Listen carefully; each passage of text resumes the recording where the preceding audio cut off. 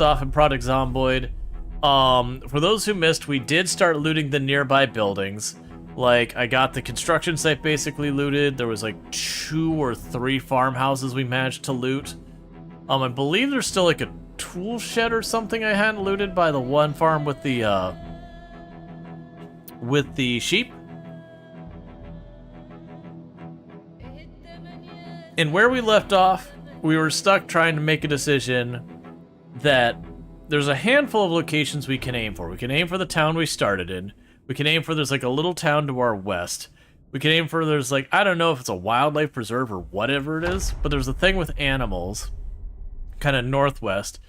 And then there's some like farms to the south. And I do feel like the farms to the south is absolutely the wrong answer. And then the town to the north, the problem is it's really far north, which kind of makes it not a good answer either. Alright, right, and we checked the radio, and there's no helicopter today. Let's check everything going on. So let's double check. We've got our water. They're all good here. Let's take a quick peek at how our sheep are doing.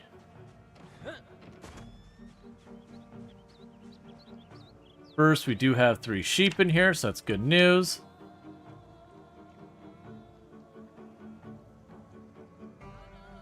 They have a handful of wool.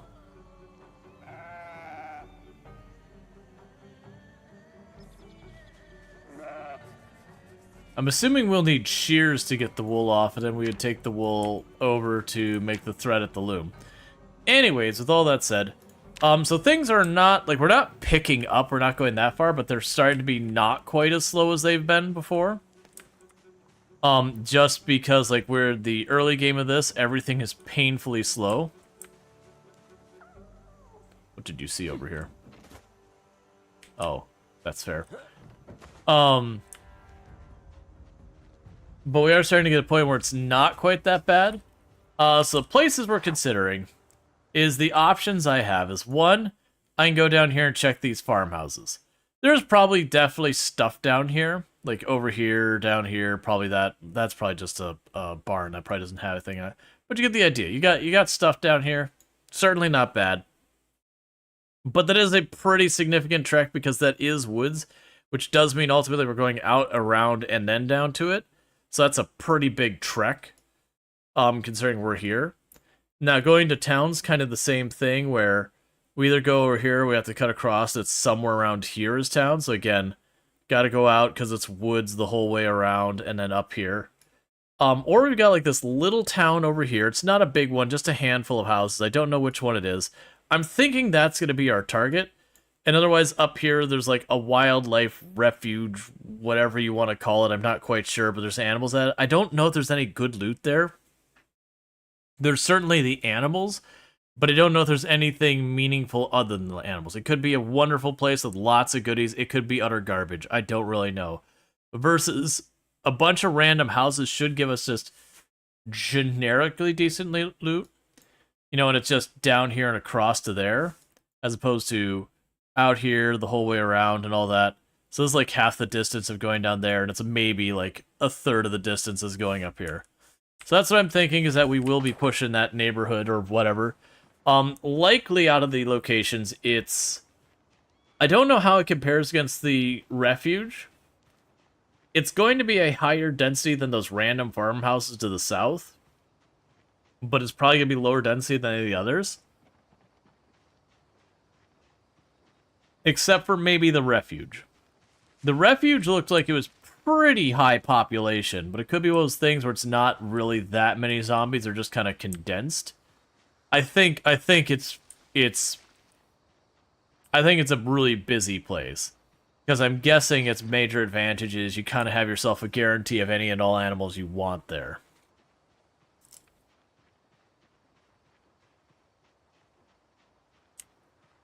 I thought that was just going to be maggots till I saw how far away it was. Such as with no car? Yep, I mean, we're going to, like, I'm down to get a car. We had an ambulance that worked very briefly. The big problem was it was a wreck and we had a blowout in the tire. And then it was the back tire, so I physically couldn't get it to move. And we don't have a jack to replace the tire. But this is actually very typical for 16 times pop. For those who have seen me do the 16 times pop runs like this before, usually what'll end up happening is until I get the generator magazine and the generator, we don't get to use the car. Like I might find when that works, but if I drive back and forth and waste all the gas really early on, then I just lose my car right away, and it's not worth the time. Realistically, what we'll probably do is if we do find a car before we get that resolved, which is a pretty good chance of that, most likely I'll just bring it home and I'll park it. But, one thing that does help that I'll end up doing is right now we just keep basing back and forth from the location we're at home at right now. I think later on what we'll end up doing is I will have what's effectively a forward base. That instead of going the whole way back to our starting location every single time, we can just drop back to, you know, a house just a little ways out of the area we're fighting as like a rest overstop. Hey, enemy heroes. Yep, we are surviving. Doing our best. We got a lot more zombies over here than I expected.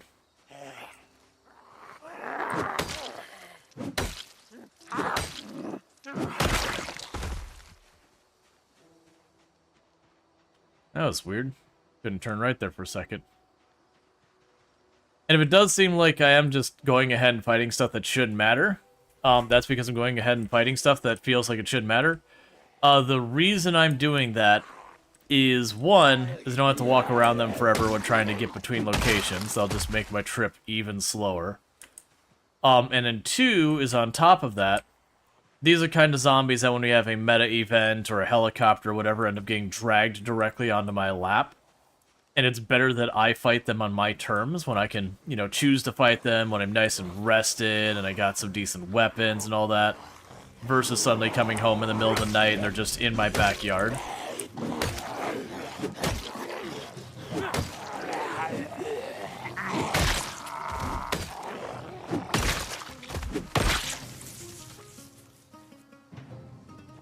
Alright, take that apart.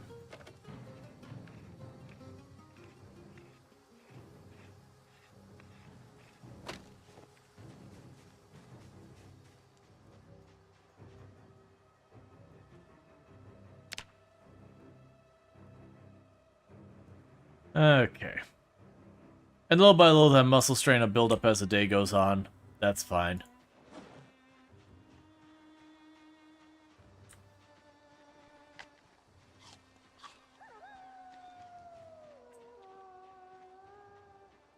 Yes, I'm mostly just trying to cut across where we can make a straight line between me and that town.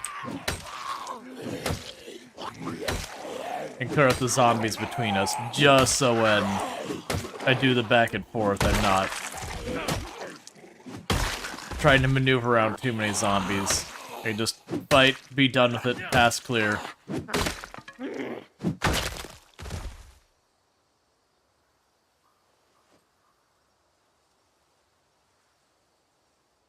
Alright. And that doesn't mean I want to necessarily fight every single zombie along the way, but you get the idea. Let's go ahead and get another axe ready. Because I found like the broken branches and that don't give me maintenance, so while they're an okay blunt weapon, short blunt weapon, I'd much rather just grab the next axe, get a little bit of maintenance, because that'll make my weapons last longer in general. I'd rather put my efforts there.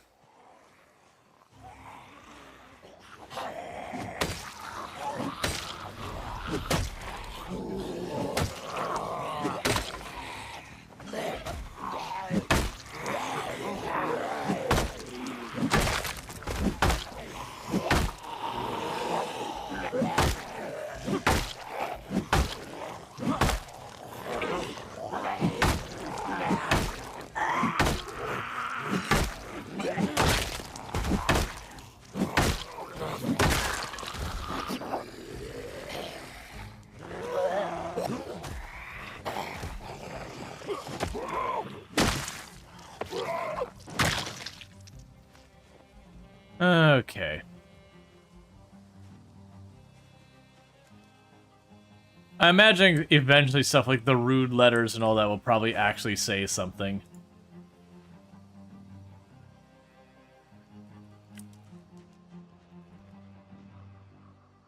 Alright.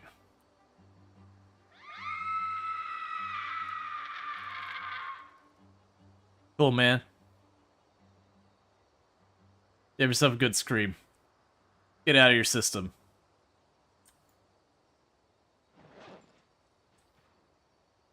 Let me some screaming. Like, hey man, sometimes you gotta really express yourself. Very vocally. Without words.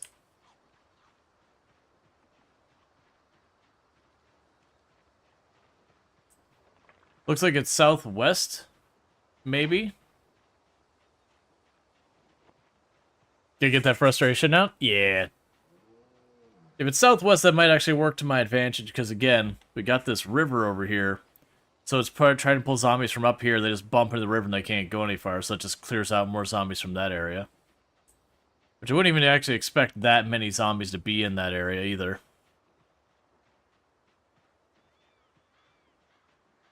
Alright, so we ate a poisonous berry, that's fine, we're gonna end up doing that a lot, so whatever.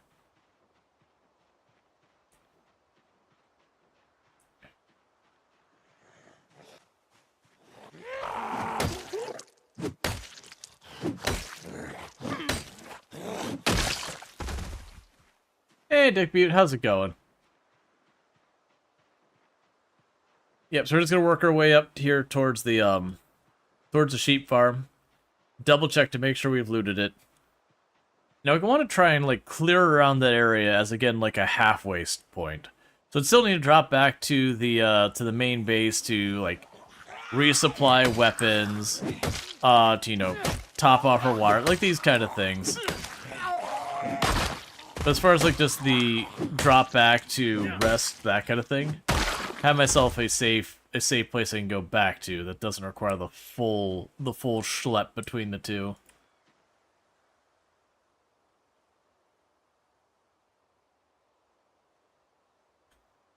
All right.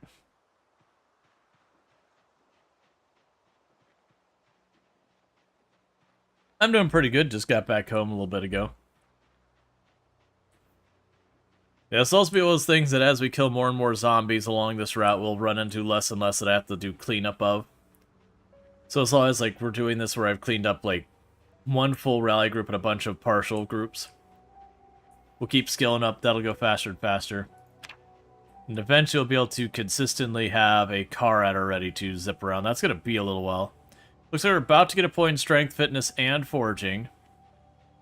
And axes. I got like 5 skills right in the end of right in the edge of leveling up, so that's a good sign. Because that'll be a lot of benefit real quick. Getting the axe skill give us more maintenance, more damage with axes and all that, less muscle strain. We'll get strength, which will reduce our muscle strain and give us more damage. The fitness won't give us directly more damage, but it will reduce the rate we get fatigued, which is kind of sort of more damage. It's not technically making the number bigger so much as mitigating the penalty.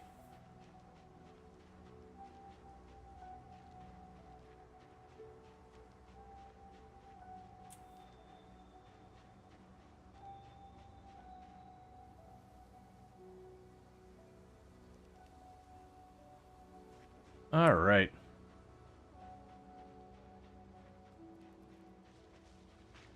Now, unfortunately, our sheep are still not breeding or anything like that yet. I have been told that people believe it's September that they breed, which would be okay if it does end up being that. It's not my personal favorite that we gotta wait for it, but that should be well within the time frame that I can get away with it without having to be like, oh man, we're so dead or anything like that. Okay, so according to what I put here, that I may not have looted this building. I feel like I looted that building. I'm 99% sure I've already looted this building. I didn't mark it, so I'm going to walk over there. I'm going to double check it.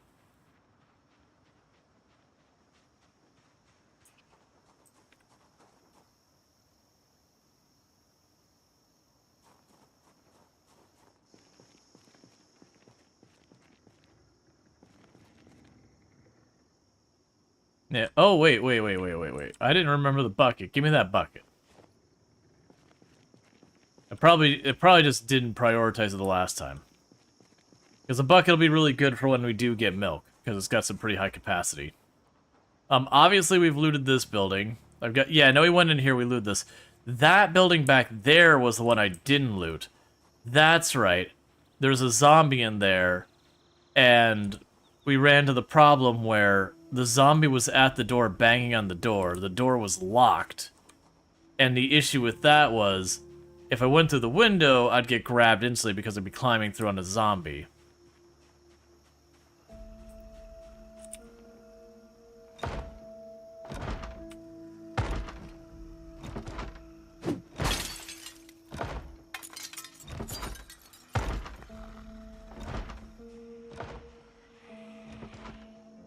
Alright. Part of me was hoping I could pop the window and get him to go and attack the window instead. I'll probably chop down the door.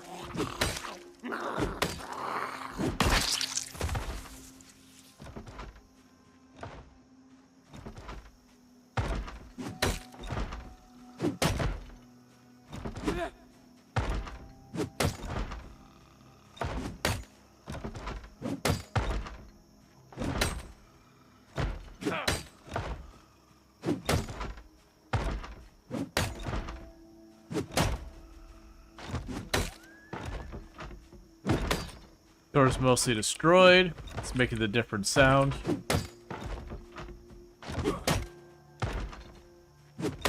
And I'm deliberately stepping back when I go swing. That way, if I do destroy the door, I get a second to step out of the grab. Before things go sideways. Yeah, we got that magazine, but that's fine. I'll grab another one. Screwdriver. Oh, right. Sheet metal shears, bolt cutters are all probably good. Twine I know I need. Tire pump will definitely need. Like, I'll probably end up needing a lot of this stuff. But I don't have the carry weight for all of it. Right, but the thing it's saying is like, oh, the knee pads and all that. I remembered last time we noticed that they actually weighed a decent amount, and I have a bunch of these. So it's like, let's take those off real fast. So just go like this, because we looted that. There's nothing left there of a while. Oh, I didn't mark it with an X. Okay. You go ahead and mark that. Bolt cutters, sheet, metal, shears, etc.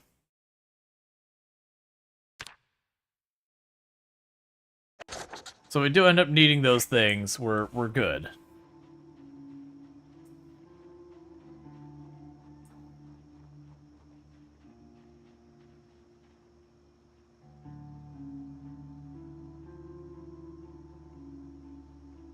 Alright, so I want to kill the zombies over here. Now, big question is, we look at these roads. This road's going to go to that preserve. That road's going to go to that little town we want to check out. So we want the road to the south.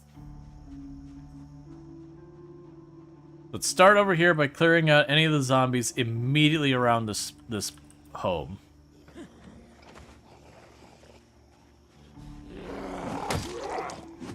That way, if everything goes well, I can use this as a fallback point.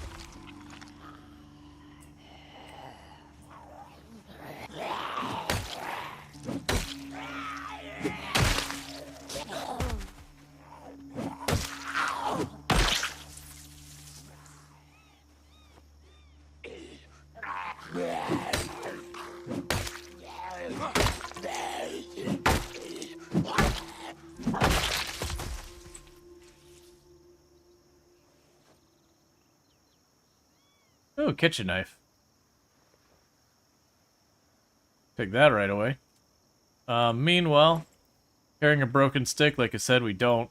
I mean, unfortunately, don't get any maintenance for that. In a pinch, I'll use it. But if I get a choice, I won't.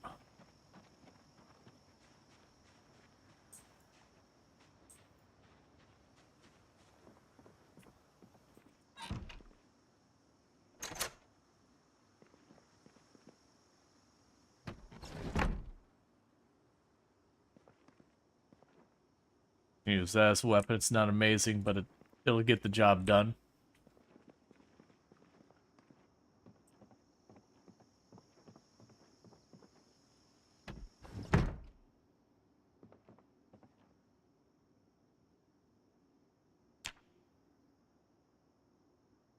Okay.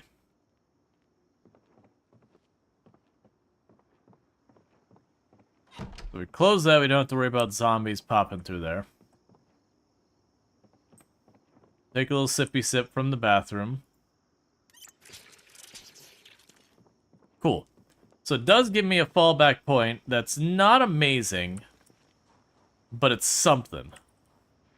So the next move we want to do is we just want to clear the zombies immediately around the building, because those are ones liable to, like, pop in here while I sleep. It is looking like there's more zombies on that grid, that cell, whatever you want to call it, that we're seeing over here. Which it makes sense, because that's probably the cell that the town's on.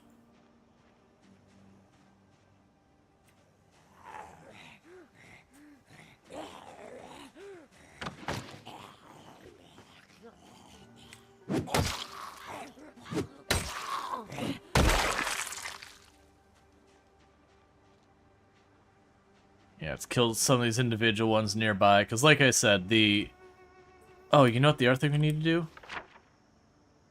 I was using the leaf to mark when there's food in a place.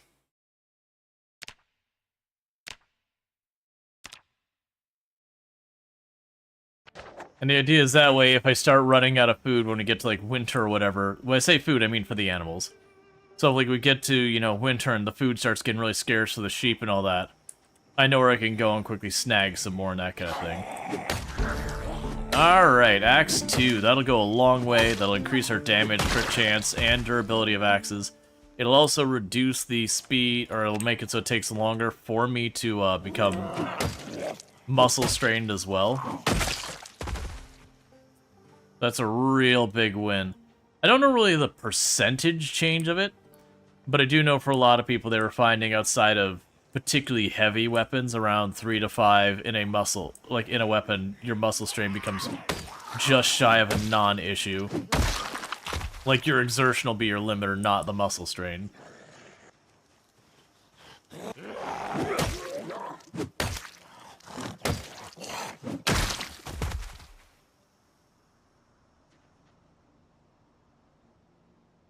Yeah, so barring seeing an amazing weapon, I don't think we clean this whole area out. Not all at one go. Oh, hey! Just realized there's another sheep right up there.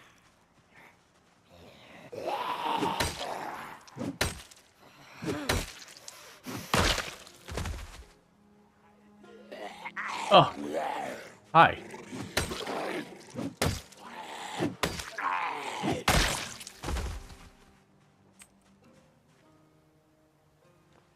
What I wanted to check is, do I still have that rope on me?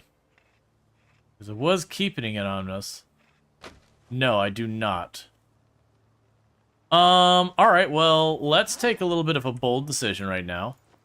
I'm gonna go ahead and eat a little bit more real fast before we get too far.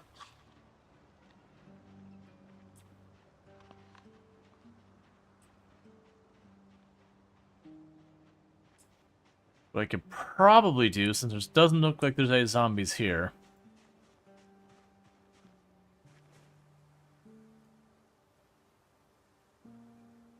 You're doing fine. But, unfortunately for you, I can't pick you up. Huh. Oh, never mind. I was gonna pick up the sheep and walk away with it. Unfortunately, I'm gonna need a rope to bring it home.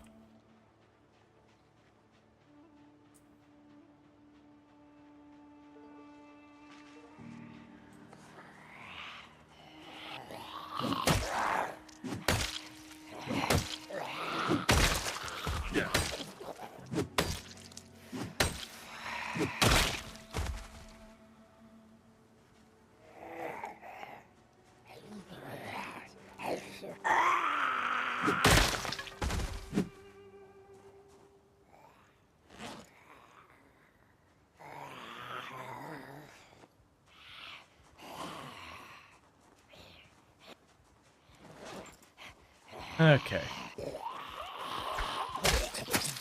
Ma'am, I need that back, thank you.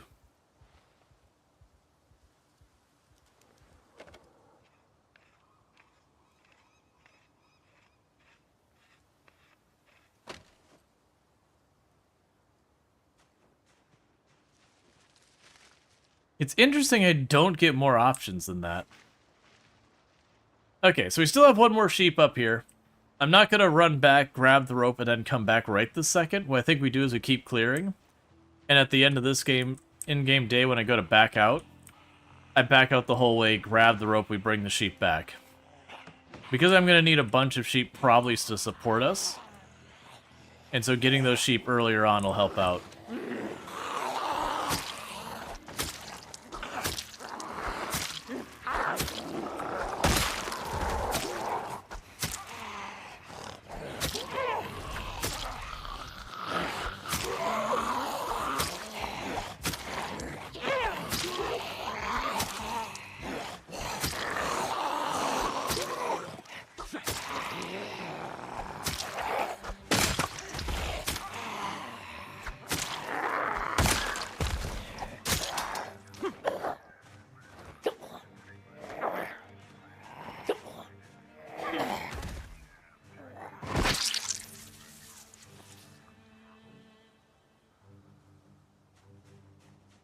Alright, let's get the last one up here.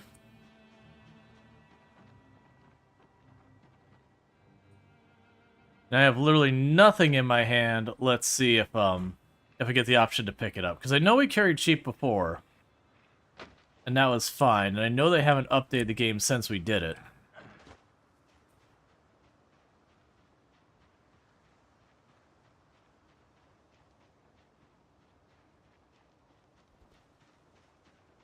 You did gain weight making rat meals? Yeah, I'm wondering if you get, like, enough of the big ones or butchers or whatever. Butcher enough of them. You could probably get there.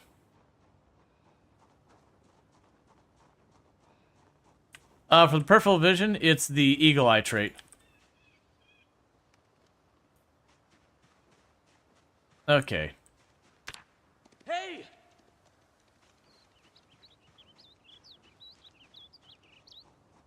Hey! Hey!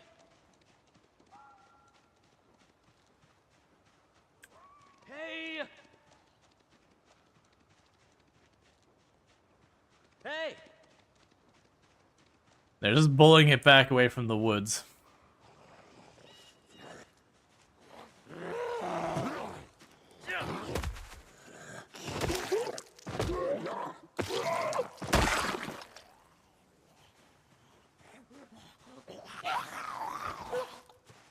Because they also don't mind killing all zombies in the area as able, but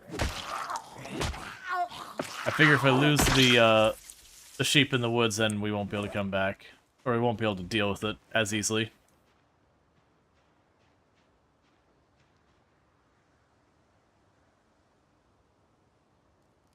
Alright. So you need Eagle Eye trait? If you're only able to get that trait selection in the initial build, yes. That is at the very beginning. It's one of your traits is Eagle Eye, just gives you a wider view. It's not quite sideways, but it's pretty close. Alright, so that means we'll have the sheep up here most likely in the future. We'll probably grab that feeding trough in there since it looks empty.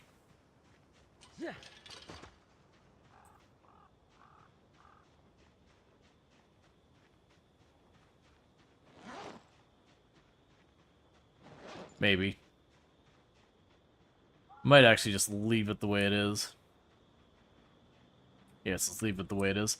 Alright, well, let's get our way back home because it's already about to be 9 in-game. I hadn't planned on going straight back. I don't think the area is clear enough to be like, oh yeah, it's no problem, just run on in here. And at the same token, I want to grab the rope so I can drag that other sheep back because it'll be worth our while to get another sheep.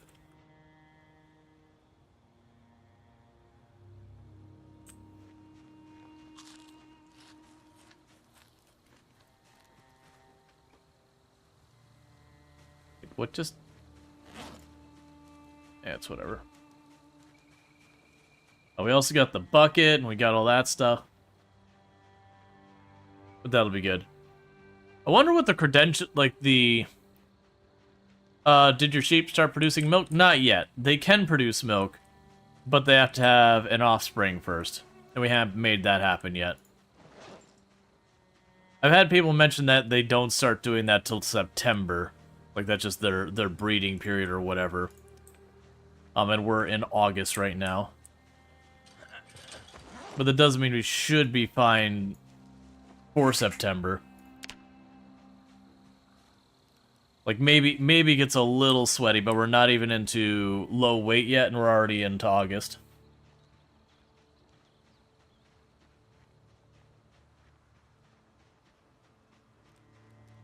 Hey, how's it going? But yeah, so we'll probably get there soon. We're about to gain another point in foraging. We got a point in axes today. We're about to get a point in strength and fitness. Now, see, something weird happened to you last night. You had a rapid uptick of weight gain. You had 2 chevrons along with that. You didn't change your diet. You're gonna go back to log and see what changed. Interesting.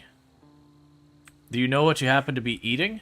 Because if you're eating the butter, then absolutely without question, like that'll do it in an instance. If you were eating like butchered stuff and all that, who knows?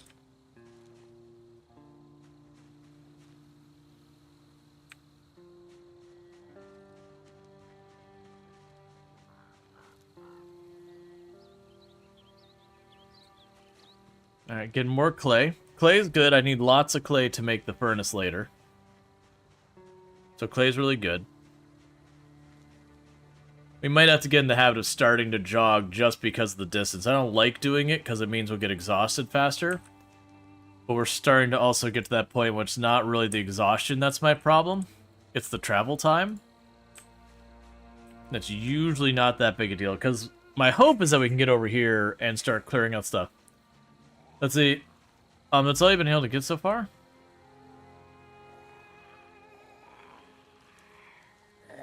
One moment.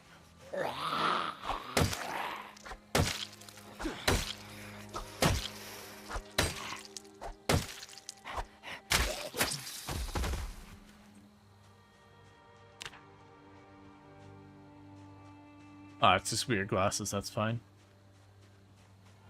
Living in cabbage and tomatoes? Interesting. That's weird, because cabbage, unless you're like binging the cabbage, shouldn't be enough to manage your weight. Like, you've been able to manage your weight in cabbage, but you usually have to go pretty hard in just slamming cabbage. That was for 1 chevron, not even getting into the 2. There's definitely something going on with the food this one, because we experimented with poison stuff, and some poison stuff is really dangerous, and some poison stuff is like basically a non-issue entirely, which is weird. Like when we were testing stuff, the poison mushrooms ended up being like pretty safe. I would still very strongly suggest not taking your chances with them, but in our tests we were able to like just slam back to back like 2-3 poison mushrooms and do fine without weak stomach. But I would take that as a bug. We also had other people testing it who did die. So it's just kind of one of those ones that's like, okay, with the poison mushrooms, just be like, yeah.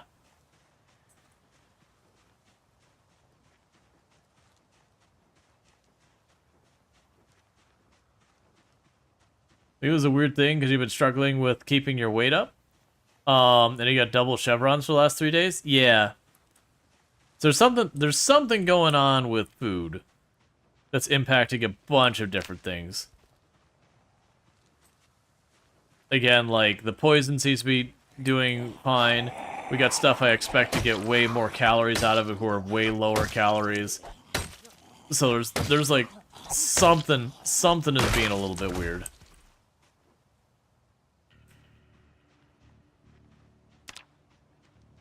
Yeah, it's getting to be too dark. I was kind of hoping to push the,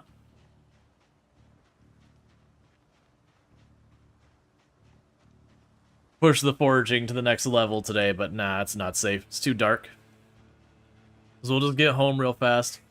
And I'm gonna start jogging for like one time to like exertion on the way out just to speed things up and see how much that impacts our ability to do stuff for the day.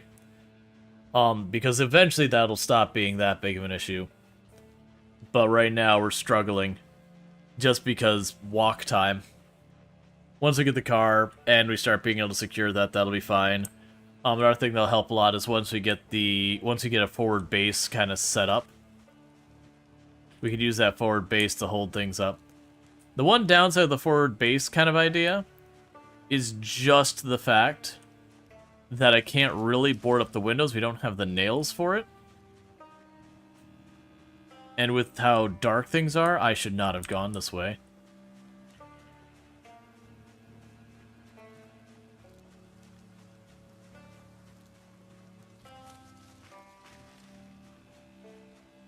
I forgot the actual road here is a little bit farther to the east. Like, it's good to make sure it's clear, but actually cutting through here is a good way to get caught by like that one zombie you missed who's managed to just hang out here in the meantime.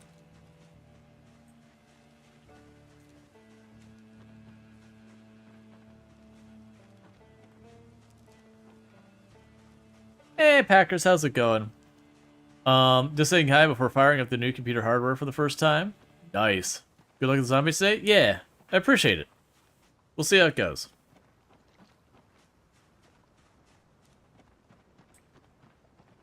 We're actually probably getting to the point that I'm gonna have to start grinding materials to keep my axes going. I haven't been saving the sticks, which is certainly a thing.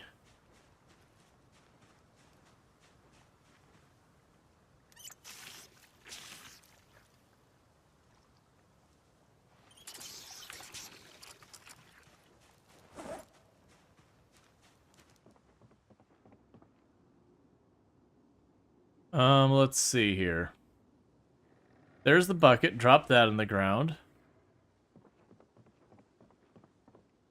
Drop off. So I need the rope. Drop off the tire pump. I have 2 spare screwdrivers you can use as weapons.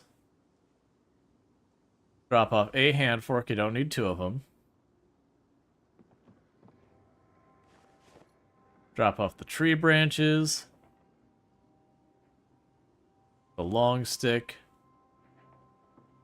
Twine. This, the clay. The oregano. Potato seeds.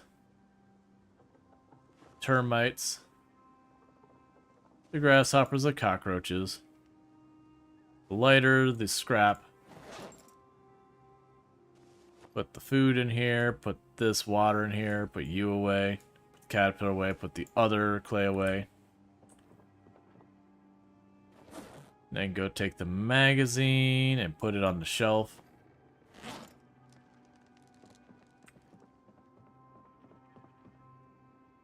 Alright.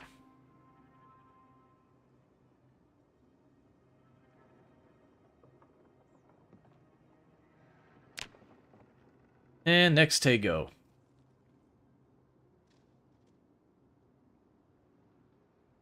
That's fine. I woke up earlier than I wanted to, but that's alright.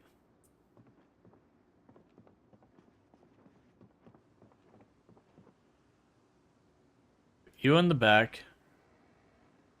You in my inventory.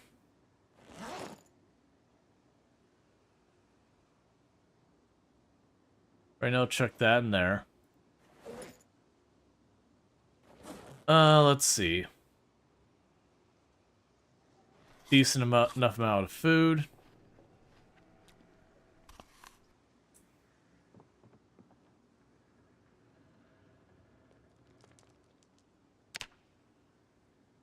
Yeah, so we're waiting just a minute for it to get a little bit brighter. Then I can read that magazine real fast. We can start breaking up that flint nodule, because I'll need that for the higher napping skill. Okay, so spears. That's carving. Then you can break up the flint nodule for a bit of for a bit of napping.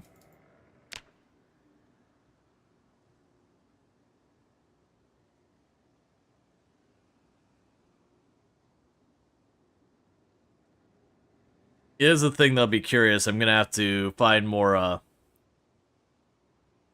flint chunks. We'll probably also need fabric soon too.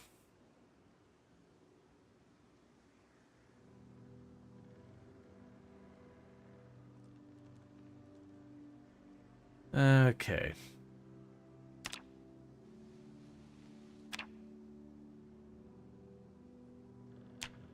Interestingly enough. Oh, don't use twine. Hold up, hold up, hold up, hold up. Stop it. Don't use the twine for that. That has to be a hard pass right there. Don't you dare use the twine for that. Is that what I'm out of? Am I out of what I need to make this out with other stuff? So we got you. Okay. So we need to get more fabric. Something to keep in mind.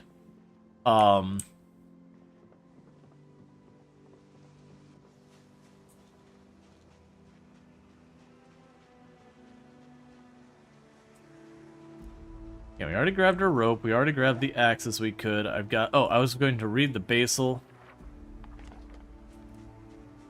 As long as it says anything but July down here.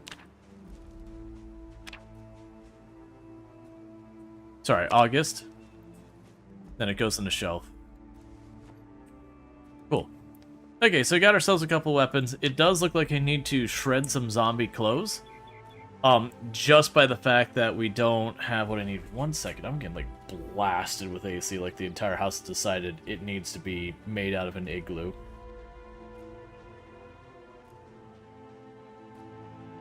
I don't know why it's going so hard.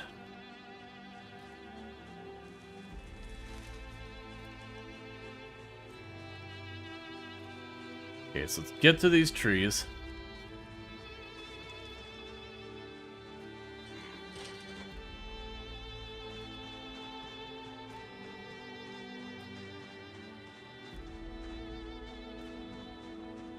As I mentioned, I'm going to start jogging a little bit just to try and save some time.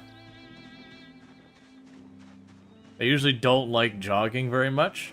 Use a lot of endurance. And endurance is important for us being able to fight.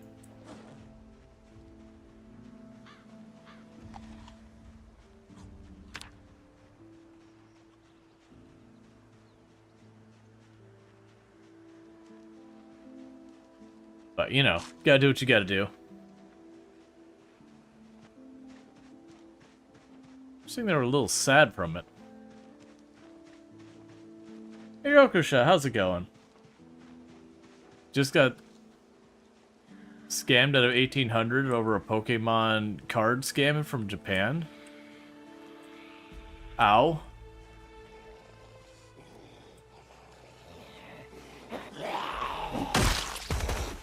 Sorry you got scammed.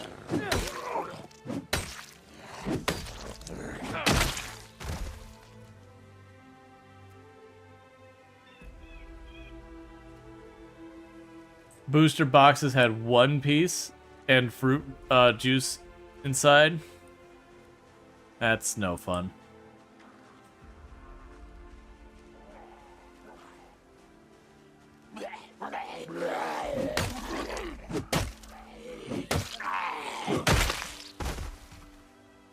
That's not even with like collectibles. It's always one of the things when it comes to like buying from all sorts of different sellers, especially like back in the days of eBay and whatnot.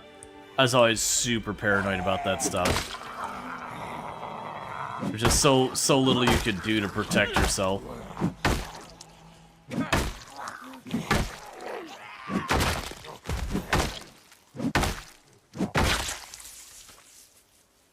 It just kind of sucks that there's not better ways to facilitate it and all that.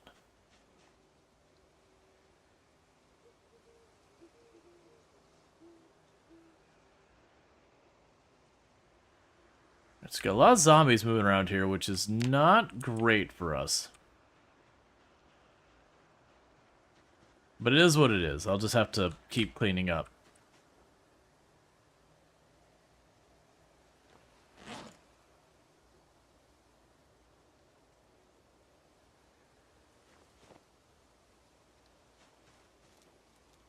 Let's see, bought 4 cases half price you'd pay in Germany because it was a marketplace price in Japan. 2 were scam and the other 2 were legit. But still hurts even if technically you did not lose money. Yeah.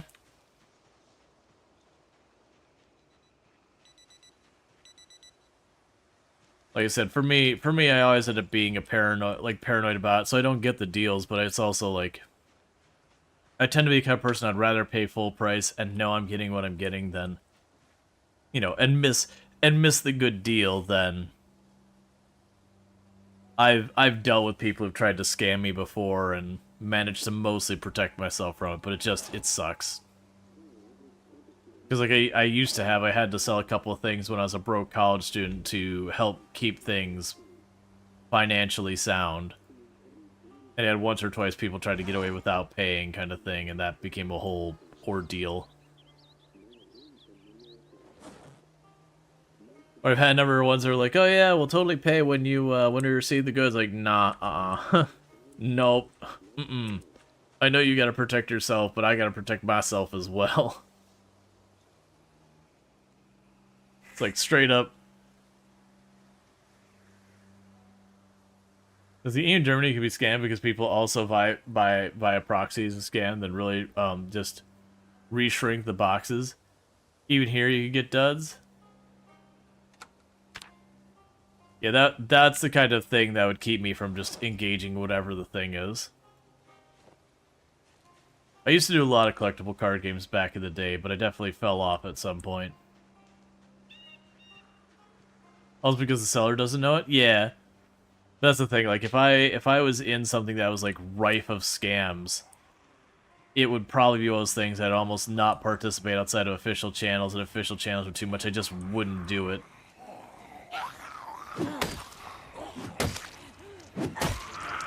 Like there's a certain point where it's like, hey, company, as long as like these scams are permitted to happen easily, like I can't do this just because I can't trust this stuff to be what it is.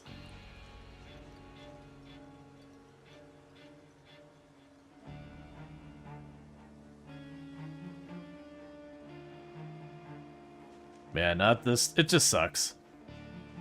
It sucks like that's a situation. Murray. Sadly, there's no official channels in for Japanese cards. That's kind of what I'm saying, though, is a lack of official channel means I wouldn't do it. Like, it's kind of the same thing I do with a lot of things. Like, you know, there'll be some show that'll be popular someplace else, but it's not available. And generally, I just won't even bother trying to get my hands on it. I'm very much in the camp if something's a pain to get a hold of, I just don't engage with it. And that's not even a scam thing, that's just... Usually when I have to go through those things, like, the moment I have to kind of go above and beyond to get a hold of something good, I just get charged through the nose for it.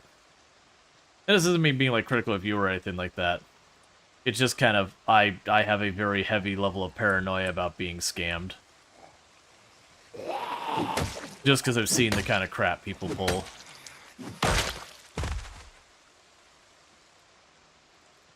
Granted, I was fortunate enough that while I was in the collectible card games, I never ran into anything too bad.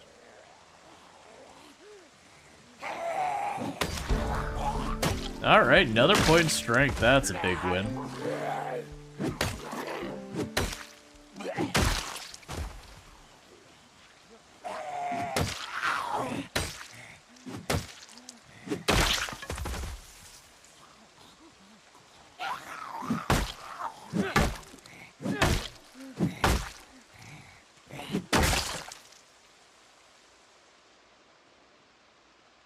Okay.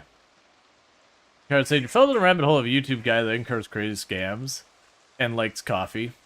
Yeah, there's some excellent people over there over the years who have done a whole wide range of tackling, like, you know, covering the different scams out there, how they're run. Those kind of things. Because drag that out more.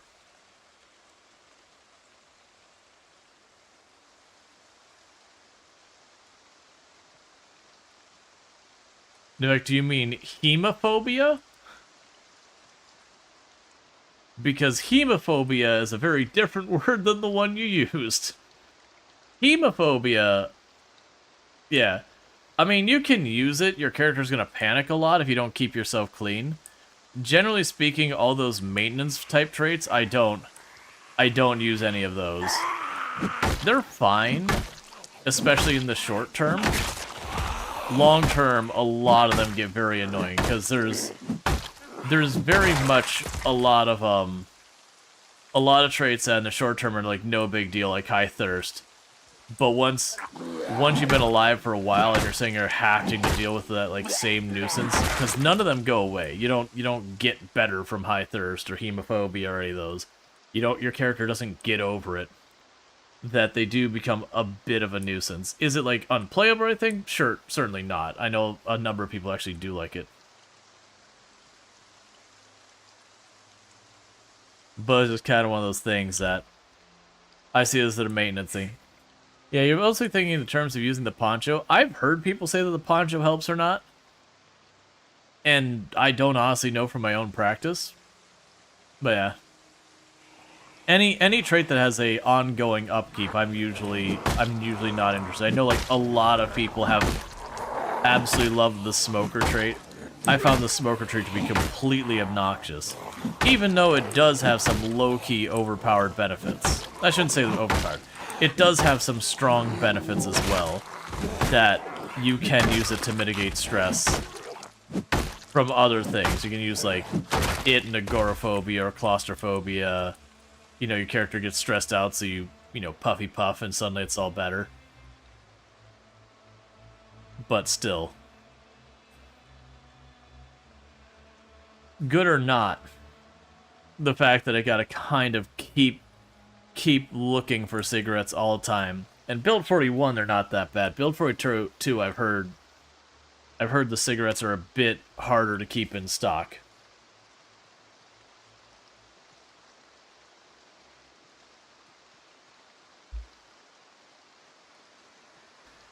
Yeah. That's always been one of those things, that any trait that has an upkeep thing, like requiring higher hunger, not interested, higher thirst, not interested. Not even for the challenge, because the challenge on all those is early game.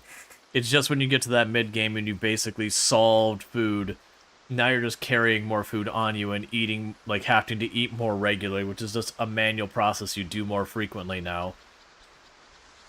So I tend to be very hesitant to take any trait that has an upkeep. I'd rather get something truly awful like slow learning, which is a really terrible trait. Smokers bug to cause looting bodies to give way more anxiety? Weird. Yeah, there's definitely some weird edge cases going on right now in Build 42. Hey, Foraging 5.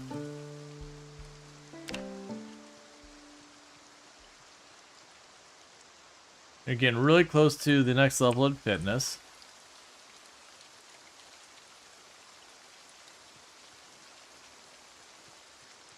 And in carpentry's all that's coming along. That's good.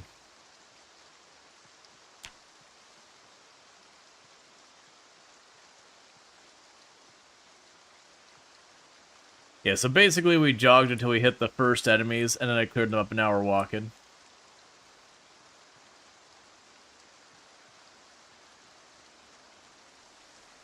Take high thirst. Well, that was, I messed with the high thirst, and I found normally when I play a character, I'll carry 1, maybe 2 water bottles, depending on what I'm doing, on me wherever I go. And with high thirst, it was very much, I will always have 2, if not 3 water bottles on me. And so it just ends up being more of a nuisance than a benefit. Like, it's not a bad trait to consider. It's just, for my marathon runs, it just means it's another thing I gotta always keep in my bag. And especially early game when my bag space is precious. it's annoying to have to give up more weapons just for, like, loose water bottles because my character chugs 1.5 or 1.25, whatever it was, amount of water a day.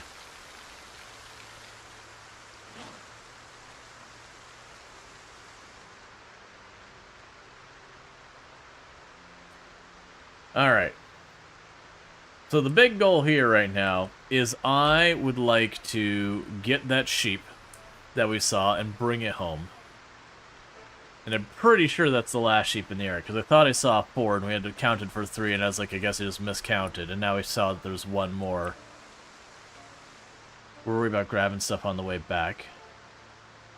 I ditched that sheep up here. I think it's literally that it right there.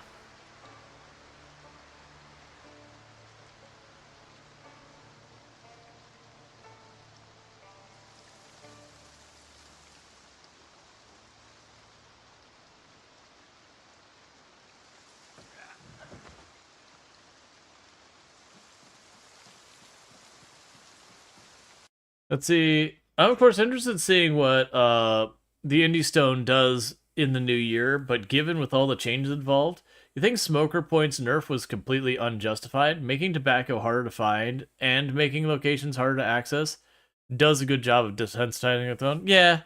No, I do feel like whether or not they meant to, they actually took the Project Zomboid approach to balance, which is they go, hey, this thing's unbalanced. What if we nerfed it in 6 different ways at the same time? Oh no, it's dead, Jim.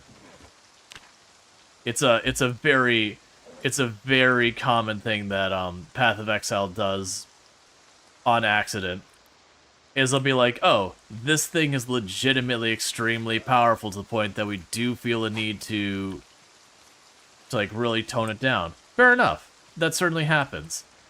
But then, you know, they hit it with like 8 different nerfs, like, okay, it depends this on trigger effect. Okay, we'll nerf the rate of the on trigger effect. Fair enough. That's a good balance change. Oh, and we'll go ahead and change it so that the total damage goes down. Oh, I mean, with the other one, that's quite a bit. I think that would be fine on its own. Oh, and we'll also make it so there's now an internal cooldown, so it cannot trigger more than this often. Okay, I mean, that's really hammering it into the ground.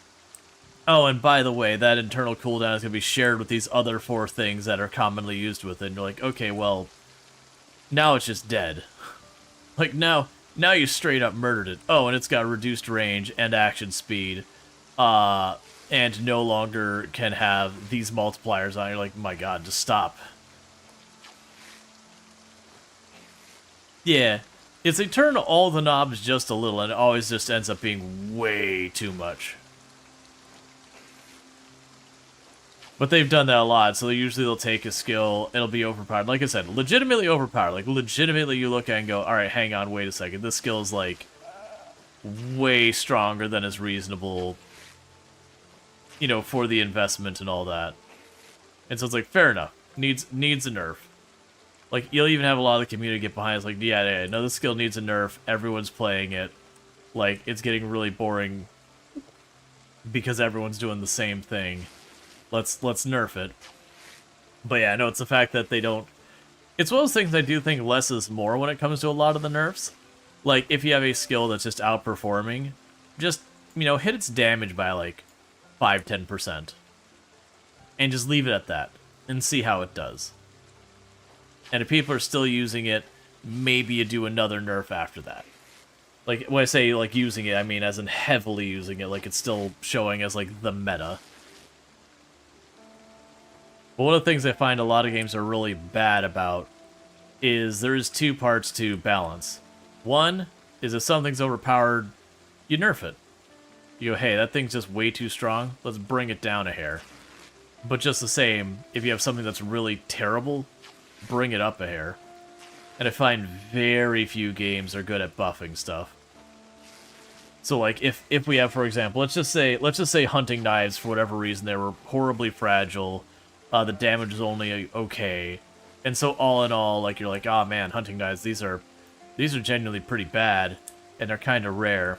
So like very genuinely in this moment, they're like really weak. I actually have no idea where hunting knife stands for real fast. I've only seen like 1 or 2 since build 42.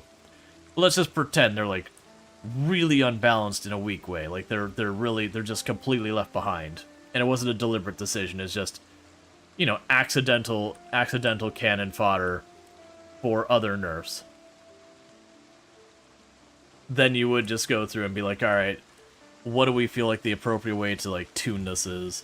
Do we give it, you know, an incremental damage increase? Do we give it a little bit more range? Do we give it a little bit more attack speed? Like, what do you do?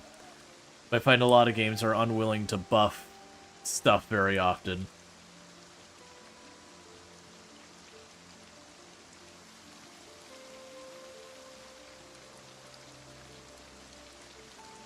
That's fine, whatever.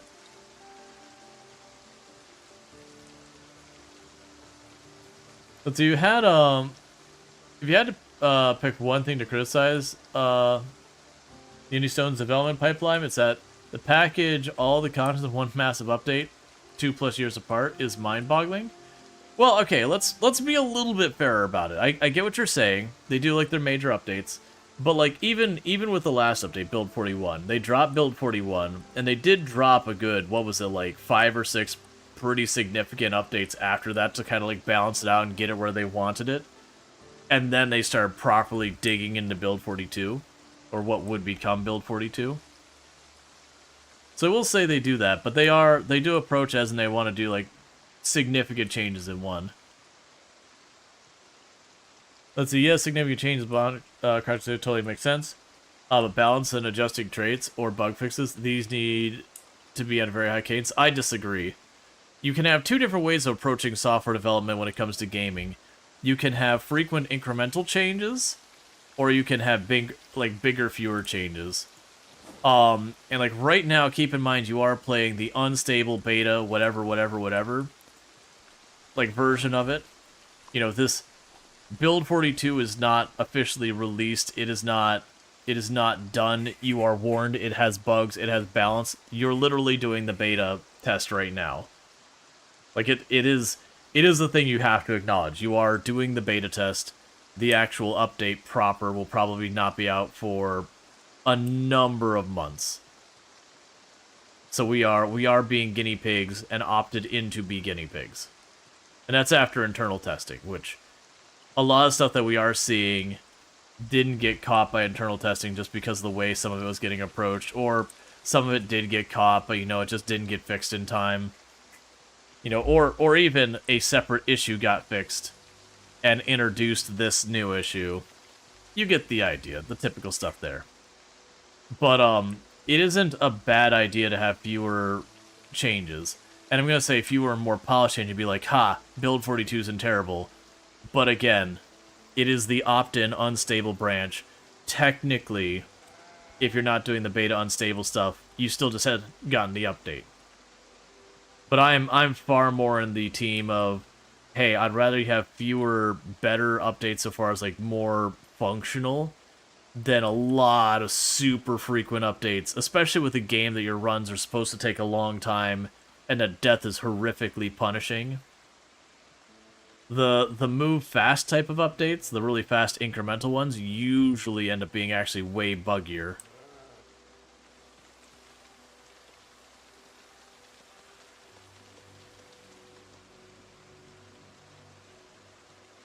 Man, I actually am very happy that Indie Stone does much slower.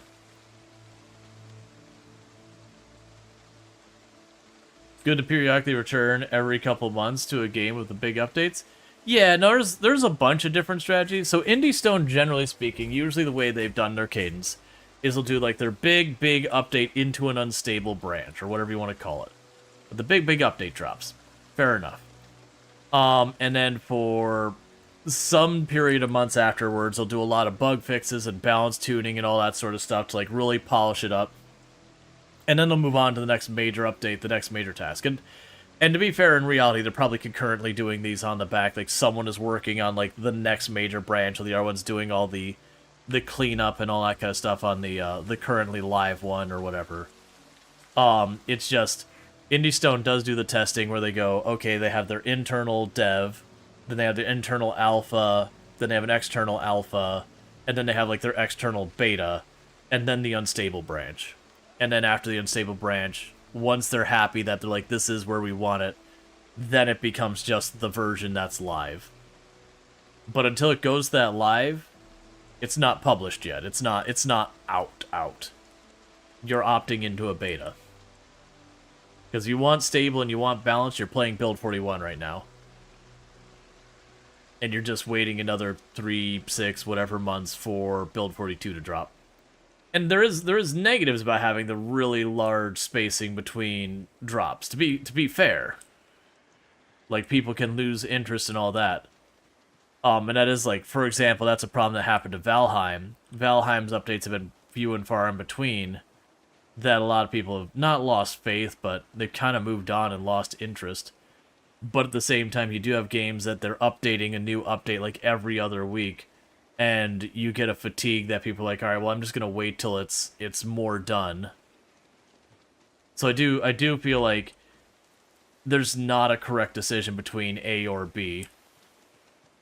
But I honestly prefer Indie Stone's approach versus the very fast turnaround incremental updates. ABD player said, "You're playing Valheim right now. Probably won't return until much farther in the future." Yeah, for me, I basically burned myself out in the game, and then by the time I finally got an update, I was like, okay, well, we had a new, like, we implemented one of the areas that hadn't been implemented yet. I was like, oh, okay. Oh, I have to, like, redo all the early part to get to it? No, I'm good. I've already burned myself out.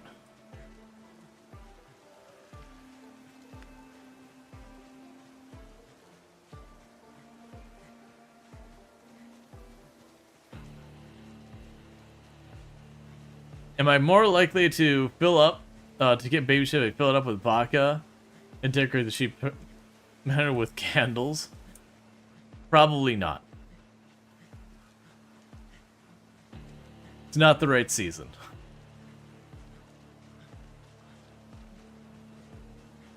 But yeah, that was, that's always been the danger, is the qualifying of, like, trying to roadmap it all out with time. That's how you qualify it, by dividing content, balance, bug fix into different categories. Did you understand? Sorry, I missed it. Since you understand... Where'd it go? They understand long-term stable version, both saves, and modding. But the things you need to dial in, like balance, bug fix, still think shorter cycles will allow you more precision, deliver better experiences. My counter-argument is the interwoven of so many of these systems. That was actually one of the problems they ran into, is they were originally not going to have animals as part of the crafting update, that these were going to be separate updates. And then they came to the realization that, like, they couldn't do the crafting update without the animals. And they weren't ready to tackle, like, the full-on NPCs, nor did they want to without the crafting stuff done. So it's kind of one of those things that these two separate things were really attached. It's one of the reasons why when we look at the animals, as far as their AI goes, it's fairly simplistic AI on them right now. It's mostly run from, run towards, and that's pretty much as smart as the animals get. So they did already split things up. That's actually what their different updates are, is a split up about, like, set up the basic thing here, set up that thing there. I get what you're saying. You want them to be like, okay, this update, we're introducing just the animals, we're getting that shored up. That update, we're introducing just this phase of crafting, and we're gonna get that shored up.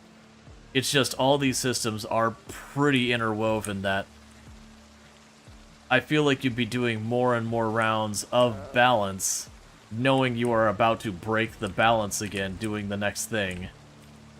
And it wouldn't really help, if that makes sense.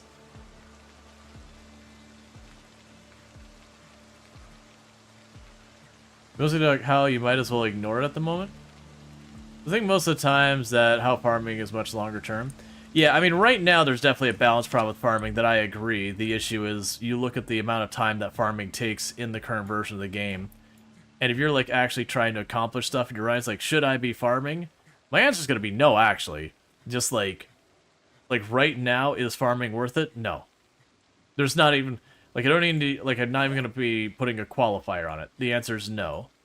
And that's until they get a chance to fix it. I suspect more than likely when they're back in the office after New Year's, I suspect it's going to be a very, very different situation with all these systems. But that is after New Year's, and we're not there yet.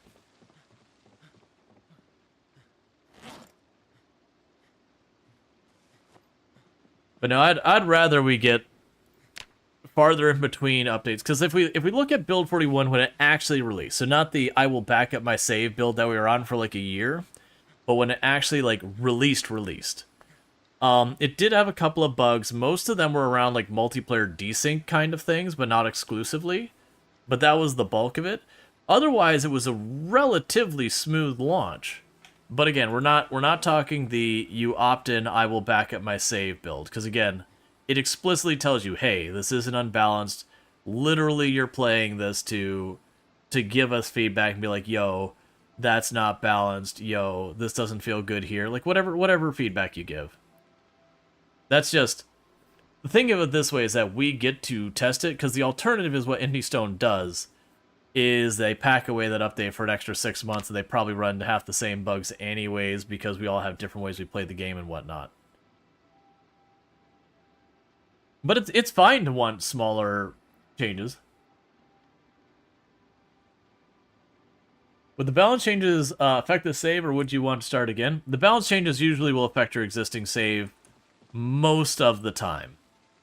There are exceptions to that. Which is another reason why I feel like this game specifically... Well, that's interesting. I can collect seeds out of the vegetable entirely. I can just destroy the vegetable. That's kind of cool. That's one of the reasons I actually feel like Project Zomboid specifically is a game that's far better having fewer farther in between and bigger saves. Because if we were dealing with lots of changes constantly, you would almost feel pressure to restart your worlds again and again and again, because you'd be doing stuff and go, oh, the quarter's gone by, the blacksmithy update dropped. Well, I might as well make a new character and start all over from scratch. Oh, well, they've got the new fletching update has dropped. I might as well start a new character, because, you know, now I've got fletching in the game. And that's going to be very disruptive and not so fun to, like, remake your character before they die or anything. You just remade it. Yeah, and it's also like the mod scene has to play catch up too. And again, I get the desire for faster, more frequent, smaller updates. Like I said, there's certainly a logic for both approaches to game dev. Just that I do feel like Project Zomboid specifically, I think, is far better being the fewer and far in between. Considering most people die in the first few days, it's not a large issue. Yeah, I mean, you're not wrong. But also consider there's a lot of people, though, even if they don't survive for a super long time, that they don't also play every day. So it's a little A, a little B kind of thing.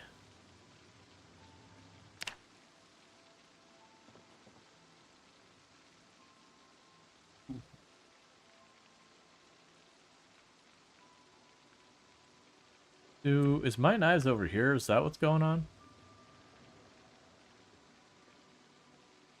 Yeah, no, I do think fewer farther in between updates to me makes more sense by, like, when you're talking a permadeath game that in theory you could have hundreds of hours of, you know, time into a run.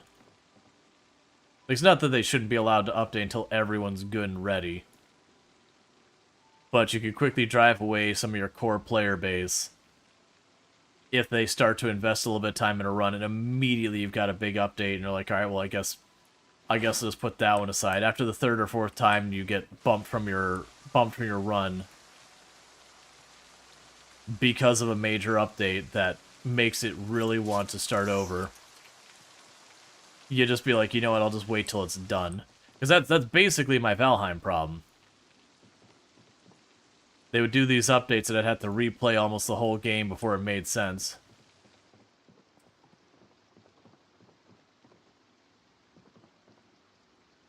That's the argument you're trying to build towards is a long-term approach incentivizes a turn all the dials reaction to balance, and that shorter cycle will focus on design a single dial at a time, making the thing...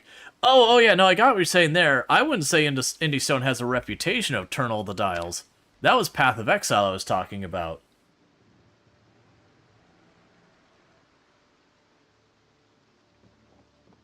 Like, we can argue they overturned the dial for the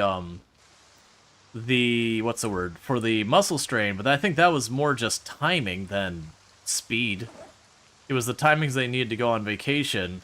So even if they did that update exclusively by itself, I think we would have the same problem.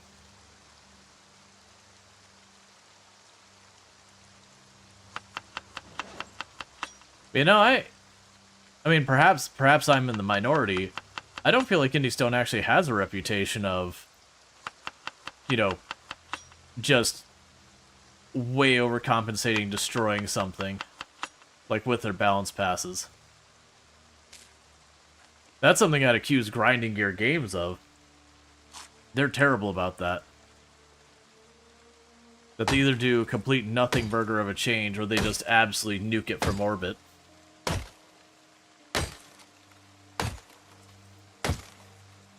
Like, don't get me wrong, they added new functionality in this one that was certainly not well tuned. But I mean, it's the first time we've had any of those functionality. Where are you going, sheep?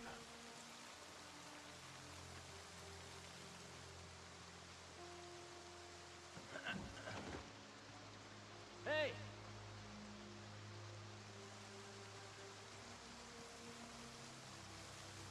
You need to have a reputation to scrutinize yourself to refine your dev pipeline? Well, that's what I'm trying to go with this, is I don't feel like they've had a problem with their dev pipeline. I think going faster... Sheep decided to escape. I think going faster would potentially create more problems with their pipeline. I actually personally find a lot of times the fast incremental ones are the more error-prone ones, and this is coming from my own dev experience as well. The whole move fast and break things.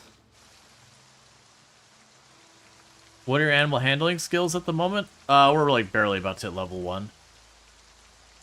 Because that's the fast one, is when you're getting to, you know, scrum and all that, where you do lots of little changes really fast. Agile, all that. It's not that Agile Scrum is bad, I'm just saying lots of little frequent change usually falls into that. And there are certainly places where that is good and bad approach. There are places where you do want, as much as people badmouth Waterfall with good reason, there are places where that is the appropriate way to do your dev. That it's better to do the one big push out. Yeah, my understanding with the animals running towards and away from you has nothing to do with your animal handling level. It has to do with your, it has to do with, like, your familiarity or whatever with the animal. I don't know exactly what feeds into that mechanic. But basically that there's a familiarity rating of some kind that as the animal is comfortable with you on a one-to-one basis, you know, it'll like, if they don't know you well, they'll run away. If they're comfortable with you, they'll run towards you. And I have used both. Let's grab the spear out of there because it's heavy. We'll drop the branch in there.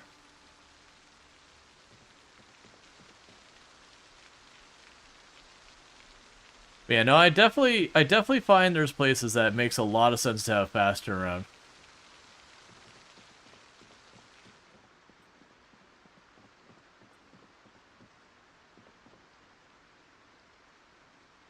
You've seen too many rush jobs in your career, where the product comes out underbaked, but in your experience, that's less of a pipeline problem and more a business problem.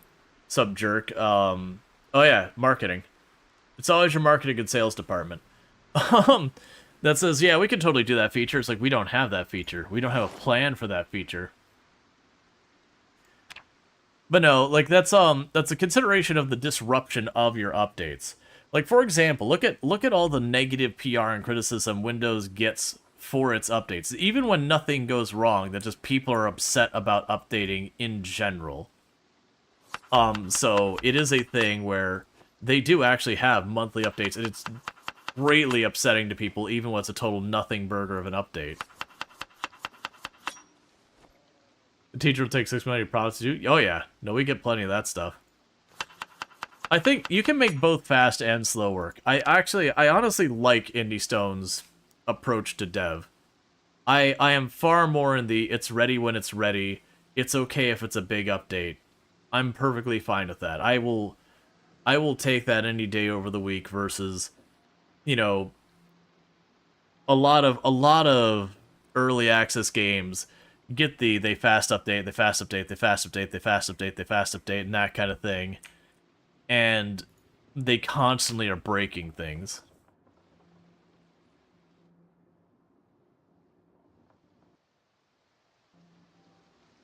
Oh, Kravix, when you go to the minimal display bars, there'll be a tick box on the workshop on the right that says Build 42 when you go to search for it.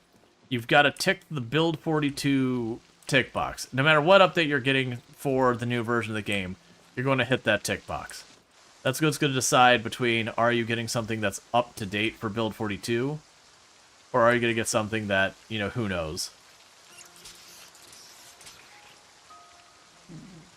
And that's the reason why the other one's discontinued. The other version is the Build 41 version, and they've discontinued the Build 41 version.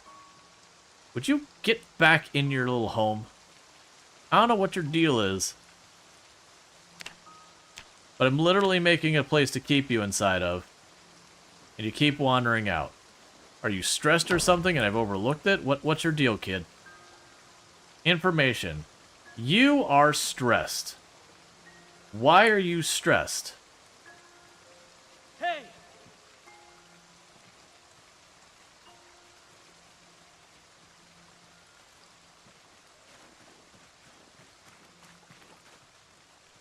There's plenty of food and water in there for you. There's not like too many male sheep or something like that. Like you're a female as well. Needs a pet? It's not letting me pet it. That's what I don't get, is like this one sheep is like weirdly uncooperative.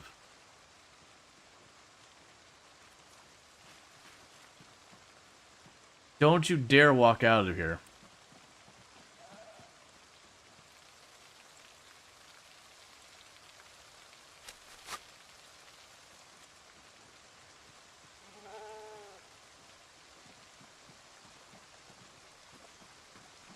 From what I hear, that's average sheep behavior. Probably is. My point is more like this one sheep is being a punk. Hey!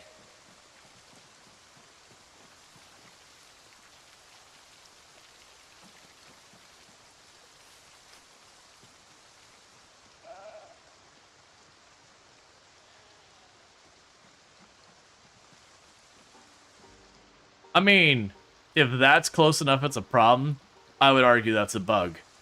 I don't think it's that. I think something's got that sheep stressed out, and we don't know what it is. And that's the thing we need to figure out, is like why is that sheep stressed out? Because that's why it's running outside of its own. What are you doing?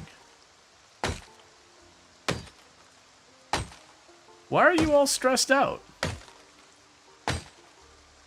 You all have food and drink. Why are you stressed out? I don't understand. It may need a roof? Chopping so loud? I don't think so. We've done a lot of chopping around here.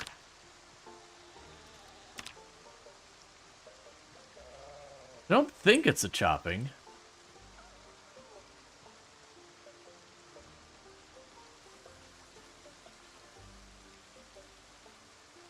So you're calm.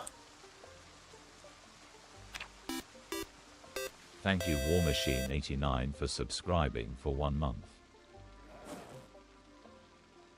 And thank you, War Machine, for the tier 1 sub. I really do appreciate that. I do hope you have been enjoying the stream, and I hope you enjoy your advertisement-free viewing as well as access to the emotes.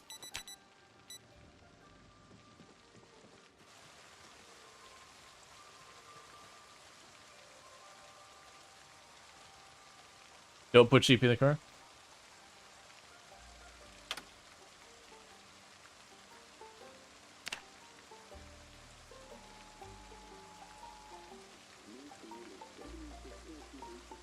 Yeah, the thing is, the only sheep that seems to be stressed out is the new one. The other sheep seem perfectly chill.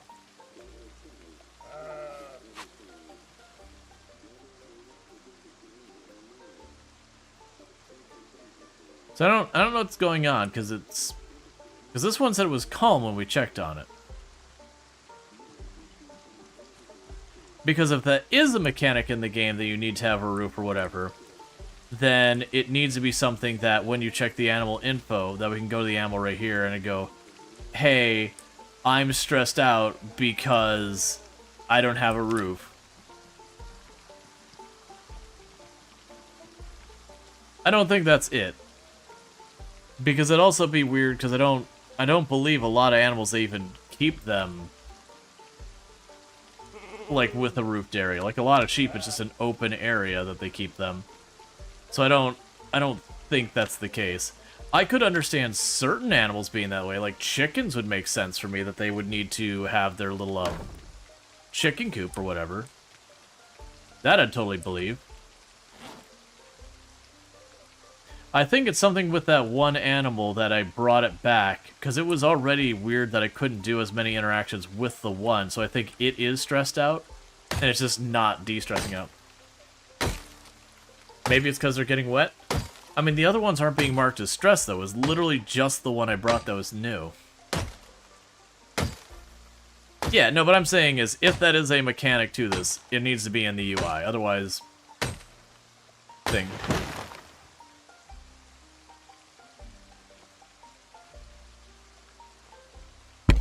Sorry, I didn't mean to bop the mic. So apologize for the game. Bashing down your fences, permanently stressed out. Couldn't figure out the source of stress, all the cows were calm. Check the debug, stress decayed very slowly. Glacially slowly. That could even be it, that like the stress just isn't quite where it needs to be. Because that's the kind of stuff that gets by testing, because we're testing so many different things. It's not like a lot of us are putting, you know, hundreds of hours into the test builds or whatever.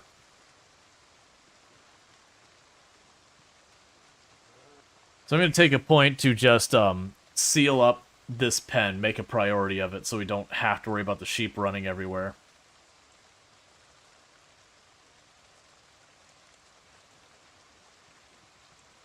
Because they have wool? Oh, that could be interesting. Do you have wool? None.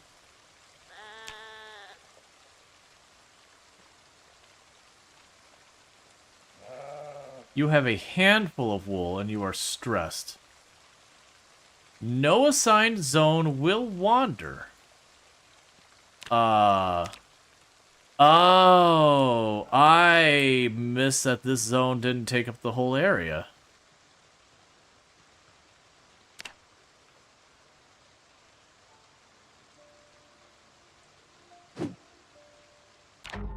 I almost hit my sheep there.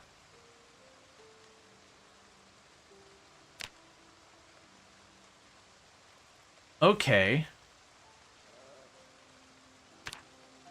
Yeah, so they got out of the zone because there's just a little area over here that's not part of it. I think that may have been because it's just too big. That's fine. I will just build that fence, and then it's fine that they're not in an assigned zone. They'll have to walk back into an assigned zone to travel more. And I think that'll be an acceptable workaround.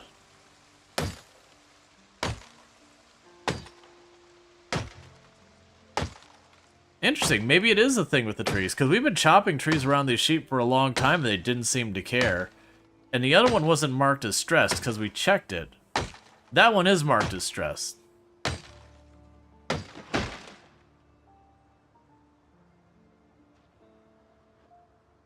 Yeah, so that's the reason this one's wandering.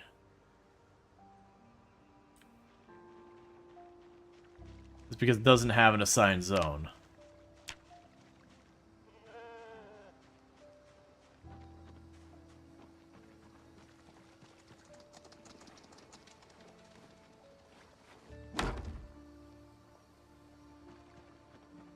Where are you going?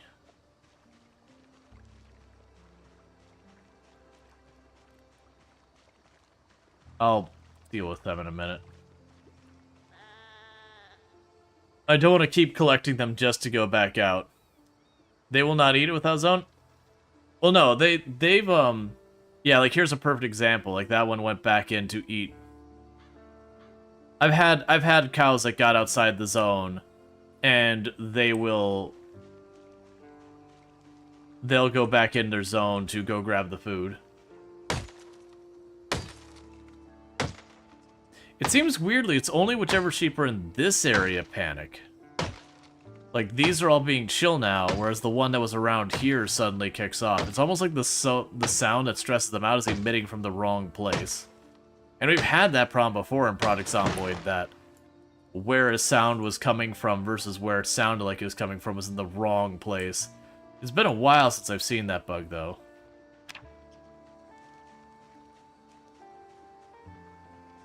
Three more fences? I think 3 more.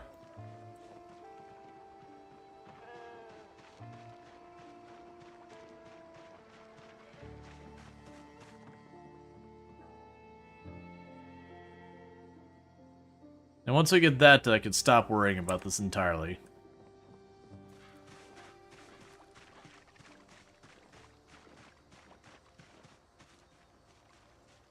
That's the reason I'm like, alright, if you're gonna be a pain, I can knock this out in one day real quick, and we can just be done with this.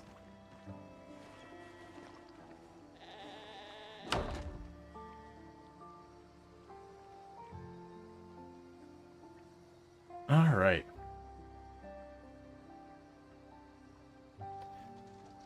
Don't go out. Don't go out. You all suck.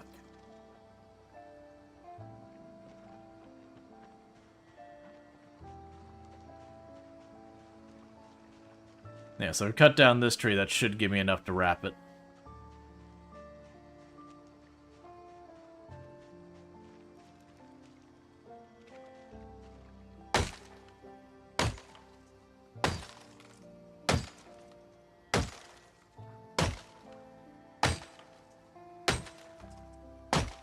Alright.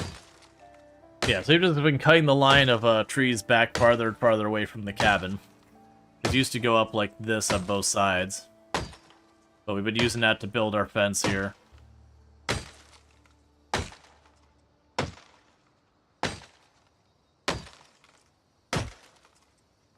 Alright.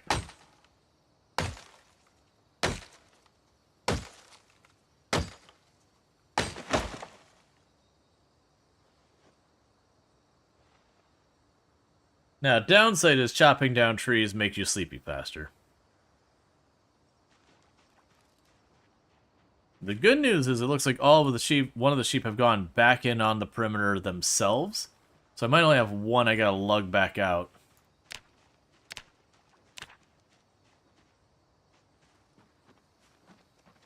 Is there a reason why there's no door in the cabin?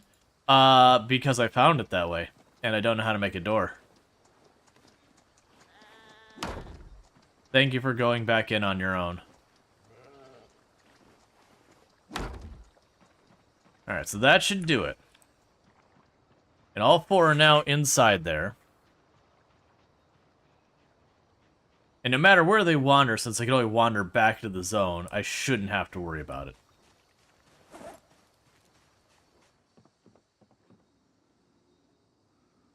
Take those, drop them off. Eat the stale flour.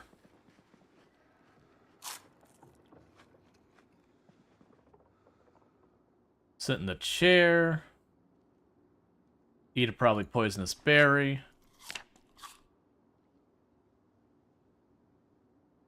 Yep, gaining a little heat, so we'll go ahead and eat a lemongrass while we're at it.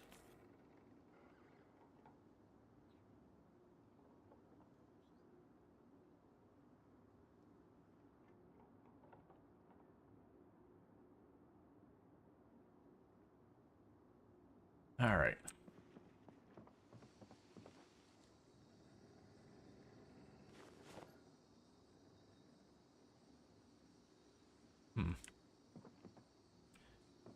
I need to clean this stuff up and keep making tools with a bunch of it. I could have sworn I had knives, and I feel like they just disappear. If you don't get, like... the broken tool sound or anything like that. It's just I'm saying like, oh, let me do with more with my knives, and I can't seem to find them. Like I know I've thrown a bunch of fillet. I mean, there's okay, so they're all blunted. That's what's going on. So we've got our knives have gotten blunted. That's why I can't carve more. So I need new knives. Fair enough.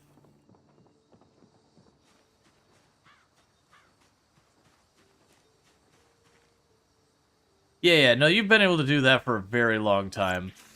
That if you're careful, you can juggle poisonous berries, and it's a-okay. As like, be careful with weak stomach. You can make a whetstone. I bet you I can't. Nope. Requires a recipe. A lot of stuff requires recipes now. Like a lot of stuff requires recipes. It's one of the complaints I hear a lot of people making is that there's just so many recipes needed. And a lot of people are complaining that places like the library and all that, and the schools and whatnot, there's so many quote-unquote junk stuff now that it's hard to find the books. If you ever heard the one you thought they were more dangerous than that? So Herbalist Magazine was a must-have? No, I used to, even going all the way back to Build 40, I used to always, juggle berries, like, anytime I was in a pinch. That's totally doable. I wouldn't mess with it with weak stomach, even though you can. You just gotta be careful. But,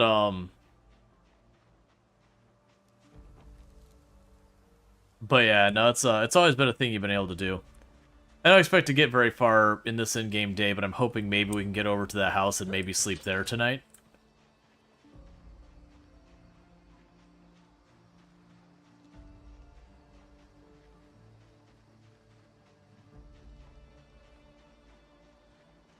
Yeah, no, that's exactly what War Machine... One of the big changes that a lot of people didn't catch is there are a lot of recipes that even if you never find the book, you can just do once you hit enough level. For example, you used to either be a electrician or start with a generator magazine to hook up your power. And now I think it's electrician or electrical 3 is another option. So even if you don't find the generator magazine, if you manage to get yourself to electrical 3, you can just hook up a generator anyways. The idea is you've developed enough of an understanding of electrical that you don't need a book to tell you how it works.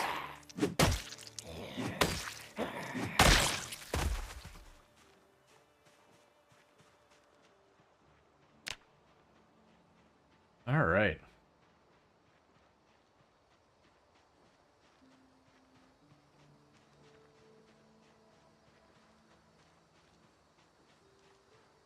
Did you spend a week real-time searching for tongs and heading tool, and the whole time you were just one level away from auto-unlocking the heading tool recipe? Yep.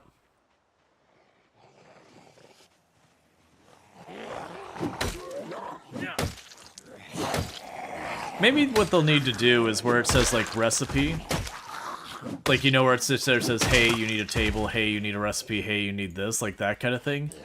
Maybe there's a need in the UI there you can, like, mouse over it or something, or somewhere, where it's like, okay, you need this level just to do the thing, or if you hit this level, you don't need the recipe. So, like, your two different scores of, like, this one will get you started, but this one will let you ignore the recipe requirement. Just there's, like, somewhere in the UI you can see it's like, if I get to 7, I can just not worry about this recipe. Well, I'm at 6.5 and I still haven't found that magazine, so yeah, let's just push for 7 and stop hunting. Like, give the player the information to make the informed decision. Large knife. And a new magazine. And a watch. And I know a bunch of people are probably thinking, like, why aren't you waiting till you get your book read to take apart the electrical stuff? Huh, you'd think I'm gonna find a book. That's cute. I might get really lucky and find a book, but we really don't want to count on it with my population settings. It takes a lot of like extended campaign to fight into another, like into an area.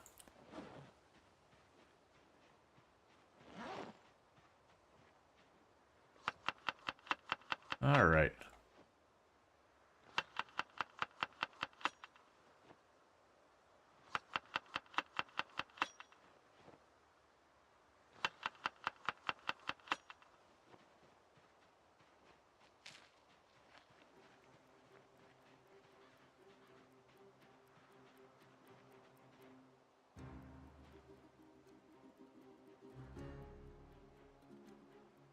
Alright, just give a moment for us to recover.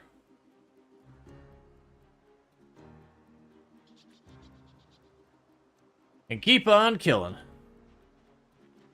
Little by little.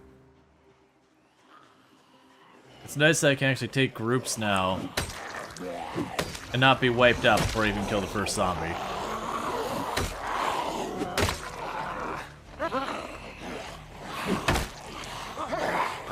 Ooh, that was not what I wanted to see.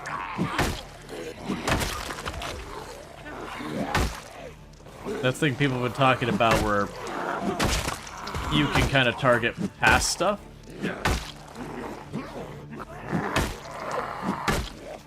I haven't gotten in trouble with it yet. I did run into that build 41, but my understanding is it's way worse now. But that's what I personally haven't experienced much of.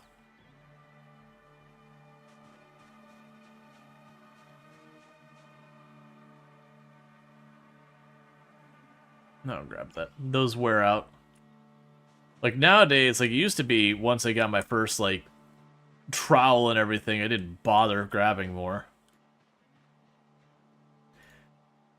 But do you think you've done some testing? I think you can select and target a zombie with your mouse if you directly put your mouse over them and they are in range. Gotcha.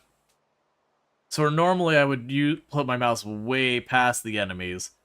What you're saying is I can potentially put my mouse over the second one, and I will target the second one. Which, if that is the case, I could see the utility there, and it's just, you know, you just got to be aware if you're trying to target something that you don't. Huh? Okay. Random hatchet head on the ground? I must have fought some... Oh, you know what? We did have a hatchet. I bet you the handle of the hatchet broke. I didn't realize the head popped off. Because, I mean, it was a dull head, so it needs to be sharpened, but, I mean, that's still a hatchet head that was in pretty good condition otherwise. When I get enough carving, I believe I need a medium handle for that one.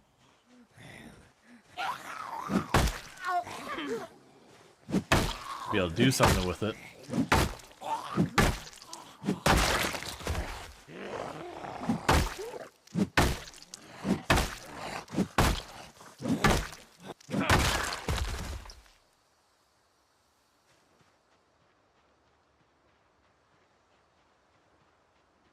All right.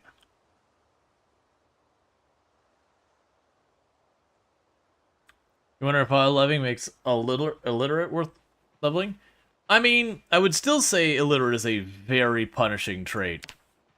Because if we consider, for example, like the generator magazine, getting level 3 in something is probably not terrible.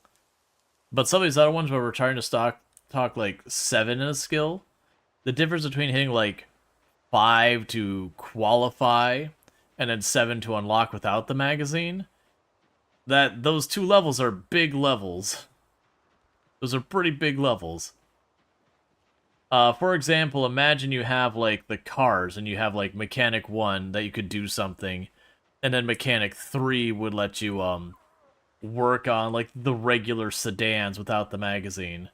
And then level 5 would let you deal with the heavy vehicles, and level 7 would be the sports vehicles. I have no idea what it is. Grinding up like level 5 mechanic would be pretty frustrating if you couldn't work on a lot of the cars. It all depends. I do think it would make it more viable than it used to be, because it used to be... Illiterate was brutal because you could never have the herbalist benefits or be able to work on certain cars, or be able to hook up the generator. What's a sack of sand for? Making a forge.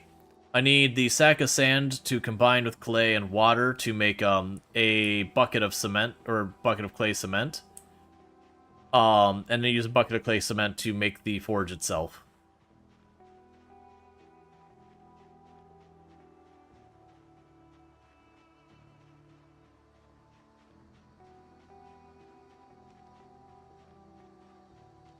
The first thing I need to do is get the napping 2, though, because without the napping 2, I can't make the chisel I need to make the anvil. That's also a requirement for the forge. And unfortunately, I just am not finding nearly enough goods to keep that moving in a nice sort of timely manner.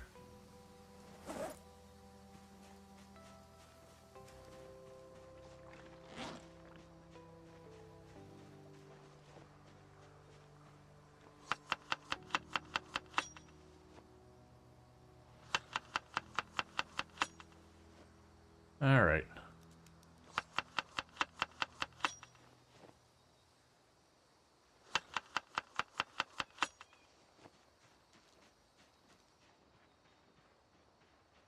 So surprisingly, actually getting up this way, which I didn't expect to, with how long we spent in the first half of the day just chopping up stuff for securing the sheep properly. So you're on your third character build 42, Chopper and Hurricane on day 7. Yup. Sometimes RNG be like that.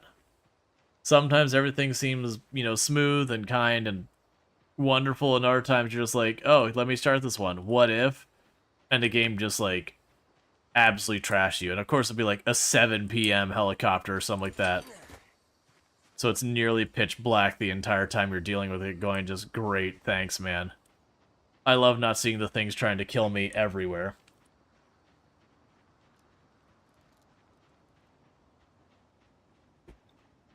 One of the big things is if we hit not napping, carving 1. I believe it was carving 1. We can get the wooden rod, and with the wooden rod, I'll be able to build a tent. And with a tent, then, like, instead of depending on going in a place like this, I can literally just go in the middle of a field, plunk down a tent, and be like...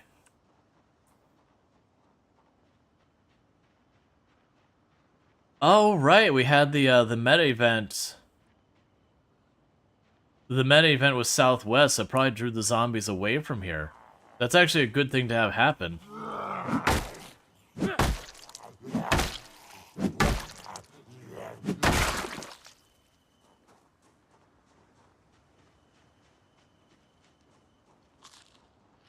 Alright, so let's check the property's back area here. Make sure we don't have any zombies just chilling back there. Check inside here. And low-key, we could use this as kind of a not great place to try and sleep. We're going to end up doing some dodgy sleeping arrangements for a while. That just be how it be.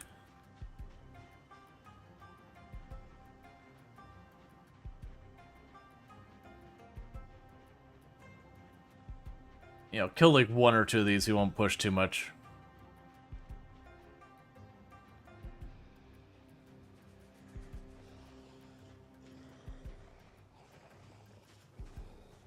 You may be onto something with a short blunt. Oh, so far as that, I think it's going to be one of the weapon categories that shines the most this version. I think it will be. I think there'll still be, like, different reasons to use different categories. But I think the short blunt, because of its availability and able to get leveled pretty easily, I do think what that's going to end up doing is making it so you can get yourself so you can ignore the muscle strain relatively quickly. It's very endurance efficient. You can get them to 1 and 2 tapping relatively okay. They never get, like, amazing at it, but relatively okay. I can't speak for the maces and all that. The new crafted weapons will probably be great.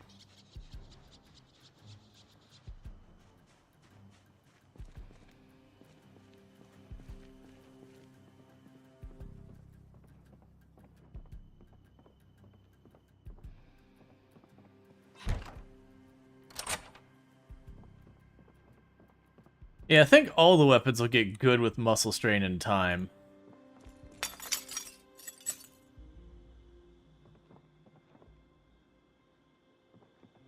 They get to the point where you don't really have to care much.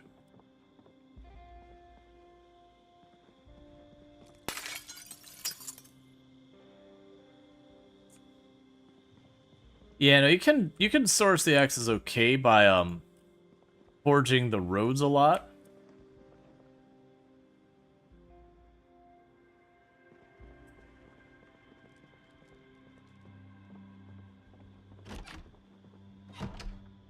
Yes, I think this is probably the best room for me to sleep in. Still not amazing, but should be relatively okay.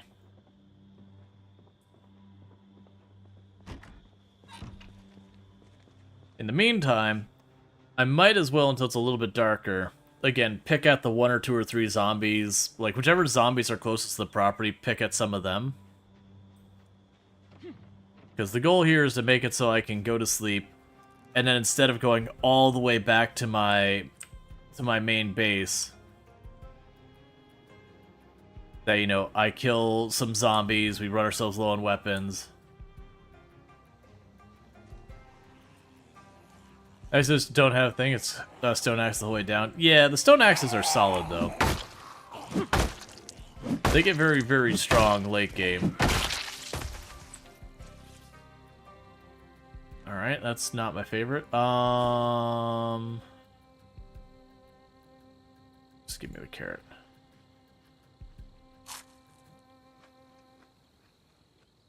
Alright, so... Right, so I got a bunch of random junk in my inventory that's getting kind of full.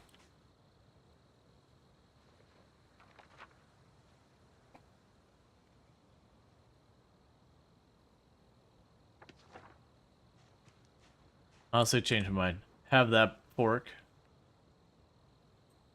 The rest is fine. Okay, so with that we can put the Mason's trowel away. Put away this magazine.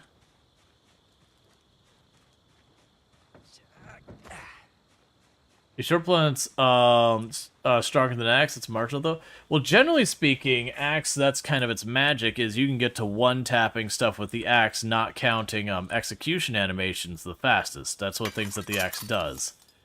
Is you can get really solid critting hits and all that. You just one-tap zombies at pretty low levels. Not consistent or reliably for a while, but you know, at least get the party started.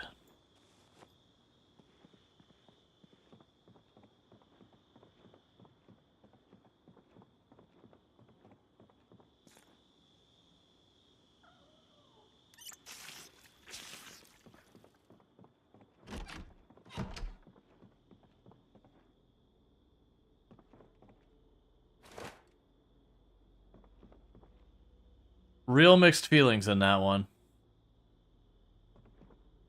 About whether it's the more correct decision to leave that open or not.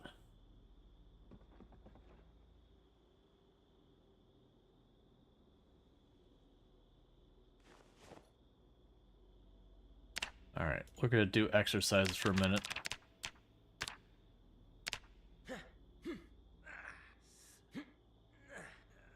Yeah, meat cleavers are really good as well. They got a pretty solid buff. Hey, there's that point in fitness we were looking for.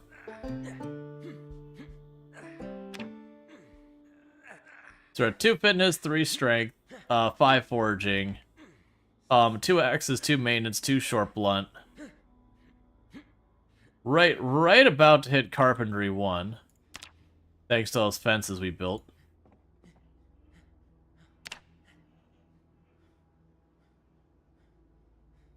Is there a best exercise? I don't know about in build 42. Generally speaking, I tended to go for the sit-ups because the punishment to your mobility and all that from having the strain on your legs, I found to be way less dangerous than the strain on your arms could be.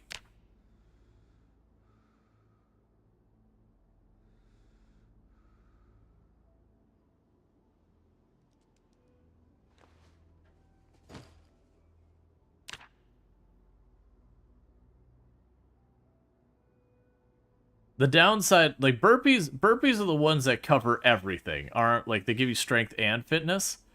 The downside of burpees is they cause strain on everything. So you have a damage penalty, and that. Now, granted, if you do a lot of burpees very regularly, you can mostly counteract just about everything wrong. And I'm holding shift up left. Okay. Just in the off chance that something attacked us while we were in here at night. Because this isn't exactly the safest place for me to be sleeping right now.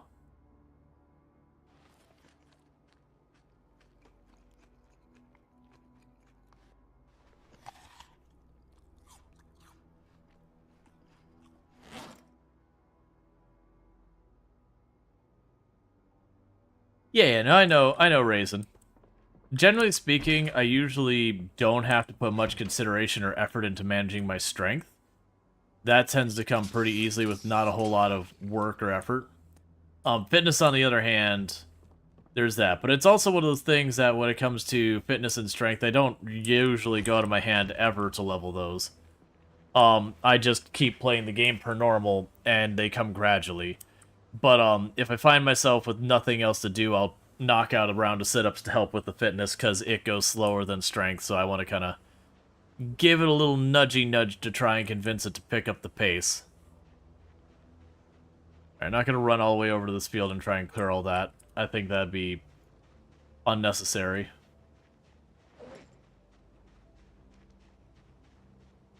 Yeah, especially on 16. Yeah, no, 16 times pop, like I said. Oh yeah, no, it's... Even if you're not doing sweaty 16 times pop, like your strength, if you're ever carrying, I think it's 0.6, or sorry, 60% of your max carry weight, you'll just naturally gain strength. It's not super fast, but it will just happen.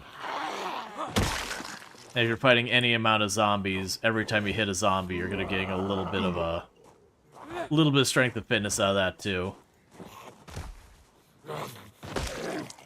So usually don't sweat it very much. The way I look at it is they're passive skills, and you gain them passively.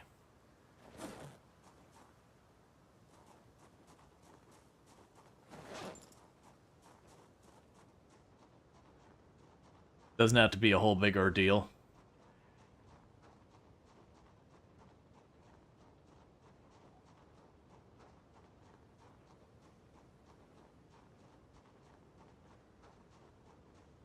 Yeah, right now, this isn't the town area. This is me just getting myself a little bit of a staging spot. So at the end of the day, I can run back here and go to bed. I should probably clear even farther around it. But I'm hoping between, like, helicopters and meta events and all that, that'll take care of itself over time.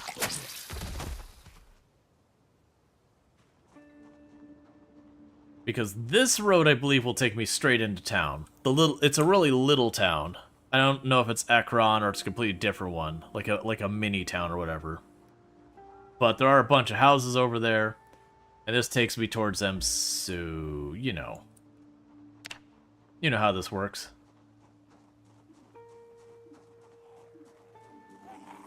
You panic when the first one's an execute. I've gotten used to being able to tell when I'm in the eligible to execute thing, so I usually don't sweat it too much. Every once in a while I'll get caught off guard where I'll think I have a second zombie aggroed, and I don't, and I go to execute and it just doesn't, just like, oh, wait. Hang on.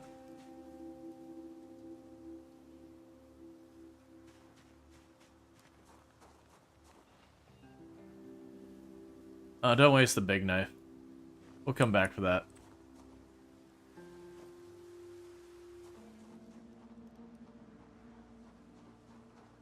Execute, so it's a random chance, but there's a lot of stuff you have to, like, there's conditions that have to be met.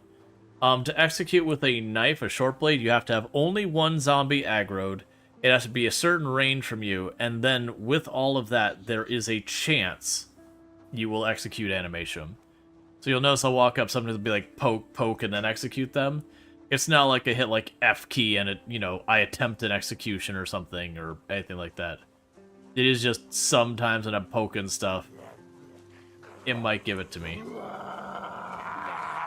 So like this one I can't execute because I got 2 zombies aggroed. So instead of executing, I'll just shove the zombie away.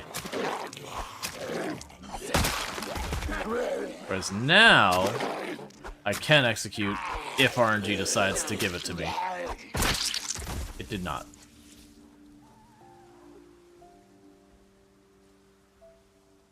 And all executing a zombie does is it guarantees you a one-hit kill.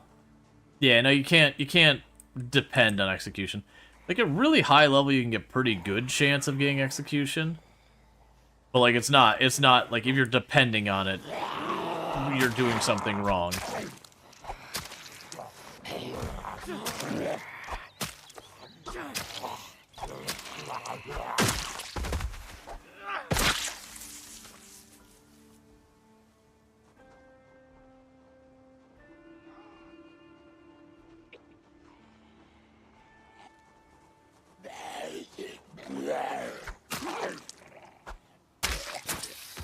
So that's an execution right there. Yeah, exactly. For those exactly as War Machine's saying, there is a an animation to let you know when you're in range, whatever. Your character's offhand, they'll lift it a little bit up. You'll still have a lot of times where your character will just poke the zombie with that, but it's kind of one of those things that you can kind of not you shouldn't expect that. Did you lose the bunny ears? No, I got the bunny ears. It's just the ground is kind of the same color, so they're not easy to see right now. But I have the bunny ears. They're right there.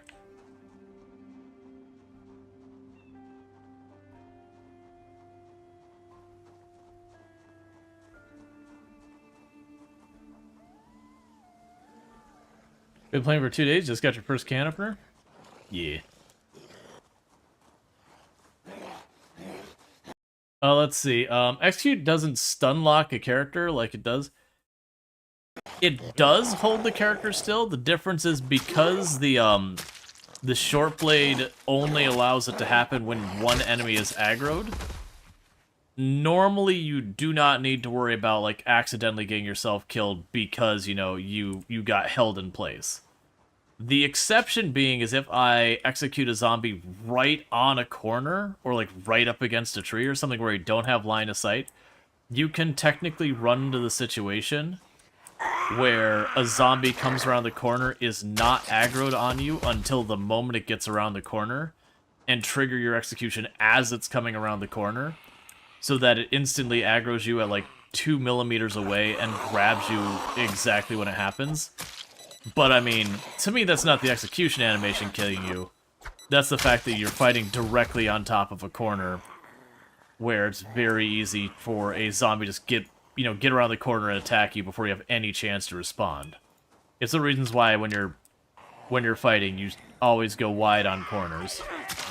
Not because of execution animation, it's just you could stand there, a zombie just happens to walk by at that very moment.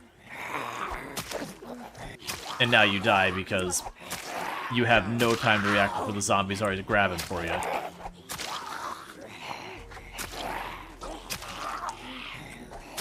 It's the whole thing about what makes trees so dangerous. There could be a zombie like literally millimeters away from you, and until it peeks just far enough through the tree, you are none the wiser. And it kind of becomes aware of you before you do it, and it'll just open up with a grab, and if you're not already moving in the other direction, that might be it.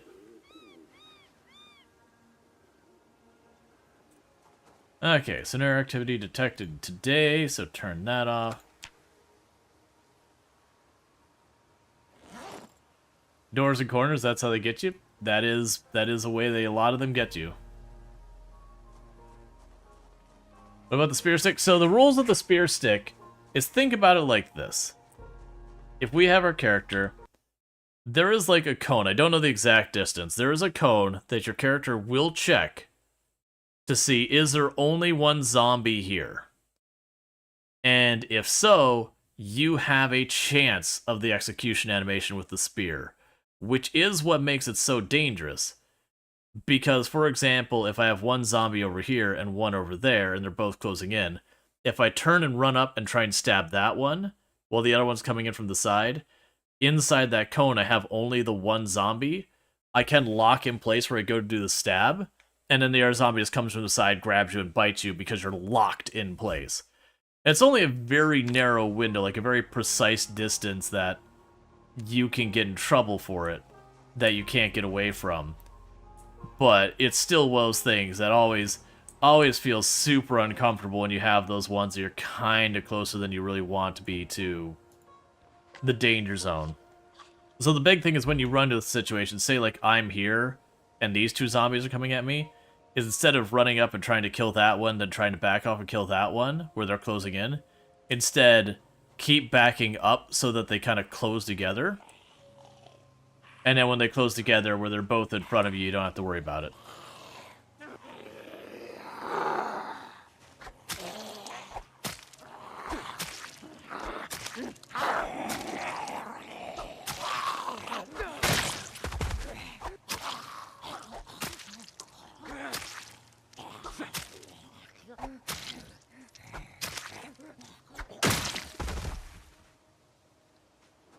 But yeah, so it is one of those things that, like, generally speaking, unless you're doing something you really shouldn't be, the knife animation shouldn't be able to get you in trouble.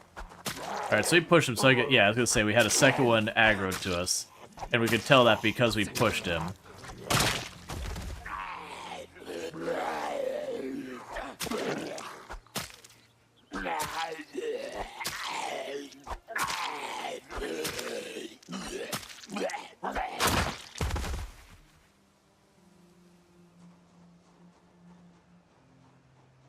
Alright.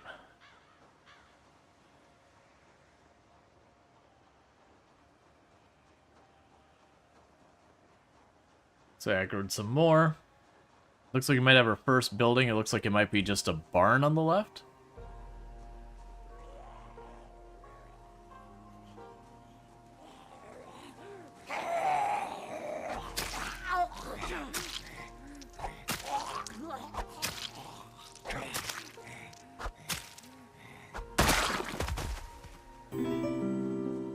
Hey, the follow.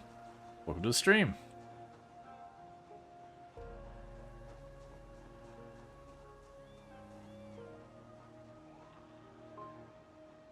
Yeah, it looks like some kind of barn. And we're almost to the point where we can see the road that we ran up and down that was absolutely flooded with zombies when we did our first helicopter. Like, I'm expecting this to be one of these... Alright, I'll do that in just a second. I'm thinking it'll be one of these, like, towns that's, like, literally just a, you know, one or two streets. It's kind of like just an intersection with a couple of houses and all that in it. And all that. Still alive? Yep.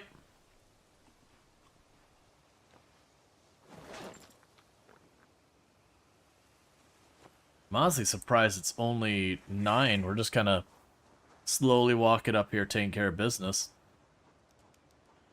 Alright.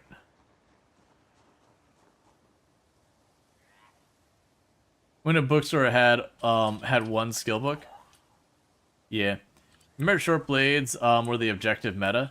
Oh yeah, no, I wasn't here for 39, I believe it was. I remember people talking about build 39, I think it was, where you could just execution animation, like just back to back to back, and just do silly things.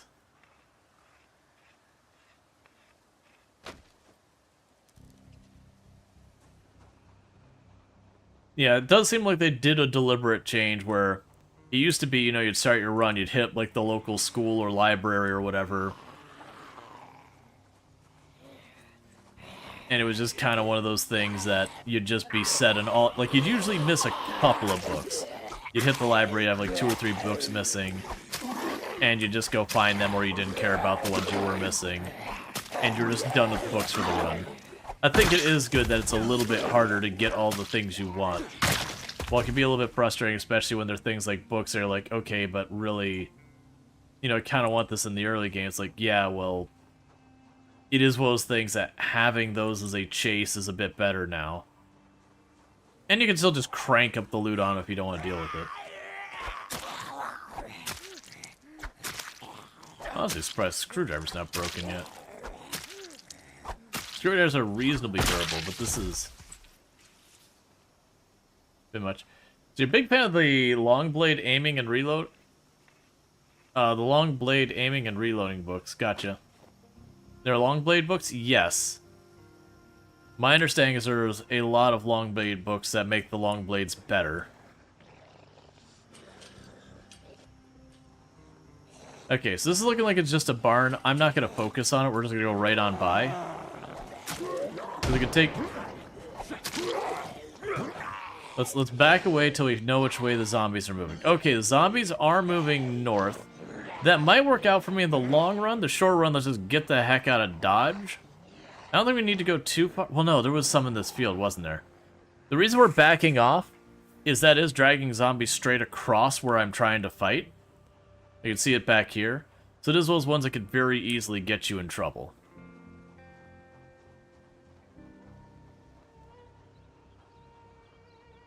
So we had a meta event pop. I just want to back up the street till we stop seeing the zombies cross. Then we'll start fighting our way back in.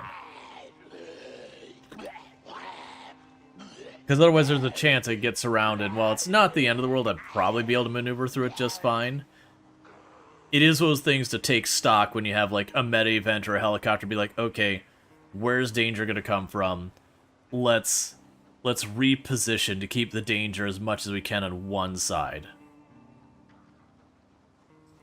And it really is a good thing to be doing, is to do everything in your power to keep the danger in front of you.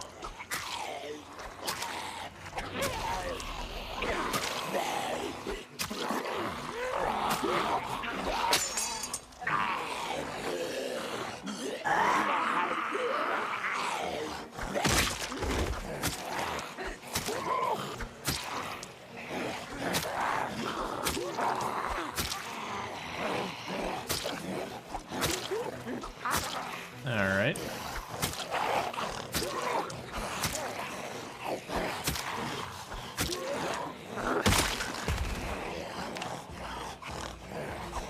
Muscle strain is going to be a problem, but these should go down.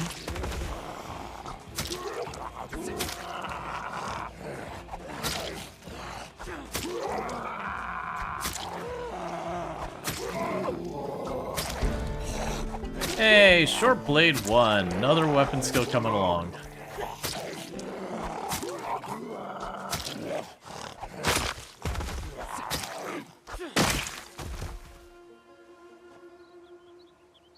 Okay, do I have anything else in here we can fight with right now? Yep, we can add the axe to our back.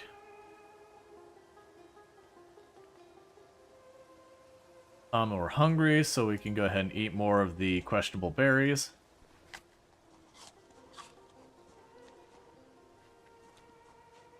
Long blade book gave you a aiming multiplier.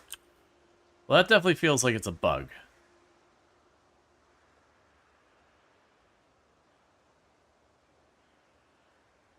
Trying to get that muscle strain emote to clear up, but we'll see if it does.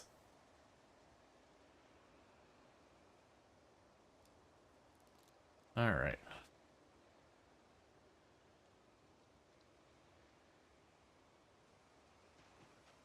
Carving 2 also gave you Carpentry 2? Weird.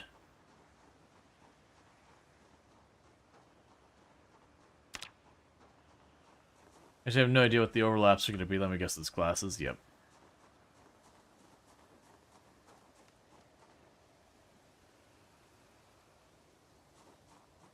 Now, I'm willing to bet some of them were deliberate, some of them were mistakes. We'll have to kind of wait and see. Scissors could just stay in the body, honestly.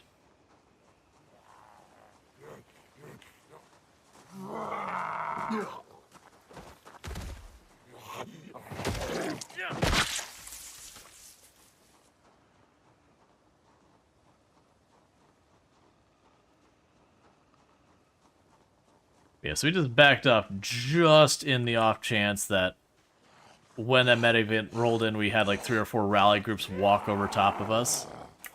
We didn't find ourselves suddenly trying to like dodge between stuff in a hurry. Now, granted, it's during the day, so it wouldn't have been that dark, but those are just last things. Do you have any tips of getting a girlfriend? You're new to the game. I I hate to be tell you the one this is. This isn't actually a dating simulator. I know. It really has that. It really has that anime like kawaii dating simulator visual novel thing going for it, but like, unfortunately, the only types of hugs in this game involve you being bitten. Wait for build 43. I think it's actually like build 45. We get the NPCs proper. PZ Jizzle Jizzle, jeez. Jiggle physics. Way less cursed. When? I'm 99.999% sure there is already a mod for that. It's not a mod I'll ever download or entertain, but I'm pretty sure you can get a mod to enhance a number of the characters in the game with physics enabled. Let me had a good post today on Reddit. They did some bugs on purpose just to tidy and get it out. They did some bug. Oh, you mean they didn't have some bugs ready to be sorted kind of thing? Like they just let some bugs slide, or they did some bugs on purpose as a way of dealing, like a workaround temporarily. Either way, like they wanted to get it out and they knew it wasn't like super polished or whatever.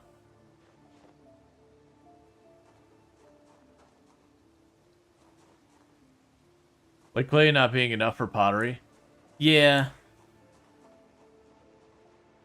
That doesn't surprise me. We've noticed a few things that are like, okay, that feels really weird. I still think that's fine.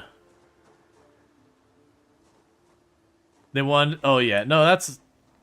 Like, we already knew, it's going back, like, a couple Thursdoids that they were talking about that they're going to do the first go-through, and there was going to be a number of stuff that wasn't going to be where they ultimately wanted it. But they just wanted to kind of bypass some things right now just for the sake of getting it started. Would I recommend Little Guardsman? Yes, Little Guardsman is amazing. It plays a little bit like Papers, Please, except very satirical and very hilarious. But that is only one of the game mechanics. I actually do mix a bunch of stuff. Oh, there's even more sheep over here. That was actually unexpected. I'm honestly surprised at how fast we're getting through here. I mean, we are actually fighting with weapons now, which does help a lot.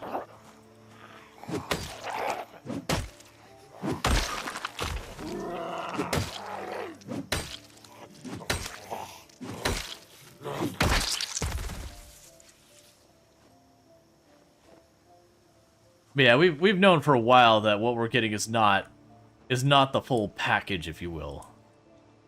Build 42.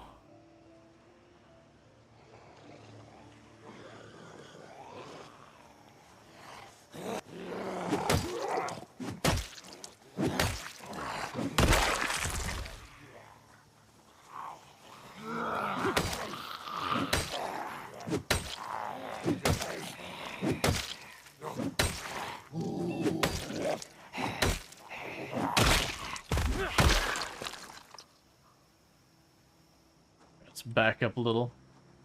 Yeah, so the sheep are getting real upset from all zombies. Do you bother crafting / repairing items, or do you loot them? I will loot when I get the opportunity, but in these types of runs I do end up having to craft a lot. As far as repairing, I almost never repair. Like, that might change in build 42, but generally speaking, most of the time, I'm better off just getting a new item than repairing it. I can't speak for build 42, we're still figuring out a lot of this. But build 41, about the only weapons I tended to repair were machetes. Because most of the others, I would find another item. Like, I would find replacement weapons faster than I would find the things to repair the weapons.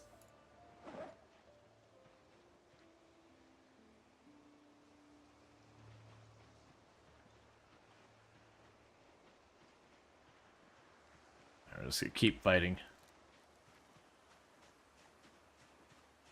But like all those rules may have changed with build 42. as perhaps the things we need to repair have become more accessible. Or it could be like the crafted weapons end up better than what you find, or the amount of weapons you find might be way lower, so you have to lean more on the crafting. Like, that's all stuff we're going to figure out over time. And even when we do figure out for what the current version is, you know, one update later, suddenly all that's changed.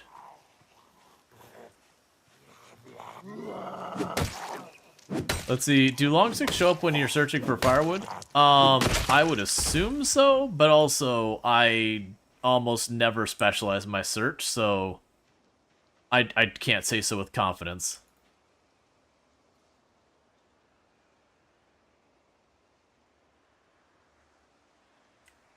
Like, they should. They should show up. They are a wood item. But then there's always the possibility of bugs and whatnot. Especially with new things. I wasn't going to clear these, but it's one small group and it's close enough. I was like, I'm probably going to aggro them anyways.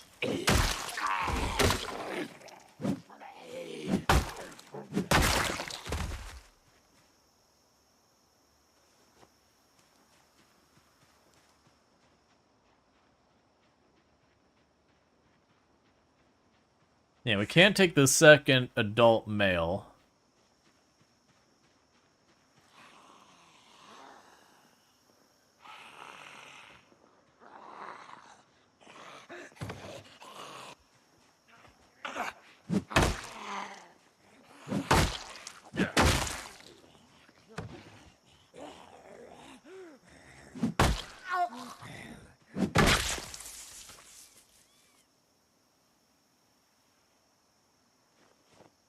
Most of those I've been using for carving.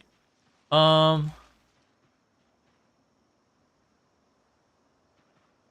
are no sheep inside the enclosure.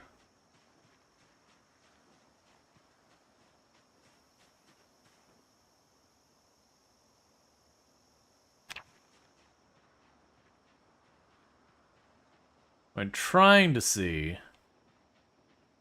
is if there happens to be a lamb around here anywhere. Because there's a lamb around here somewhere, I might be able to get where we can actually milk the sheep. How goes the run? It's going pretty good. We're making our way towards another place with a bunch of buildings I can loot. We actually made way more progress than I thought I was going to make in just this one day. Like, we're not going to make it the whole way there, but I was expecting to, like, meat grinder really hard. I mean, technically we already got past this building. There's just nothing we care about inside. I don't happen to have a rope on me, do I? Pretty sure we dropped it off. Yeah, we dropped it off. Sack of sand? Yep, need it for a forge. I use a sack of sand to make clay cement, to use the clay cement to make the primitive forge. Enough to craft a rope.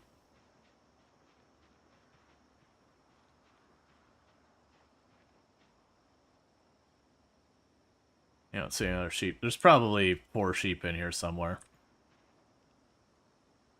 Oh, the hempane? I would need a rod as well. I don't think I have enough hempane. No, I need 5. I got 3.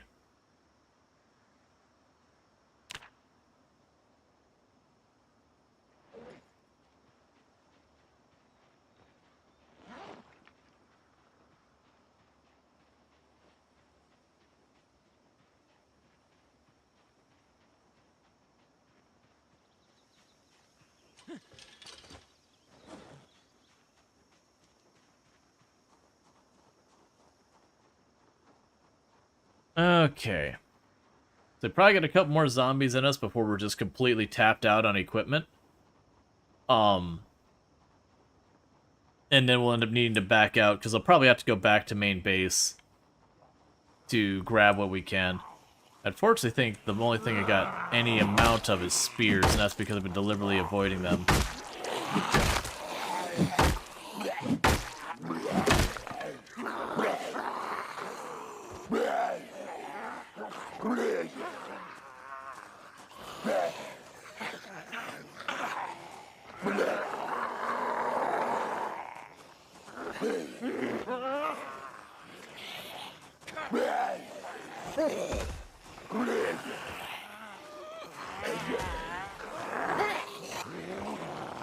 Nope. Any of these we want to deal with? I don't really want to do this. I don't want to break this, but I want to deal with these three. So we'll get back. Oh, you're already like super muscle strained, aren't you?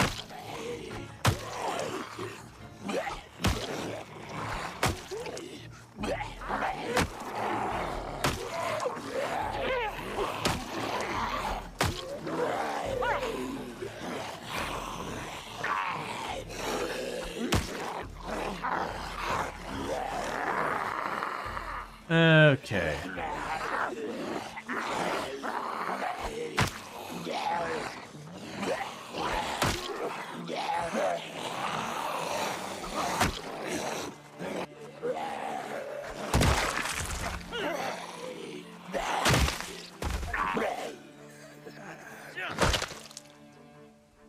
Cool.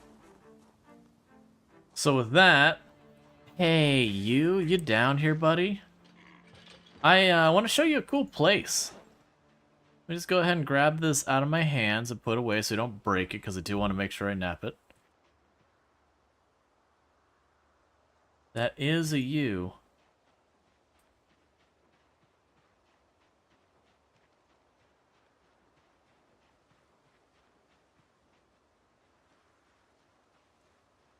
Hey, buddy. You want to come with me? Oh, we're gonna have to kill this one, I think. Hey, the follow. Welcome to the stream. Rock meta.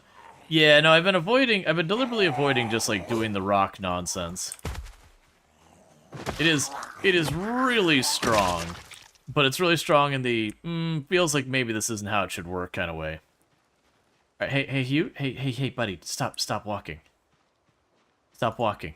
I want to show you someplace.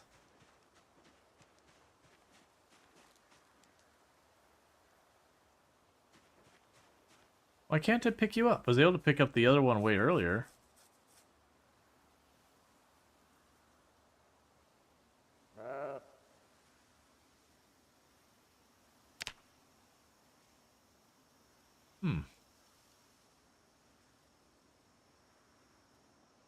Just holding a container in your free hand? Not that I've seen.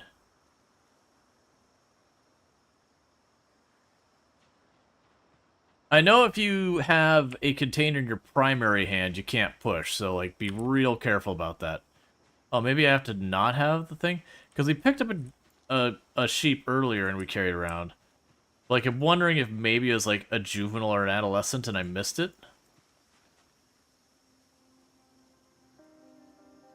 Try to draw a zone? Oh, you, like, have it in the zone?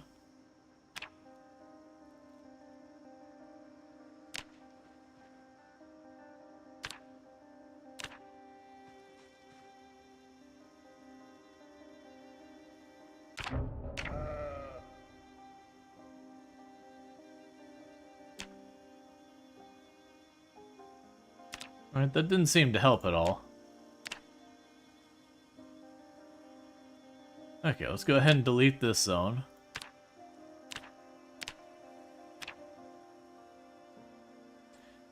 Don't know.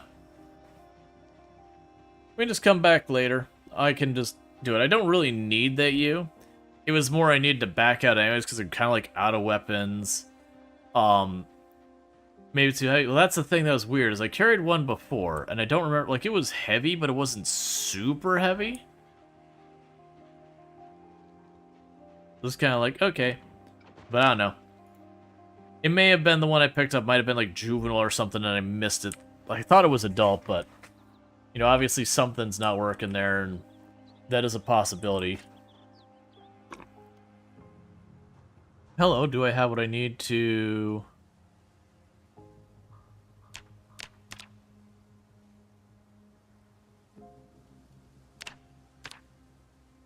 Make yourselves a quick rope? Really like your shirt? Well, thank you. I appreciate it.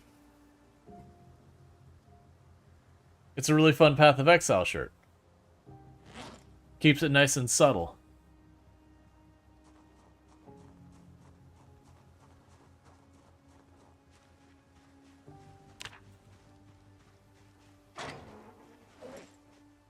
Which, honestly, those are usually my favorite, like, nerddom kind of shirts is where it's like people in the know are like, oh, I get that shirt, but other people's like, oh, that's just a fun shirt, whatever. You know, sure. That's fine. But, you know, people who know kind of thing.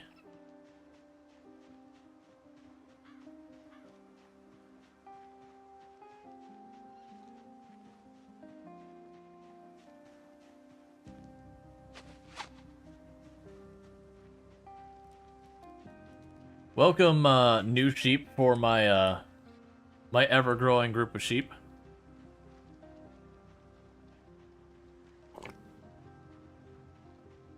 We will save them all. And, you know, kill the ones we don't need. That's a long rope? Yeah. It has a limit. Like, I have found, like, if, for example, I were to jump this fence, the sheep can't so run out and around, the rope, I don't know, like, when it snaps or whatever, it just turns red and you lose the animal. Like, it just gets away.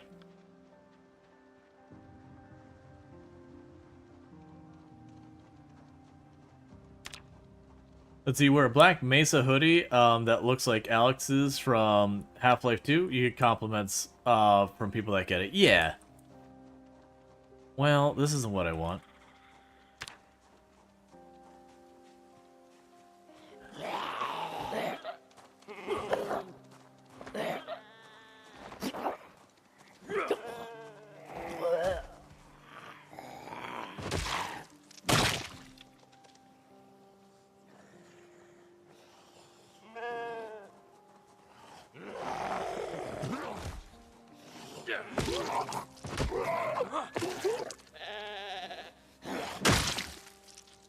Just trying to be very careful that we don't accidentally hurt the sheep.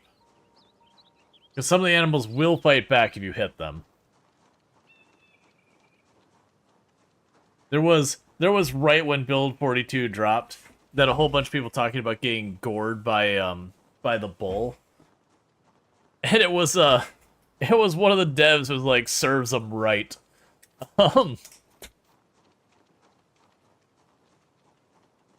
And Simplex, how's it going?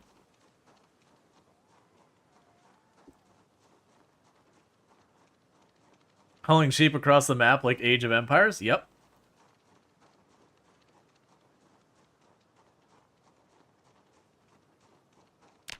For those who don't know Allison Adventures, absolutely fantastic content creator. Really hope you all go over there and enjoy that sometime. Plays a lot of Product Zomboid among other games, primarily Product Zomboid, but not exclusively. But always a good time over there, a lot of fun.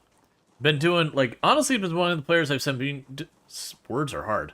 One of the players I've seen make the most progress so far as, like, doing blacksmithing and pottery and all that kind of stuff. Product Zomboid Reddit is chaos? Yes.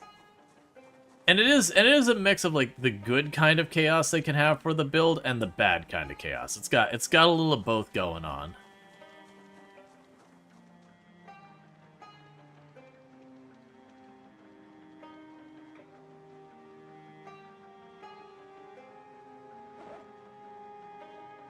Because, like, there's some posts that people are just, like, raging out in. And thankfully, it does seem like there's some level of moderation on there dealing with that. Because there's a difference between constructive criticism and then just throwing a hissy fit.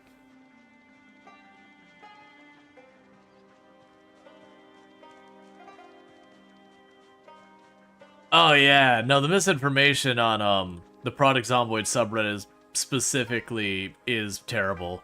You have people who still to this day will swear you can survive a bite, and they've absolutely done it, and no, they may not have it, but trust me, bro. Trust me, bro. Absolutely happened. Absolutely happened. Trust me, bro. You're dumb for not believing me.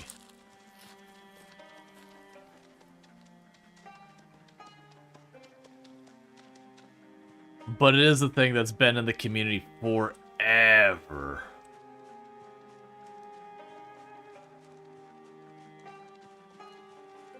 Yeah, just playing. It is one of those things that, honestly, like, there's a number of games that the developers keep up.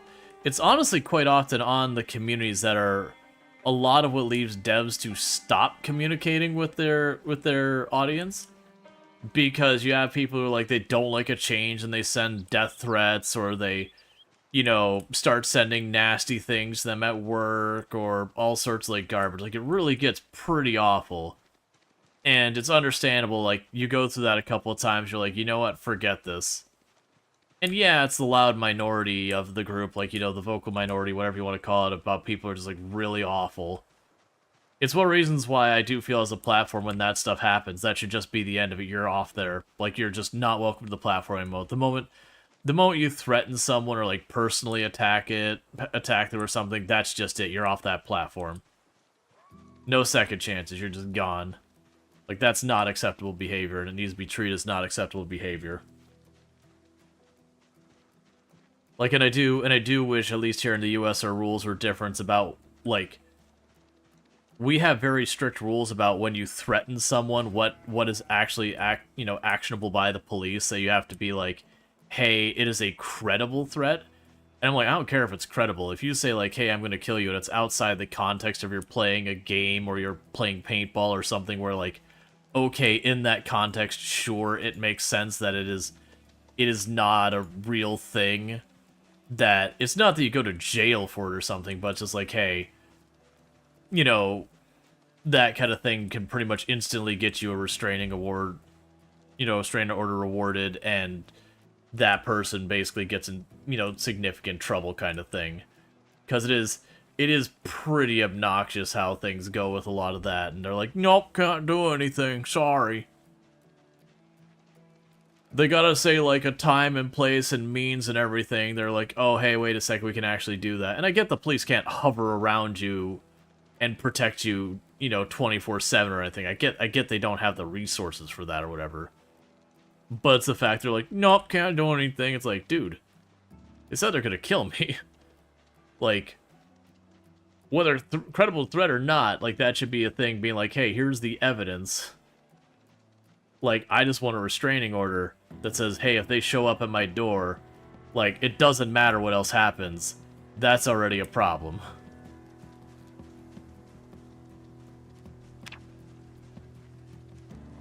Okay, so surviving a biter has been impossible. There was, so surviving a bite has been intended to be impossible from the very start. There was, to my understanding, this is before my time, a very, very brief period that there was one trait that had a bug that you could survive a bite. But that was a very long time ago, in my understanding, a very brief time. But that hasn't been a thing in, like, 5, 6, 7 years or something like that. So it's kind of one of those things that, technically, once upon a time, for a very brief window of time, there was a chance, but it was like, it was a bug, and they literally fixed it and stated it was a bug. Whereas I haven't done the code dive in a long time, but if I remember correctly in the code, in the same place where it says, like, are you infected or non-infected with the zombie plague, that one of the, is like, are you infected or bitten? And that's the whole idea, is like, if you are bitten, you're just assumed infected. Like, it doesn't need the extra flag. If I remember correctly. It's been a long time since I peeked into the code.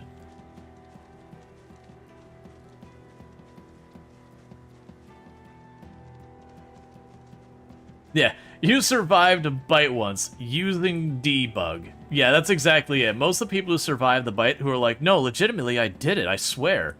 Most of the time, it's they had a mod that either had an undocumented interaction, or they, you know, had a mod that was a documented interaction they were unaware of. Because there are a lot of mods. Or they changed their sandbox settings and just plain forgot. That's another one that does happen.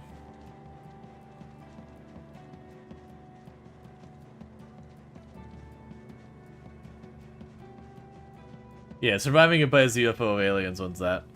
Yeah, and it's like, and so a person be like, no, I'm pretty sure I did survive, I'm not gonna be like, oh, you compulsive liar, how dare you. It's like, no, the person probably genuinely does believe they survived a bite.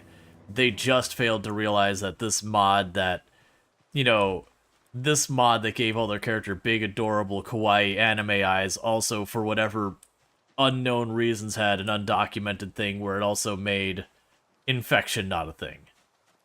Why? Because the person who made the mod didn't care about isolating what each thing did and just put the mod out there for people. We get a lot of that in Project Zomboid, where it's Kenji. Kenji's honestly probably the worst one for that one I've seen, for mods that you do a thing, and it says, I make this menu change. And then it has like 30 different new items introduced that has no reason to do anything. It changes a bunch of art assets, and it changes a whole bunch of other just random garbage. You're like, look, man, you're supposed to change the font. That's the only thing you're supposed to do, is change the font of my menu. That says what you said. You're like literally font changer. Do you know what I expect you to do? I expect you to change my font. I don't expect you to make a Matau minigun thing and like add Lara Croft to the game or something. I don't know. What's the deal with everyone's infected? That's basically Walking Dead. Everyone is already infected. You know, you just have it. When you die, you become a zombie. There might be more to it. I haven't done that setting in forever. Or was it I Am Legend? It doesn't matter. So the base game? No, so like in normal apocalypse, you have saliva and blood. Saliva is bite. Saliva means if you get bitten, you are infected. That's just the way it is. Blood means if you get cut, like you get a scratch, a laceration, or a deep wound from a zombie, which you'll just typically get laceration, scratches, and bites. But if you get a scratch or a laceration, you have a chance to be infected. And then the other one is everyone's infected. It means literally if you drink bleach, you still become a zombie. Everyone's infected.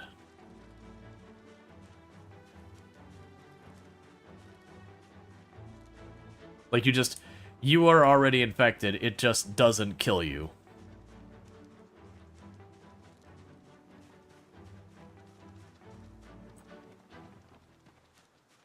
Will you take the vaccine then die? There is no vaccine. Project Zomboid is not a game with a happy ending. And also, in real life, most of the time, if you have an infectious disease that you catch, then the vaccine does nothing. That you have to take the vaccine before you catch the disease if you want it to do literally anything at all. The vaccine gets your immune system ready. If whatever it is already taken out your immune system, then you're done. Like, it's just, you've got it.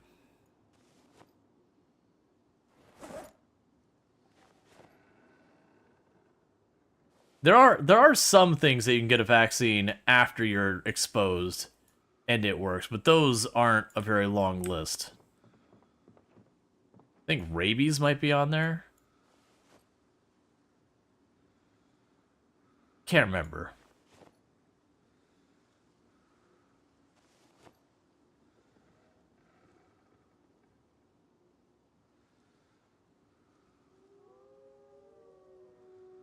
Let's wait in the rest because I might be able to make some other goodies.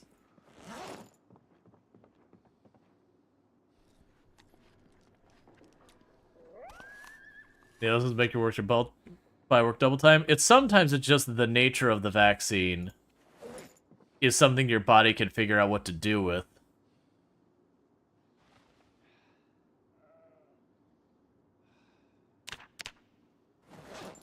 Versus, like, the disease itself. It's especially stuff that messes with your immune system that, like, measles, for example. If you catch measles and you don't have the vaccine first, one of the main symptoms of measles is that it screws up your immune system.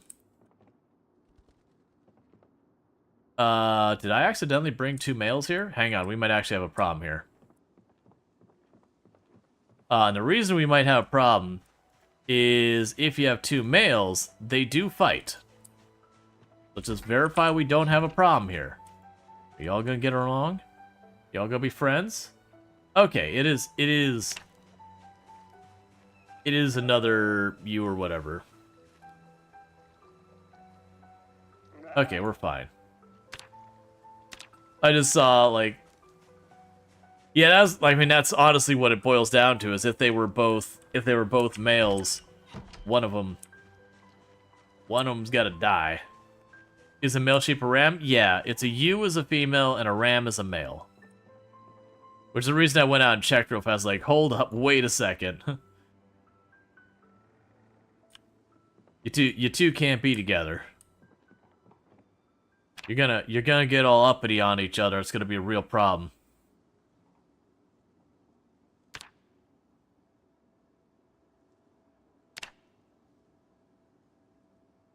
You like to see how they fight in Zomboid, though? Honestly, I'm curious. They probably just go up and they do, like, a headbutt animation. So it'll be kind of like the same thing, like, when the zombies, like, bang on a wall or whatever.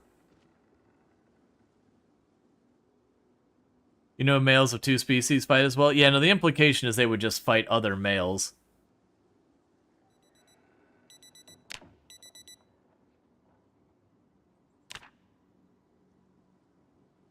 Alright, well, let's, break this out first.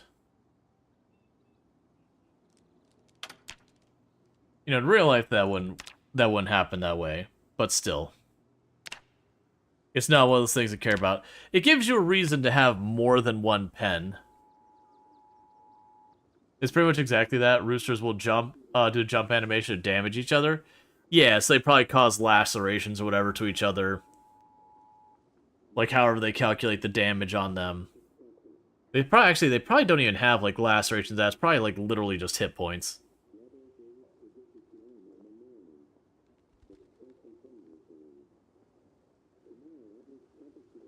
I think it's only if you have multiple males, She-Wolf. If you have multiple males in the same pen, they probably fight. I think the idea is you just slap up a fence between them, and you're fine. But it's only if they're multiple males. Like, it doesn't even matter, same or different, just multiple males in general. Because it has, like, red text on there, it's like, you know, we'll fight other males.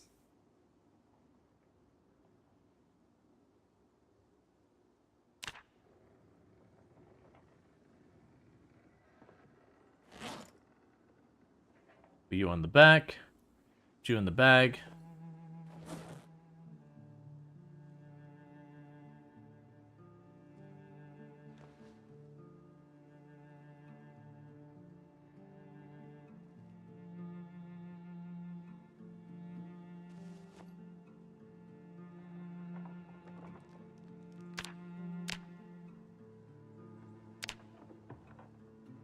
Make some spears.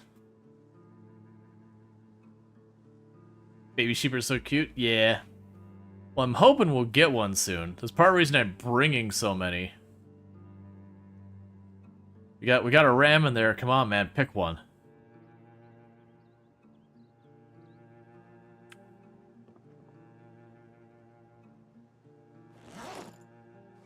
Can't get that precious milk until you bring that.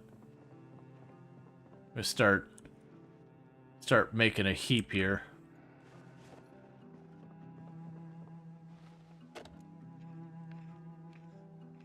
Alright, so what I'm trying to do is just do a bunch of crafting while we're here. Keep the stuff all moving. Oh, I left the radio on.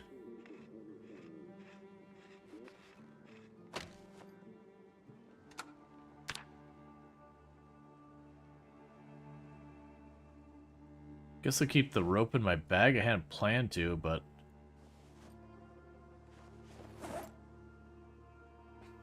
let's see. Anything else I want to drop? Okay, any of these... Let's grab the magazines. Those should be on the shelf.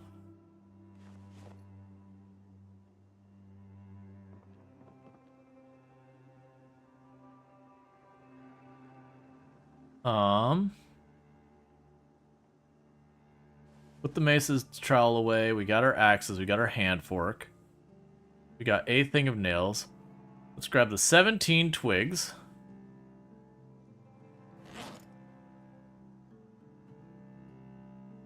And grab the 2 branches and drop them in there. Napping is effectively like where you take a rock and you like you take like a chunk of flint, and you split it to get a sharpened edge. So you get like sharpens flint. It's anything like breaking rocks, that kind of thing.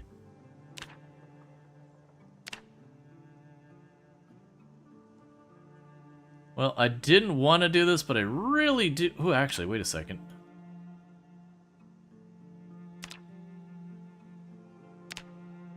Make me some hammers. Let's see. Do you need to enable breeding to get sheep to do their thing? What do you mean, like the server settings? I don't think there's a thing once we get it. Well, not server settings, but the sandbox settings. I don't actually know if there was a turn it off kind of thing. There's a seasons you can set. They have a mating season. Yeah, no, and I've been told that there was, I believe September is their mating season. I don't know what it actually is. Like, it might be September. It probably is. People have been telling me that. Okay, so we've got all that sorted out. We are not using twine.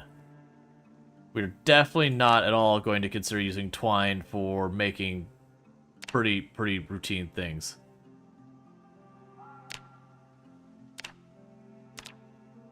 I'm gonna just grind out some carving real fast.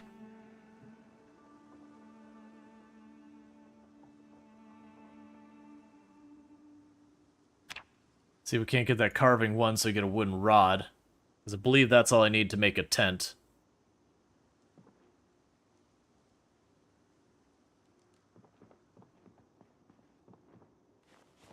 I believe we can use those for fuel later. Oh yeah, no, you're all good.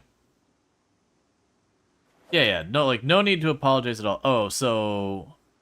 yeah, so we just dulled the knife, so let's get that out of our inventory. Yeah, so we're doing pretty good here. We can eat the berry. That all seems relatively fine.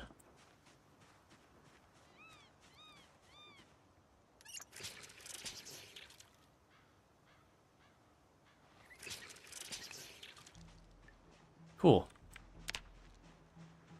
Bear with me, chat. We're about to get hit with an ad break, and I need to use the restroom really bad, so I'm going to do that real quick, and I'll be back here in just a minute. So thank you so much for tuning in. I'll be back here in just a couple minutes.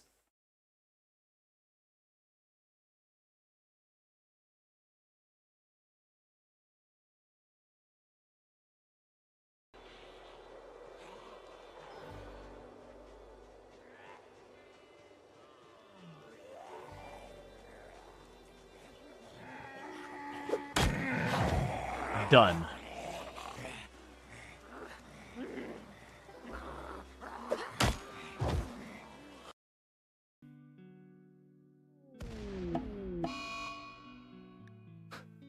We had a marble meteorite just strike a duck and kill it. Okay. I get it. I get it, Cassandra. You didn't like that duck in particular. That duck in particular was a duck you decided did not deserve to live anymore. This duck, Duckling 11, Cassandra, not a fan. Just really didn't like the way the beak looked. There's something about it just really irked her. You do your best, Semi. You got this, buddy. They're totally dead. Alright.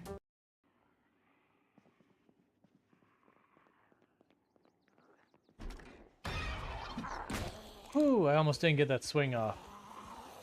I don't know why we didn't see her approach us. That was spoopy.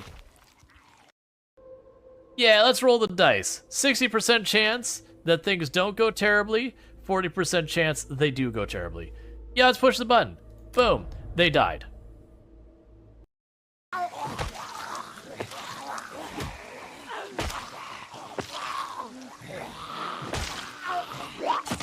I was gonna say, it sounded like there was one right next to me and I couldn't see it. What hit? Bitten? Yeah. Okay, well. That's it. Thanks, everyone.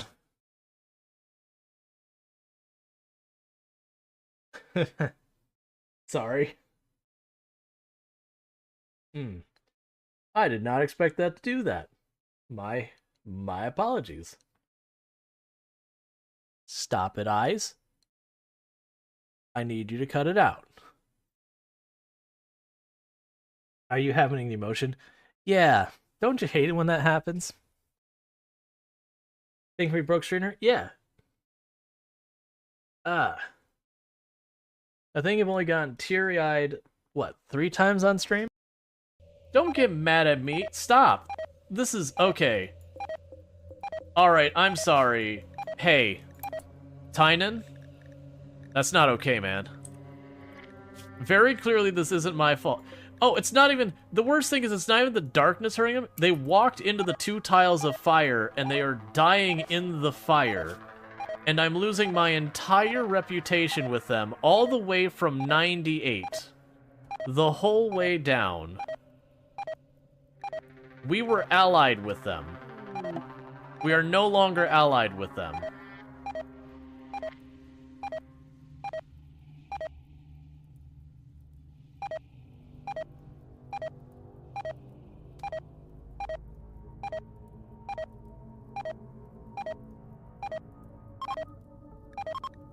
I want to clarify, murdering that person, just straight out murdering them, is not...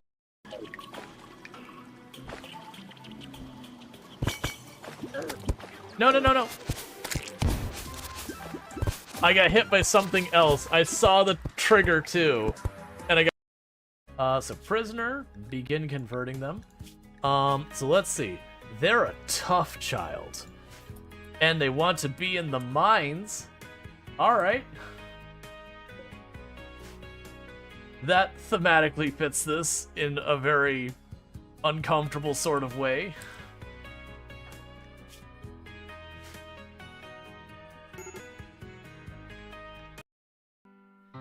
Every day, I imagine a future where I can be with you. In my hand is a pen that will write a poem of me and you. I can't do it. I can't stop laughing. It's gonna sound like some, like, horrible dog sound or something. That's awful. That's terrible. That's the one that's the one I am sending. For the record, I had to clip at least... Okay. So, what happens if instead of going from... we are back. I do love the clips that do keep showing up again and again. Like that last one, which was supposed to be a rooster sound. Because that was Story of Seasons. One moment.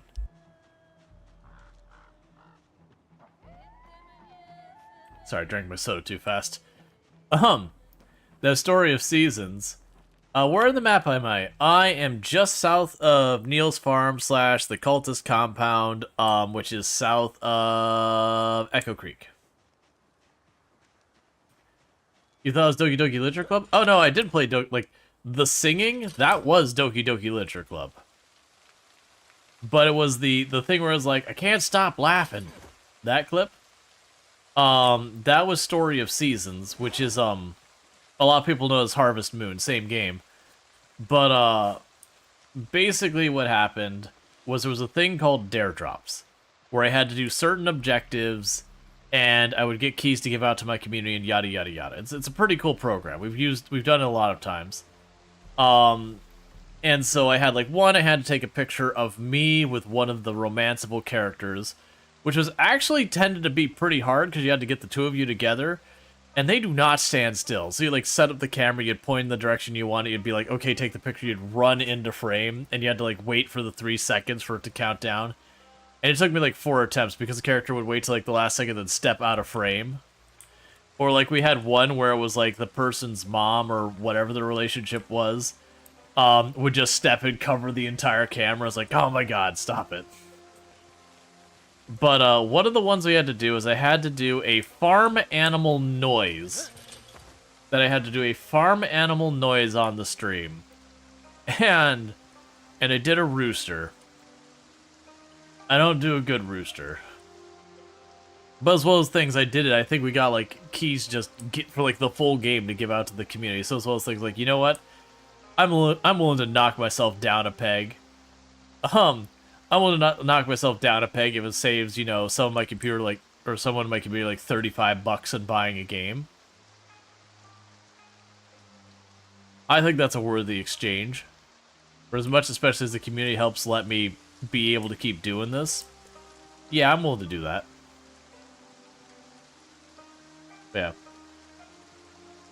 How's the run going? Pretty good. We've been making move towards this little sort of town, like couple streets with houses over here.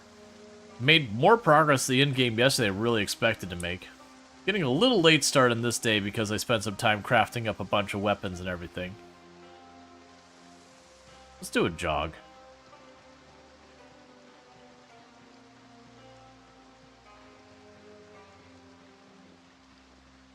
It'll take us forever to get any levels. That's one of the bummers about running in the game. Like, it's very stamina inefficient. And as a result, it does burn down your stamina pretty quickly, which really costs you and your ability to fight a lot of things. But the only way to get it to be more stamina efficient is to level it a whole lot, and it levels super slowly. Glad you didn't miss much? Oh, you missed everything. You missed everything. Like, you're gonna circle back and check the bot. No, I'm teasing. We did get ourselves 2 more ewes. We found one near the first farm we've been clearing out, and we've reached another farm. We looted a couple of buildings. I don't think we got any major finds. But we did get some goodies.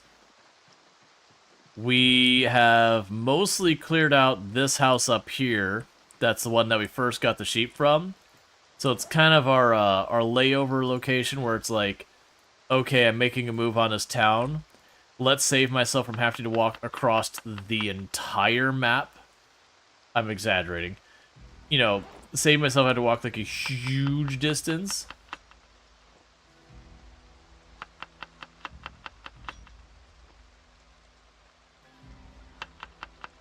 And so I could just drop back and deal with that. Yeah, it should be fine. We gained a point in strength, a point in fitness, a point in maintenance, a point in short blade, and a point in axis, I believe, this stream. So, and I think foraging as well. So we're heckin' blowing up numbers.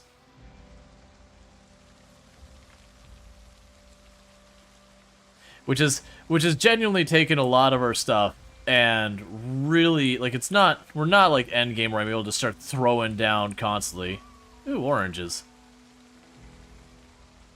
You know what you're not finding in Kentucky in August? Oranges.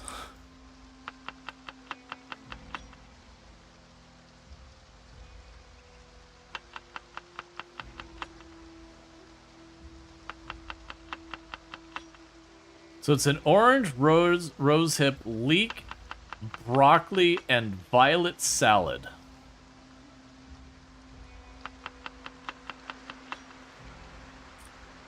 Eagle trait for what? What do you mean eagle trait for what? I'm missing context here, sorry. The trait we have is called Eagle Eye. If you're wondering what Eagle Eye does, if you notice my vision, it's almost perfectly horizontal. It's ever so slightly a cone. Whereas if I don't have Eagle Eye, it's kind of like this angle. So just like, you know, 10, 15 degrees narrow or whatever it is. Which means I get very, very, very much better peripheral vision. And you might be like, it's not that much. It probably doesn't matter all that much. You know, you're probably not that wrong. But in a lot of these games where one hit is all it takes to die, any extra visibility I can give myself or situational awareness I can give myself is worth its weight in gold. You know what else you're not finding in August? Zombies. Fact. That is true. I am certainly not finding any zombies in August.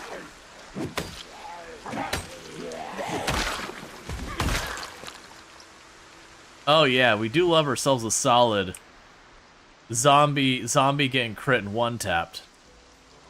Yeah, I'm not trying to focus on clearing up this field. I'm just kind of making it a point that each time we come out here to at least chip away at a couple. Mostly just trying to maintain a little bit of space between them and this building. So that hopefully if they do wander around, it's less likely they are to wander in here. Is Echo Creek the newbie place? Echo Creek, Riverside, or Rosewood are all relatively good places to start runs if you're new to the game. And you'd be like, which one's the best? That is a very subjective thing that people have a very long and heated discussion over. And honestly doesn't really matter.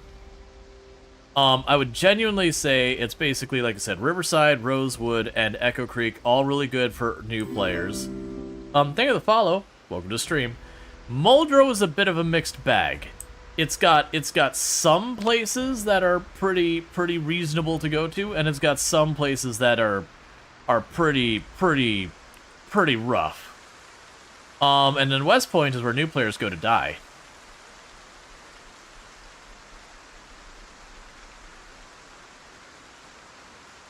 West Point is the only objectively wrong decision if you're trying to have I'm new and I'm trying to learn and I want to, you know, have a more relaxed run so I can learn. Because West Point is the one that gets pretty aggressive.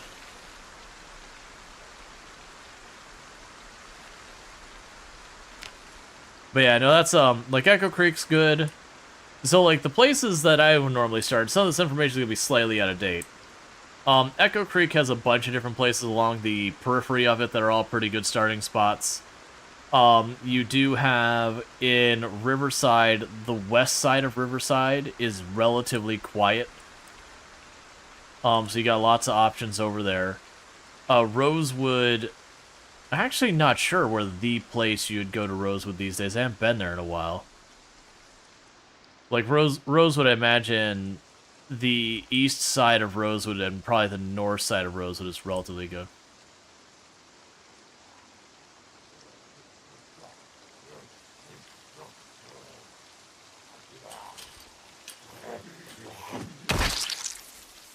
One of the classic starting places is there is a bait shop in the northwest of Riverside. That's not a bad place because it puts you really close to water. You're very likely to find like fishing equipment and everything. Let's just turn it off. I don't want poor visibility like this. Can you travel from town to town? Yeah, so to clarify, when you're picking on the map and you're like, I want to go to Riverside, I want to go to Rosewood, I don't have the map revealed, but like, this is Echo Creek here. If we go over here somewhere, like Rosewood would be somewhere in this ballpark. There's a town called like March Ridge down here somewhere.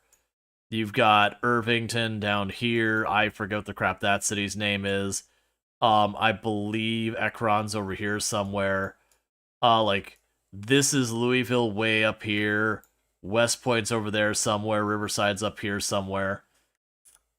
You get the idea. You can literally just walk between towns. So when you choose the different towns, you aren't choosing to play a different map. You're just choosing where to put your pin that I'm starting here on the map is. So you're choosing just a different spot to start, not a different map. So it's not one of those things like if you start in West Point and been, oh man, I chose the wrong map. I got in this town, I got bullied out. No, you're fine. Just go someplace else. Like, if you get bullied out of where you started, that's fine. Especially, like, to give you an idea on our sweaty tryhard settings, me getting bullied out of town at the beginning of the run, that's normal. And you'll have people sit there and see, like, they'll get bullied out of town. It's like, I'm playing at a really high pops, but man, they just keep kicking me out of town. It's so hard for me to get started. Like, yeah, that's just high pops. Well, how do I hold your ground? You don't. Not on higher pops. Or when you're new. Like, even at, like, medium to lowish pops, if you do, like, aggro a big chunk of downtown, sometimes they will, like, be able to chase you far enough that you kind of get kicked out of town there, too, and have to, like, circle back and fight your way back in.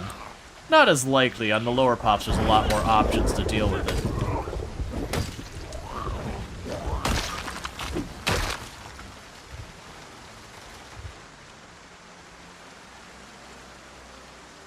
Hey, Kazmora, on your 30 stream streak. Thank you so much for that. I really do appreciate it. If you Google the build 42 map, you can get the whole thing. Yeah, I'm deliberately avoiding Googling any of the maps. It is one of those things that discoverability is one of the really cool and fun exploration things of not knowing your way around town and being like, okay, where do I find this? How do I find that? That kind of thing. Because it is one of those things that you only get to be new to the game once. And kind of when you learn the map, you kind of know the map. You can't go back to that time when you didn't know the map. And it does kind of become a little bit of a downer that you learn the map well enough, and then from then on you can just be like, okay, I need tools. Alright, well, tools are over there. And you just go over there. Let's see. Dude, even on 4 times pop, it's pretty brutal even for you. You have plenty of runs with like 10,000 kills in months in the game justified giga hard modded settings. Oh yeah, no, that's the thing. People underestimate. So, there's a couple of things. People look at like what I'm doing at 16 times pop and they go, oh my god, it's so much harder than anything else. Genuinely, I've taken the stance that it's around a 6 or 8 times population that you hit like peak difficulty with numbers of zombies. Once you go higher than that, it doesn't really make it harder. It doesn't make it easier either. It just really kind of keeps it consistently hard. It just makes it slower because you have to fight through more to make progress. Let's see. Watch a different streamer who had the same mindset about the map discovery earlier. He found a badass farm on day 3, near a spawn location. Oh yeah, no, that was, we found that cultist compound just by sheer luck. That felt amazing. I was like, holy crap, what is this? This is a really thing else. Like, really amazing place. Now, I will say, like, it's around, like, 6 times pop or lower that it does get easier. And that mostly boils down to... Do you have a lamb, or is that some just screwing with my eyeballs? Oh, it's the gate.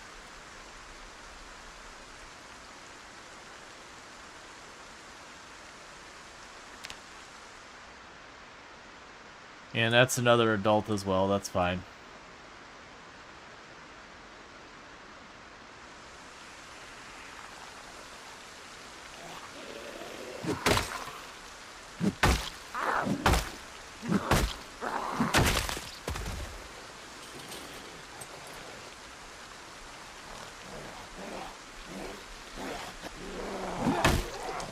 Okay.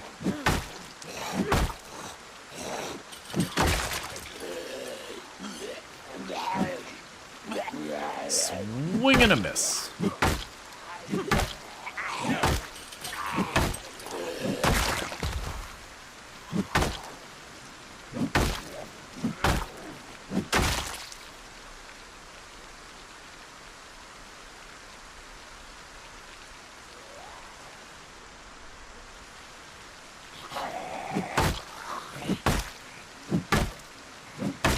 Alright.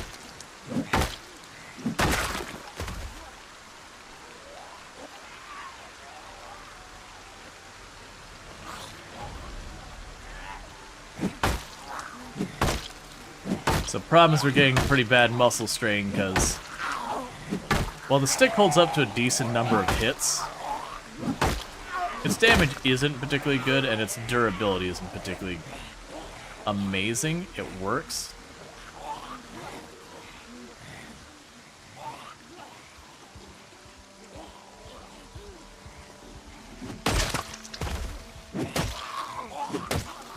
Let's hope we kill them before the arm pain gets to be too much of a hassle.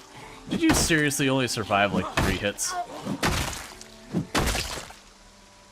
Lasai.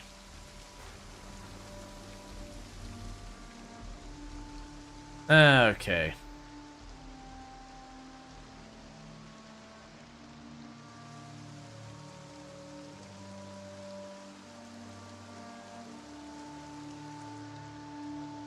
No, there's a bug where you can't use my forged fishing hooks to repair your fishing pole?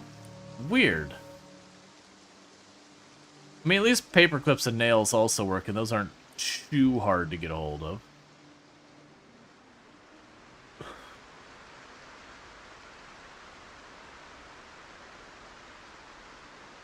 Hello there. Hey, Bentley, how's it going? It's not a bug, it's featured. Nah, pretty sure that's a bug.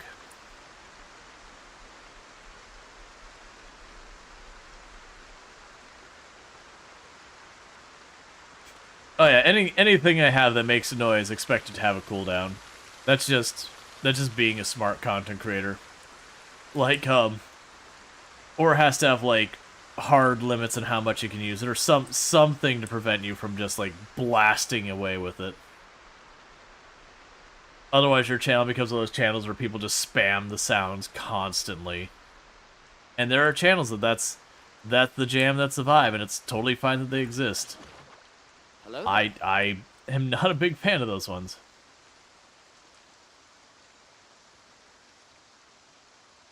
It also is the thing, I think everyone only gets to be able to use it once per stream, if I remember correctly. So it's got a cooldown and a limit.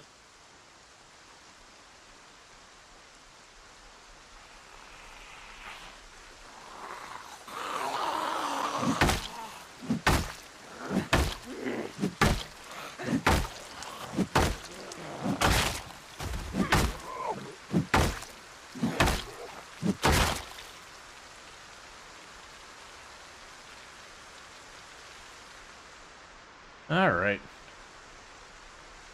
Use it, but it's a long cooldown? Yeah. Bunny ears? Of course.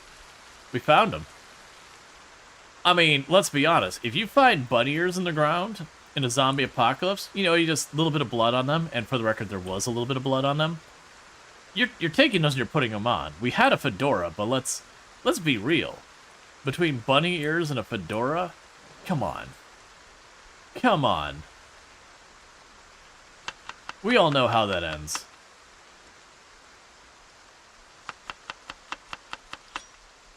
Yeah, there's zero conversation to be had on it.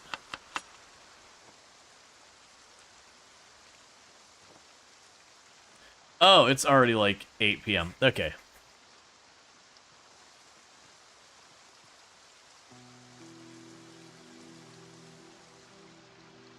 Yeah, I probably have it something like an 8-hour cooldown or something. Or like 6-hour. I don't know what the cooldown is. I remember it's a long cooldown. Too bad you can't wear both. Yeah. It's fine. Yeah, so it's probably 5 hours, judging by that. And that's a 5-hour cooldown per person. And then there's a separate cooldown for if multiple people go to do it. That's shorter. And it is those things that we ran to the point where like people were very vigilant about always redeeming it as fast as it came up. You know, eventually I'd have to extend the cooldown. There's always a juggle in content creation that you can have something that people enjoy and it's fun and everyone's having a good time with it, but as people get better about actually using it, it goes from, okay, this is a fun thing that is adding to the stream to, no, this is actually pretty distracting and annoying, which we're not there with the hello or anything like that. But you get the idea. Like right now it's fun. But if we had absolutely everyone consistently and reliably used it the moment it came off cooldown, we would have, you know, 216 hello there's by the time it was done. That would perhaps not be as positive of an experience. People use the hello there command? Honestly, you're the only one who does so consistently. Like, the only one. We do have people who occasionally use it, but it's like hit and miss that they'll use it like once every couple of months or something like that.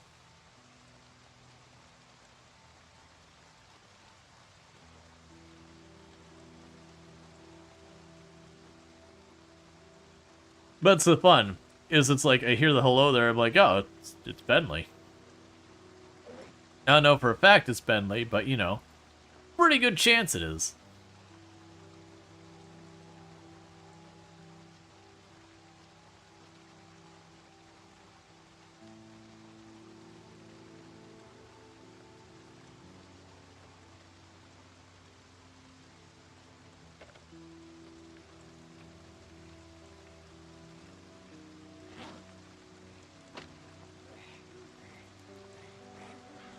Alright, I still had that, didn't I?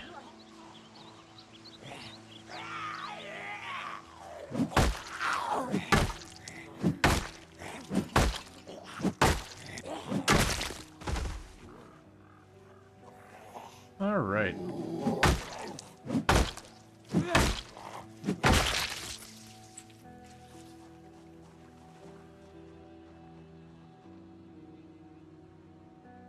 Just checking for watches and stuff we can take apart while we're on our way back to the house in the middle. You didn't know it even was a command? Yeah, I've got a list of all the commands. You think we had a beep command as well? Yeah, we did. The problem was the beep command, which the whole gimmick behind that was when someone would say beep, it would say beep back kind of thing. But the problem is at some point it started triggering off of itself, and that became a little bit of a problem. Is your problem? You didn't know it was a command? Didn't want to interrupt your thought process? Oh no, you're all good. Like, the commands exist for a reason. Like, no need to apologize for using the thing as it was intended to be used.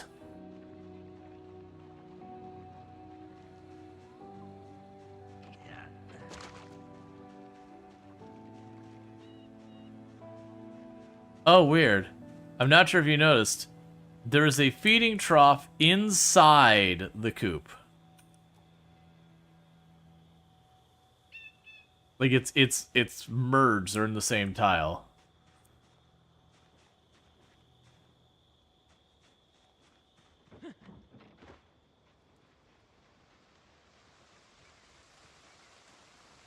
Like Skynet, beep command starts Skynet. Yeah, no, the big problem is it was like the idea was what was supposed to happen is when someone said beep, it would respond with beep. And that's a Kenshi thing, don't worry about it. But it did like it was fine at first and something changed and it started triggering off of itself. And then, you know, of course, since it would say beep as part of the command for what it says, you know, when someone says beep, it would say beep, and then it would hear itself say beep, so it'd say beep again, which means it'd hear itself say beep, so it'd say beep again, you get this where we're going.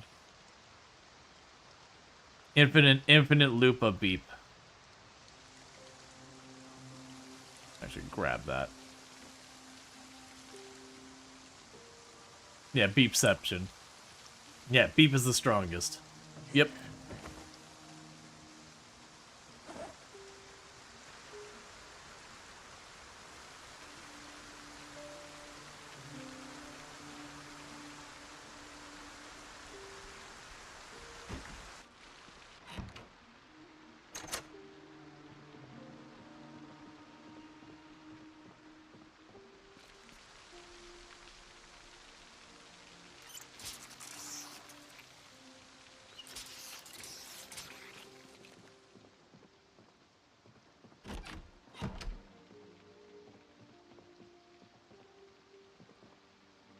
Alright, so drop you on the ground again, because I got time to kill and nothing else really to do it.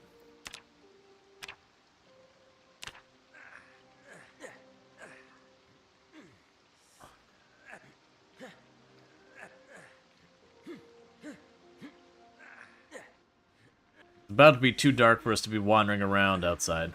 But that's the idea, is I've made this like a little way station, layover house, whatever you want to call it.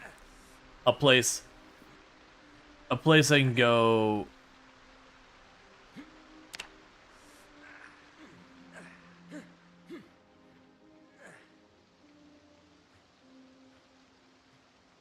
Yeah, a place I can go when we're clearing. So I can recover here.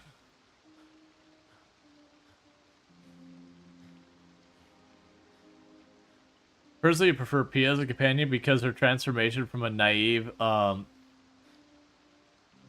into a confident psychopath over the course of a holy nation war is something to behold.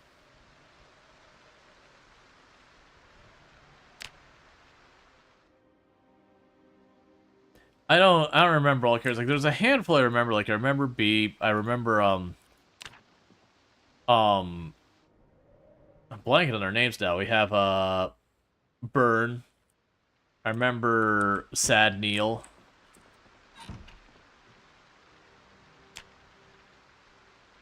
Is this a tropical storm they were? Oh no, we had the tropical storm at the end of the other stream. That happened during that stream. This is just a typical storm. Tropical storms get wild in this game. Like, visibility goes to crap. You see the trees swaying all over the place in the distance.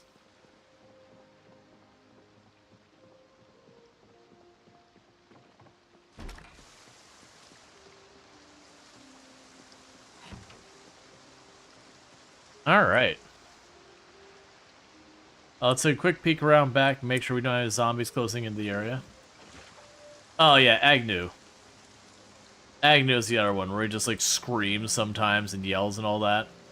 So you get him and Beep together and they just yell and scream at each other again and again.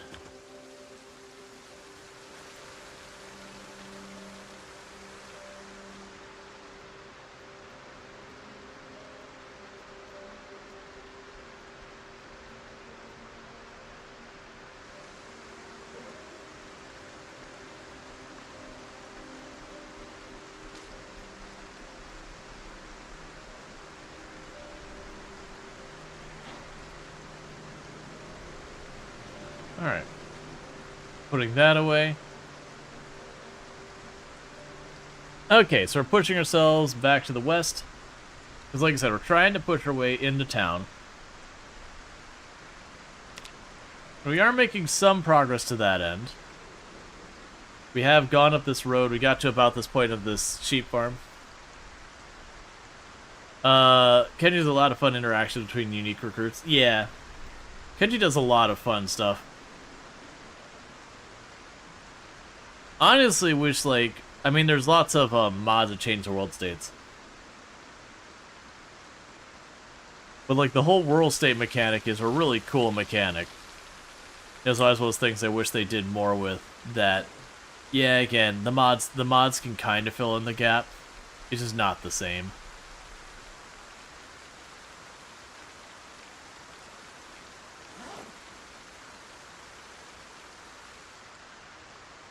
Alright. For those who don't know what we're talking about, there's a game called Kenshi. It's honestly, in the way like you approach the world is similar to Project Zomboid. The mechanically how all it works and all that is nothing similar. Like that one's more squad-based combat. Use the old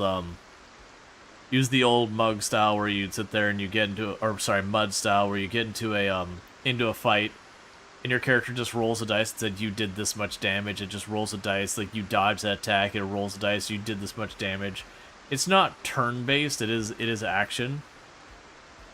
But the idea is, and you aren't sitting there like dodging the attacks yourself. You just put your character in there and it's just calculations. It says, okay, you dodged this one. Nah, you didn't. You didn't quite dodge that one. Okay, you didn't dodge that one, but you managed to parry it instead.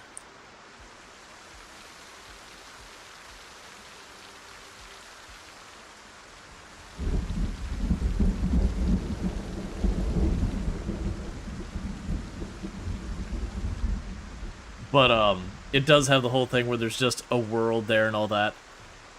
There is a reputation system and all that, and there's trade and whatnot. But that's a very different game.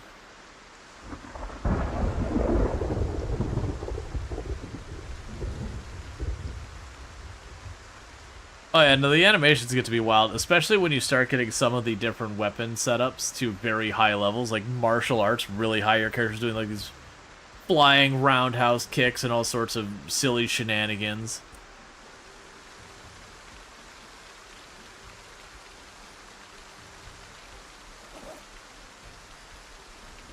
Alright, is there stuff we can drop that's heavy?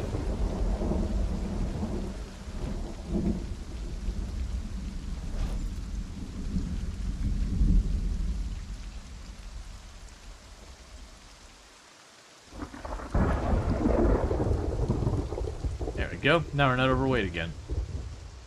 Or over encumbered. We're pretty underweight, actually, for the moment. Yeah, so we've been working our way up this road. We've already got ourselves this far. And we can already see, like, the area I'm trying to reach on the mini-map.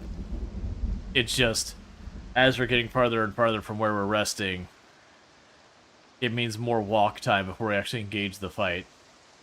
And we don't have that many spare weapons, unfortunately.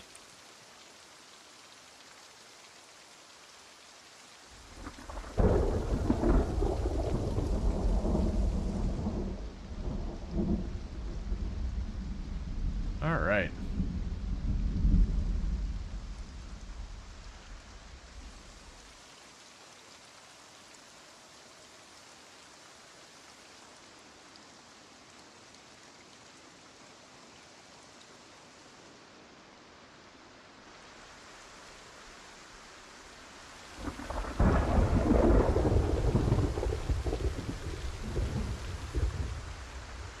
And picking up and chucking them on the ground for the XP, because they'll probably want the branches sooner or later. Oh hey, you got a backpack. It's not a good one, we have better, but we're taking a peek, and you got a magazine I don't care about. Cool, man. You have a good time with your junky entertainment magazine.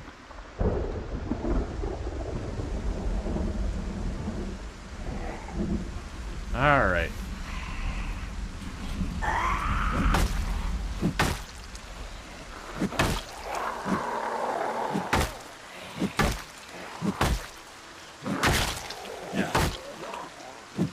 I'm really glad that it actually did take the attack away from me, because I went for that ground attack and like, you know what? If it had actually done what I intended it to do, we probably would have died right there. Well, not died, I would have gotten hit. Which means we'd have been risking a death.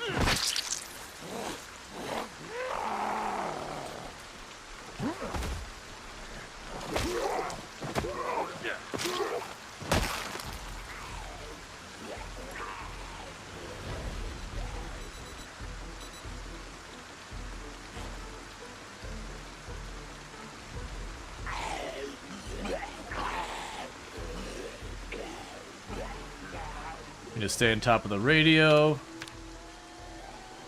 just in case the helicopter comes. We're gonna keep backing up for right now. Does he like the parry animation or actually sync to the enemy attacks? Yeah, and I do a lot of stuff. It does get silly with when you start changing your settings off default or mod with Kenshi, because like animations can get real funky after a while.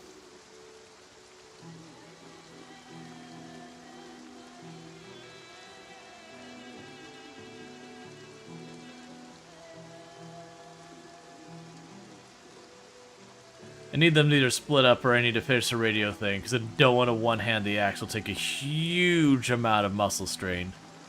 Thick fog tomorrow.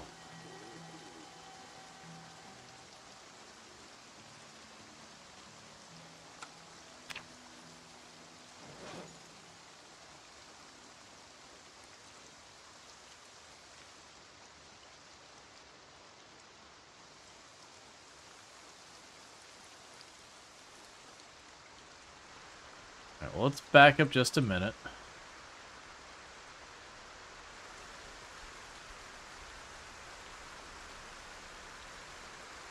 You feel like Build 42 is so rainy? Yeah, now it could be a thing that they have deliberately turned up the rain for testing purposes and all that. Hey, friend. And so maybe it does, needs to be turned down. It's also entirely possible that they have adjusted so certain part of the year is more rainy than it used to be, and other parts of the year will be less. I haven't gotten to that point. But yeah, I definitely agree that it does seem like more consistent rain. I also honestly feel like that's not that big a deal to me. Just because, like, it means I don't have to water my crops. It means I don't have to, like, manually get water for the troughs for my animals, that kind of thing. Whereas if we had, like, very scarce rain, I'd have to be doing a far more, a manual amount of manual work. The only catch is when it's, like, really nasty out there. When it gets, like, really properly stormy, that starts to become a problem because poor visibility kills.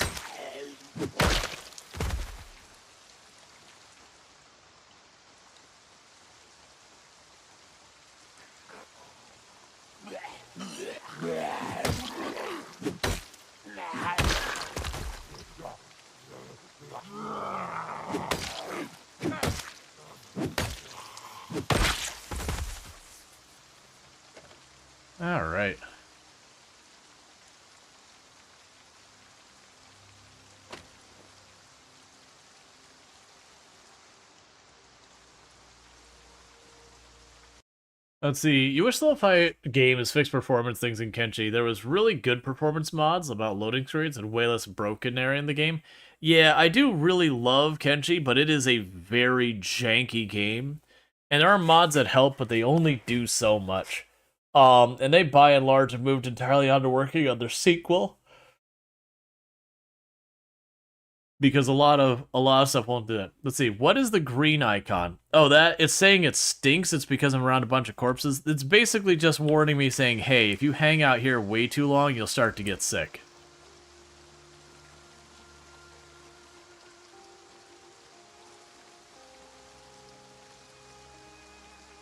Like eventually they'll start becoming a real problem.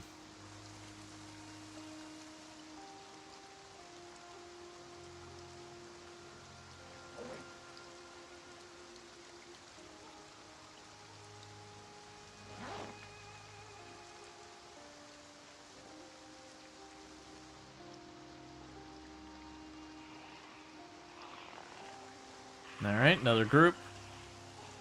That's going to happen a lot because these trees and all that along the sides will poke out. We'll get a rally group. We'll fight them. We'll back off. We'll repeat. I mean, it's not a full rally group. It's like 4 or 5 of them.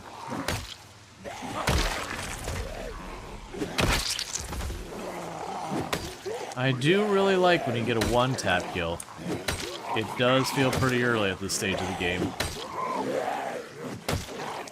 Later on, that'll be most of our hits. Not that I'm gonna just like lean in on the stone axe the whole way. I'm mostly just using it because it's the only weapon I can get that's any good that I can make myself consistently.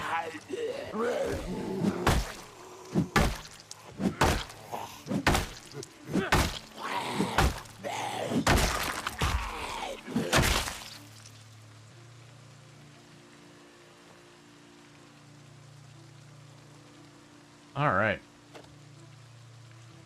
Let's see, but build for one you had to be a long time in area and a lot die to zombies for a habit. I mean,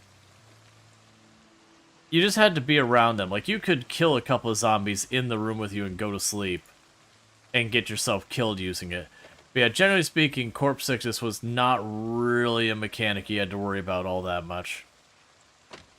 It takes usually getting a pretty big heap of corpses before it becomes a real, threat.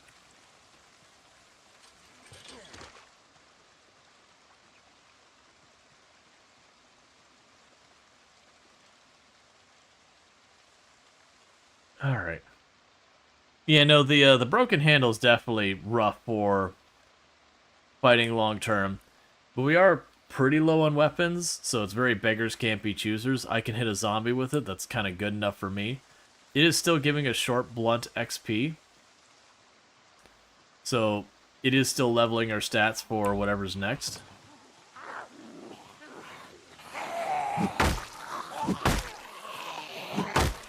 Man, it's not particularly amazing.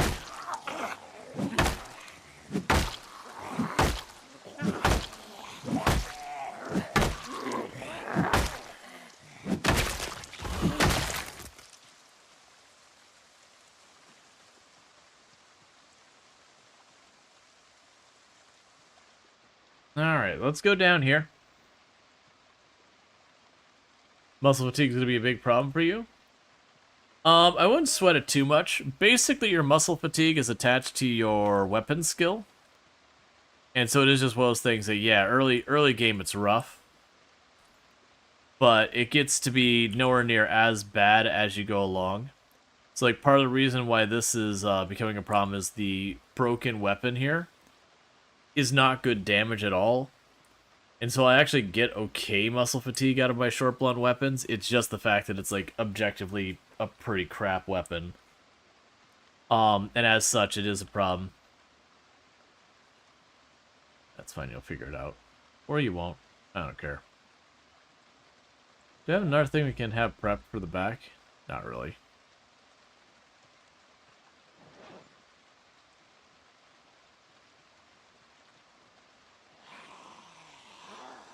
All right.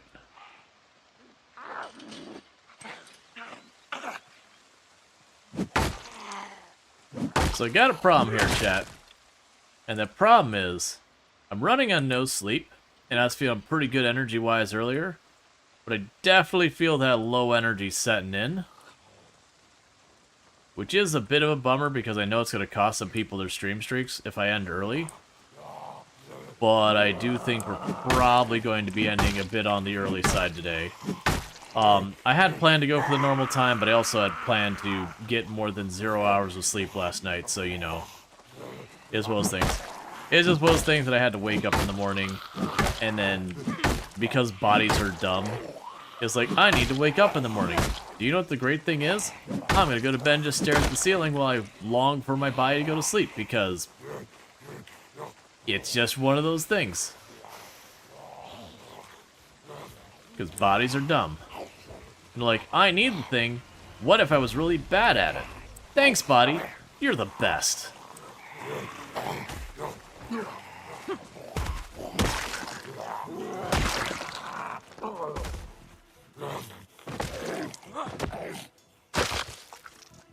But I've noticed myself kind of like drifting focus-wise like twice now. It's like, Yeah, I usually don't have, like, I shouldn't say that. I actually do have pretty bad insomnia problems, but usually don't have it where it's like I just don't sleep. It wouldn't be too bad, like one night having trash sleep. But it was the fact that like with the holidays, I had to like flip my schedule on its head once already. It was kind of like back to back, flipping my schedule over twice.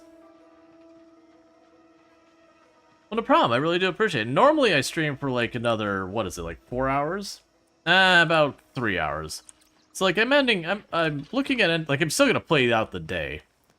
But I'm looking at ending probably somewhere in the ballpark about 3 hours earlier than I normally do. Normally I stream about 9 hours a night. Like it's feeling pretty energetic at the start of stream, and it's just like in the last half hour I'm like, oh man. No, I'm definitely starting to drag. And one lesson I've learned from doing all my marathon runs is when you get tired, if you care about your run, you stop playing it. You have a newborn, you get it? Yeah. I haven't done the kiddo thing, but I've been along the ride for a lot of people who have, and yeah, I don't envy that complete and utter lack of having any control over your sleep schedule at all. Alright, so what we're gonna do... Do I still have that rope in my inventory? I do. Let's grab these sticks, or branches. I'm gonna grab one of these sheep, and we're gonna start working our way back. I don't want to go that overburned. We're gonna grab one of these sheep, and we're gonna go and start working our way back. Because I'm out of weapons. So, fighting is gonna be a slog. Yeah, it's fine. We'll throw the broken branch away. That's not gonna do any good for me. We got some chip stones and all that, so that should be fine. Yeah, about five axes worth.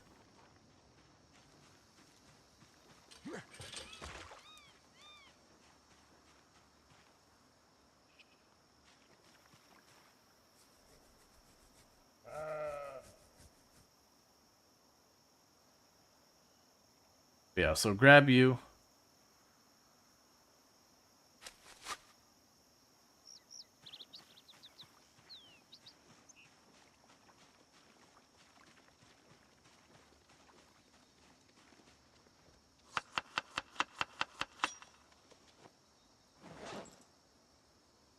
All right.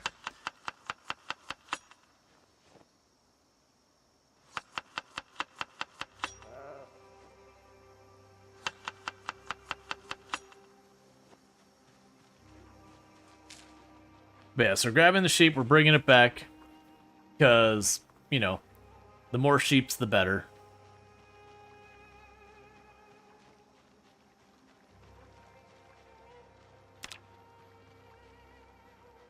We can forage along the way.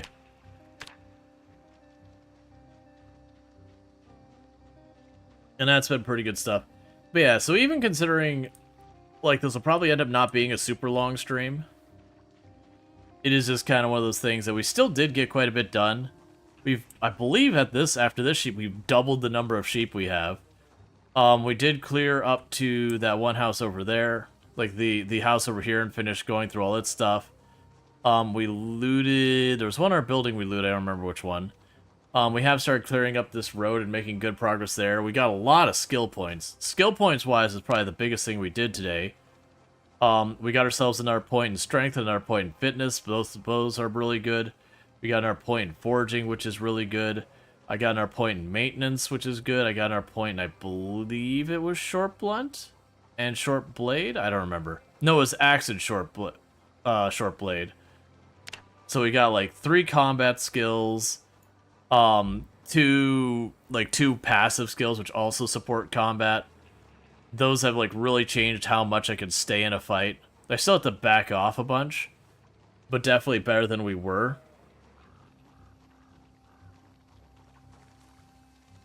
We've been continuing to build stuff up. We finally finished the enclosure for the sheep so that they don't just run out and do whatever, which is pretty solid.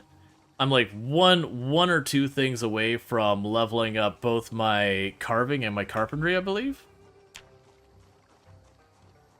Yeah, so we got 9 points in carpentry to go, so that's pretty fast. And about 6 points in carving. We can probably get carving done this stream still before I wrap up, if we do wrap up early. Because that was what I'm trying to sit there and think, is like, do I want to switch games to something that I can be less focused and not have a problem? And I'm thinking the better option is, since I'm running a no sleep, what I'll probably do is I'll just go over to,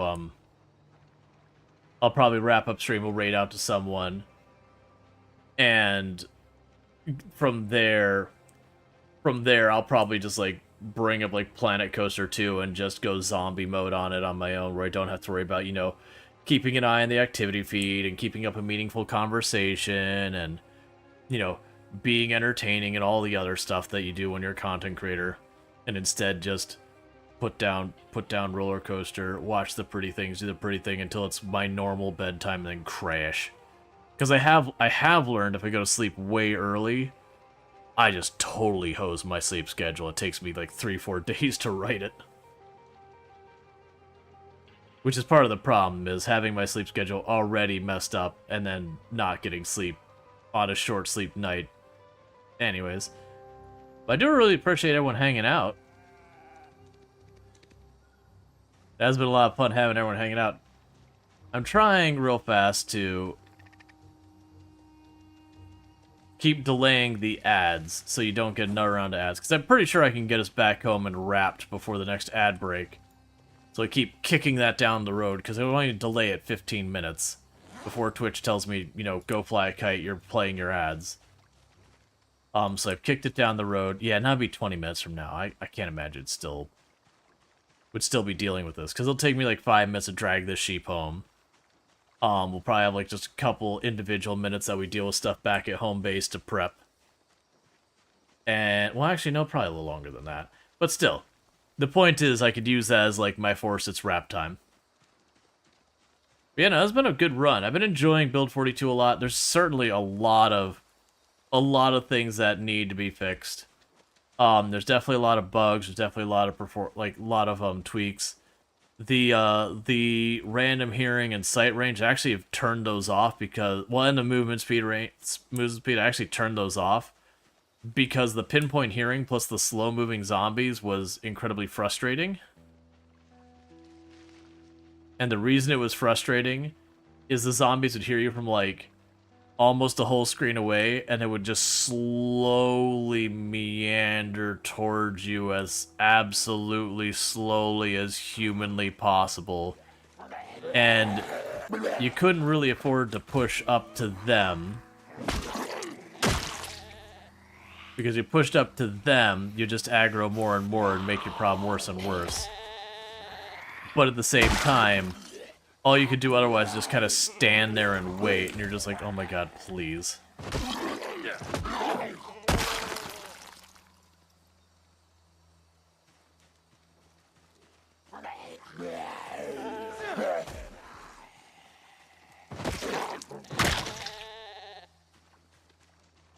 There's a lot of zombies randomly at this one little corner. Considering we didn't have a meta event or a helicopter, I think would have drawn him this way. I keep waiting to be fighting a zombie with one of these tethered and have the zombie run up in front of me and me end up like pushing or kicking or doing something to the sheep. And then having the sheep like take a chomp at me and run off or something like that.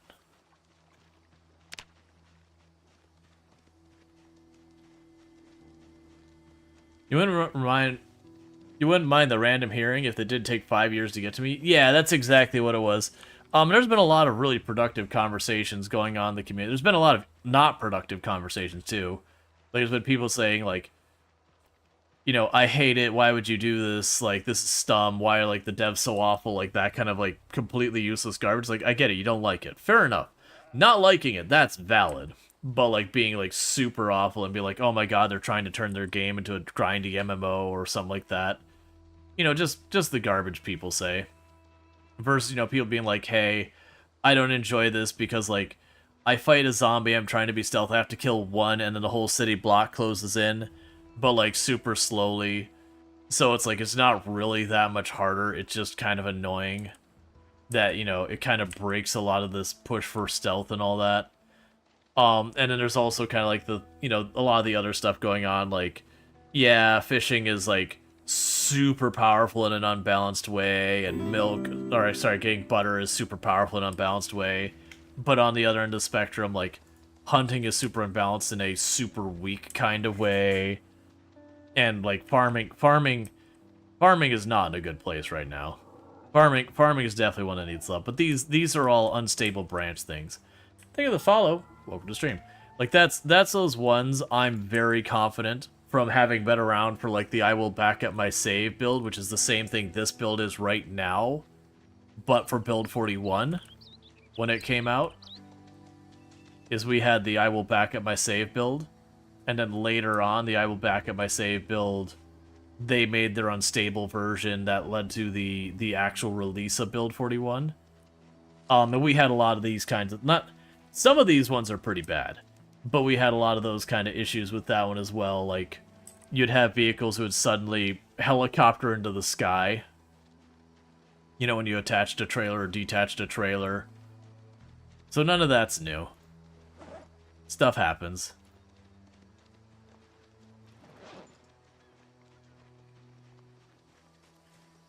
What are you?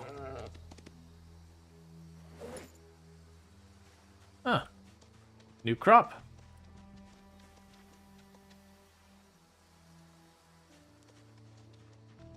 That's part of why we're foraging.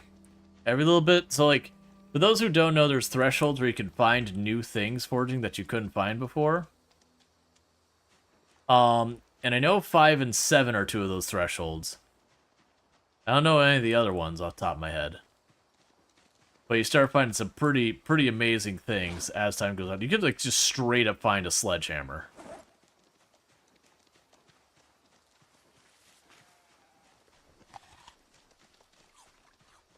Just casually pick up a sledgehammer and be like, alright, I got a sledgehammer now. Cool, man.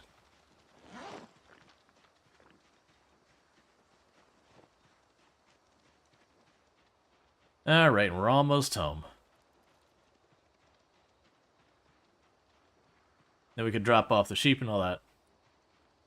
You don't enjoy the foraging mechanic? Yeah, no, that's fair. It's you walk around slowly and pick up stuff, which is totally fine. Why does it follow you? Oh, you can't see it too well, but I have it on a rope. So if you look at my main hand, I've got a rope in my primary hand that I've attached to the sheep and I'm dragging it along. But it's a necessity at this point. For the moment, once they get whatever they're doing with the farming fixed, that really should calm down the need, like the need to forage. That said, obviously, if you're doing like the blacksmithing and the pottery, it is a necessity for those as well. Which, yeah. And I do think it's okay being a necessity for certain things. I think down the road we'll start having stuff like, you know, with clay, you might just be able to look at the ground and, like, it's like where we have the stone here. I could remove that stone right there, and I get that stone. I'm imagining we'll get stuff like with that with like clay. We'll find like a tannish brown area along the shore. You just go up with a shovel and you can dig up, you know, some number of units of clay. Oh yeah, no, 16 times pop, foraging is a necessity. You're gonna get bullied out of wherever you live, and you're gonna have to make do. And at least early game, that's gonna be a lot of foraging. To be fair, I can't speak for build 42 yet, but for build 41, it was one of those things that you needed the foraging early on, but very quickly you would stop needing it. Like, you could still do it, but like you just get a bunch of cabbage down or a bunch of potatoes down, and you could basically just either trap and farm or fish and farm the entire way through the year. Like, very easily. I do still think this foraging is certainly an upgrade from the old mechanic. The old mechanic was a little bit cheesy, kind of like spearfishing was a little bit cheesy, where you just go to the water and you just pull up your fish for however long, and it was just a fish printing thing once you had enough XP in it. Like, yeah, if you got to winter and you're level 1, all that. No, spearfishing's gone. They got rid of spearfishing. Fishing's been completely reworked. You now have to go to where you can like find bubbles or whatever. You'll notice the fish in there. You cast into them. On the other hand, the fish you get from it are ridiculously. Again, make a minigame for it. I mean, I would argue, like, I don't need everything to be like an arcade gamey kind of thing. I actually like this mechanic because you may not have noticed, but like if you walk up to a pile of trash, you have a higher chance of finding certain things. If you walk over to like where you see some branches, you have a higher chance of finding certain things and stuff like that. So you actually do get a great deal of control being like, hey, let's look for these things. What settings would you recommend for a new player? Honestly, whether you're choosing Survivor or Apocalypse or whatever, that's all fine. Like, literally just choose the difficulty setting and go. You don't need to focus on, like, what's the easiest, what's the hardest. Because genuinely, most of the stuff that's the differences between the different difficulties, probably not the most important thing for, you know, getting better at the game, anything like that. I do find one problem you have with, I believe it's Survivor, has multi-hit turned on. And that's fine as long as you plan on doing multi-hit forever. Multi-hit has a lot of things that will get you in trouble, though. That it is one of those things that is stronger, but it does have a tendency to get you to make decisions you probably shouldn't make. Like, you'll start getting greedy and trying to get hit on 3 things at the same time, and you'll get really close in there and you'll miss one of them, who then grabs you because you're right on top of them because you got greedy going for that multi-hit. Yeah, I wouldn't recommend. It's kind of a thing you do that, like, even if you're going to stay with multi-hit, you have a tendency to form really bad habits that'll get you killed. So, the temptation is strong to do multi-hit. But it is one of those things that'll get you killed because you'll start supermanning and all that. Versus if you don't have multi-hit, you don't form those habits because you can't. Like, if you try and run up and hit 3 zombies, you're gonna hit the one in the middle and the other 2 are gonna just chomp your face. It'll also give you a lot better feel for your range, because multi-hit you can kind of get away with the whole thing where you just keep slapping attack out and slapping attack out and slapping attack out, and it'll make you feel like you almost have it, even if you are in kind of that doomed situation.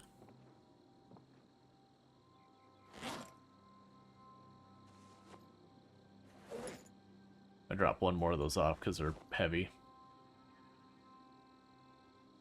And so, like, it'll make you try and get away with stuff. So it'll both prevent you from, you know, realizing you've got a bad habit and like taking corrective action, and it'll help encourage bad habits. And again, that's even if you do intend to playing multi-hit long term. It is just that thing. You'll have bad habits you will do with multi-hit that even with multi-hit will lead you to more deaths. But that's just my own opinion. There's a lot of people who are like, nah, man, just can't even without multi-hit. And, you know, fair enough. I'm gonna cut down this tree. Then we're gonna kind of speed towards nighttime. And the reason I'm gonna do that is I can only give you about 7.5 more minutes before the ad break happens. And since I know I am going to be wrapping up here a little bit early, because I'm heckin' tired, I don't want to put you through another ad and it'd be like, well, bye. So we're gonna not push it. Because that's always one of those ones you feel bad, is when you lose track of time and you like hit your viewers with an ad and immediately end stream. It's like, sorry. Like, a lot of times if I do hit that situation where like an ad plays right by the end of the stream, I'll go long. You know, so at least you feel like you got your time's worth out of it or whatever. Yeah, we'll probably do a round of sit-ups real fast. Because I usually, barring something where I have to go, like, immediately, like, if I'm feeling super sick, or, you know, my wife calls, like, hey, car broke down, need a ride, like, that kind of thing, where I just, you know, I gotta bail. Which is super rare. I usually always like to end at the beginning of a day versus the end of a day. That's your opinion, Multi, at least, on your own, has been that it simply speeds up the fight. Fundamentals are still the same. The main downside is you don't get in the habit of juggling zombies properly, but that's your opinion. You actively play multi-hits. I would agree with that. Because like I said, the thing I find multi-hit is, and this might be a me thing, is I start getting greedy about being like, oh, I can get that third zombie in this hit.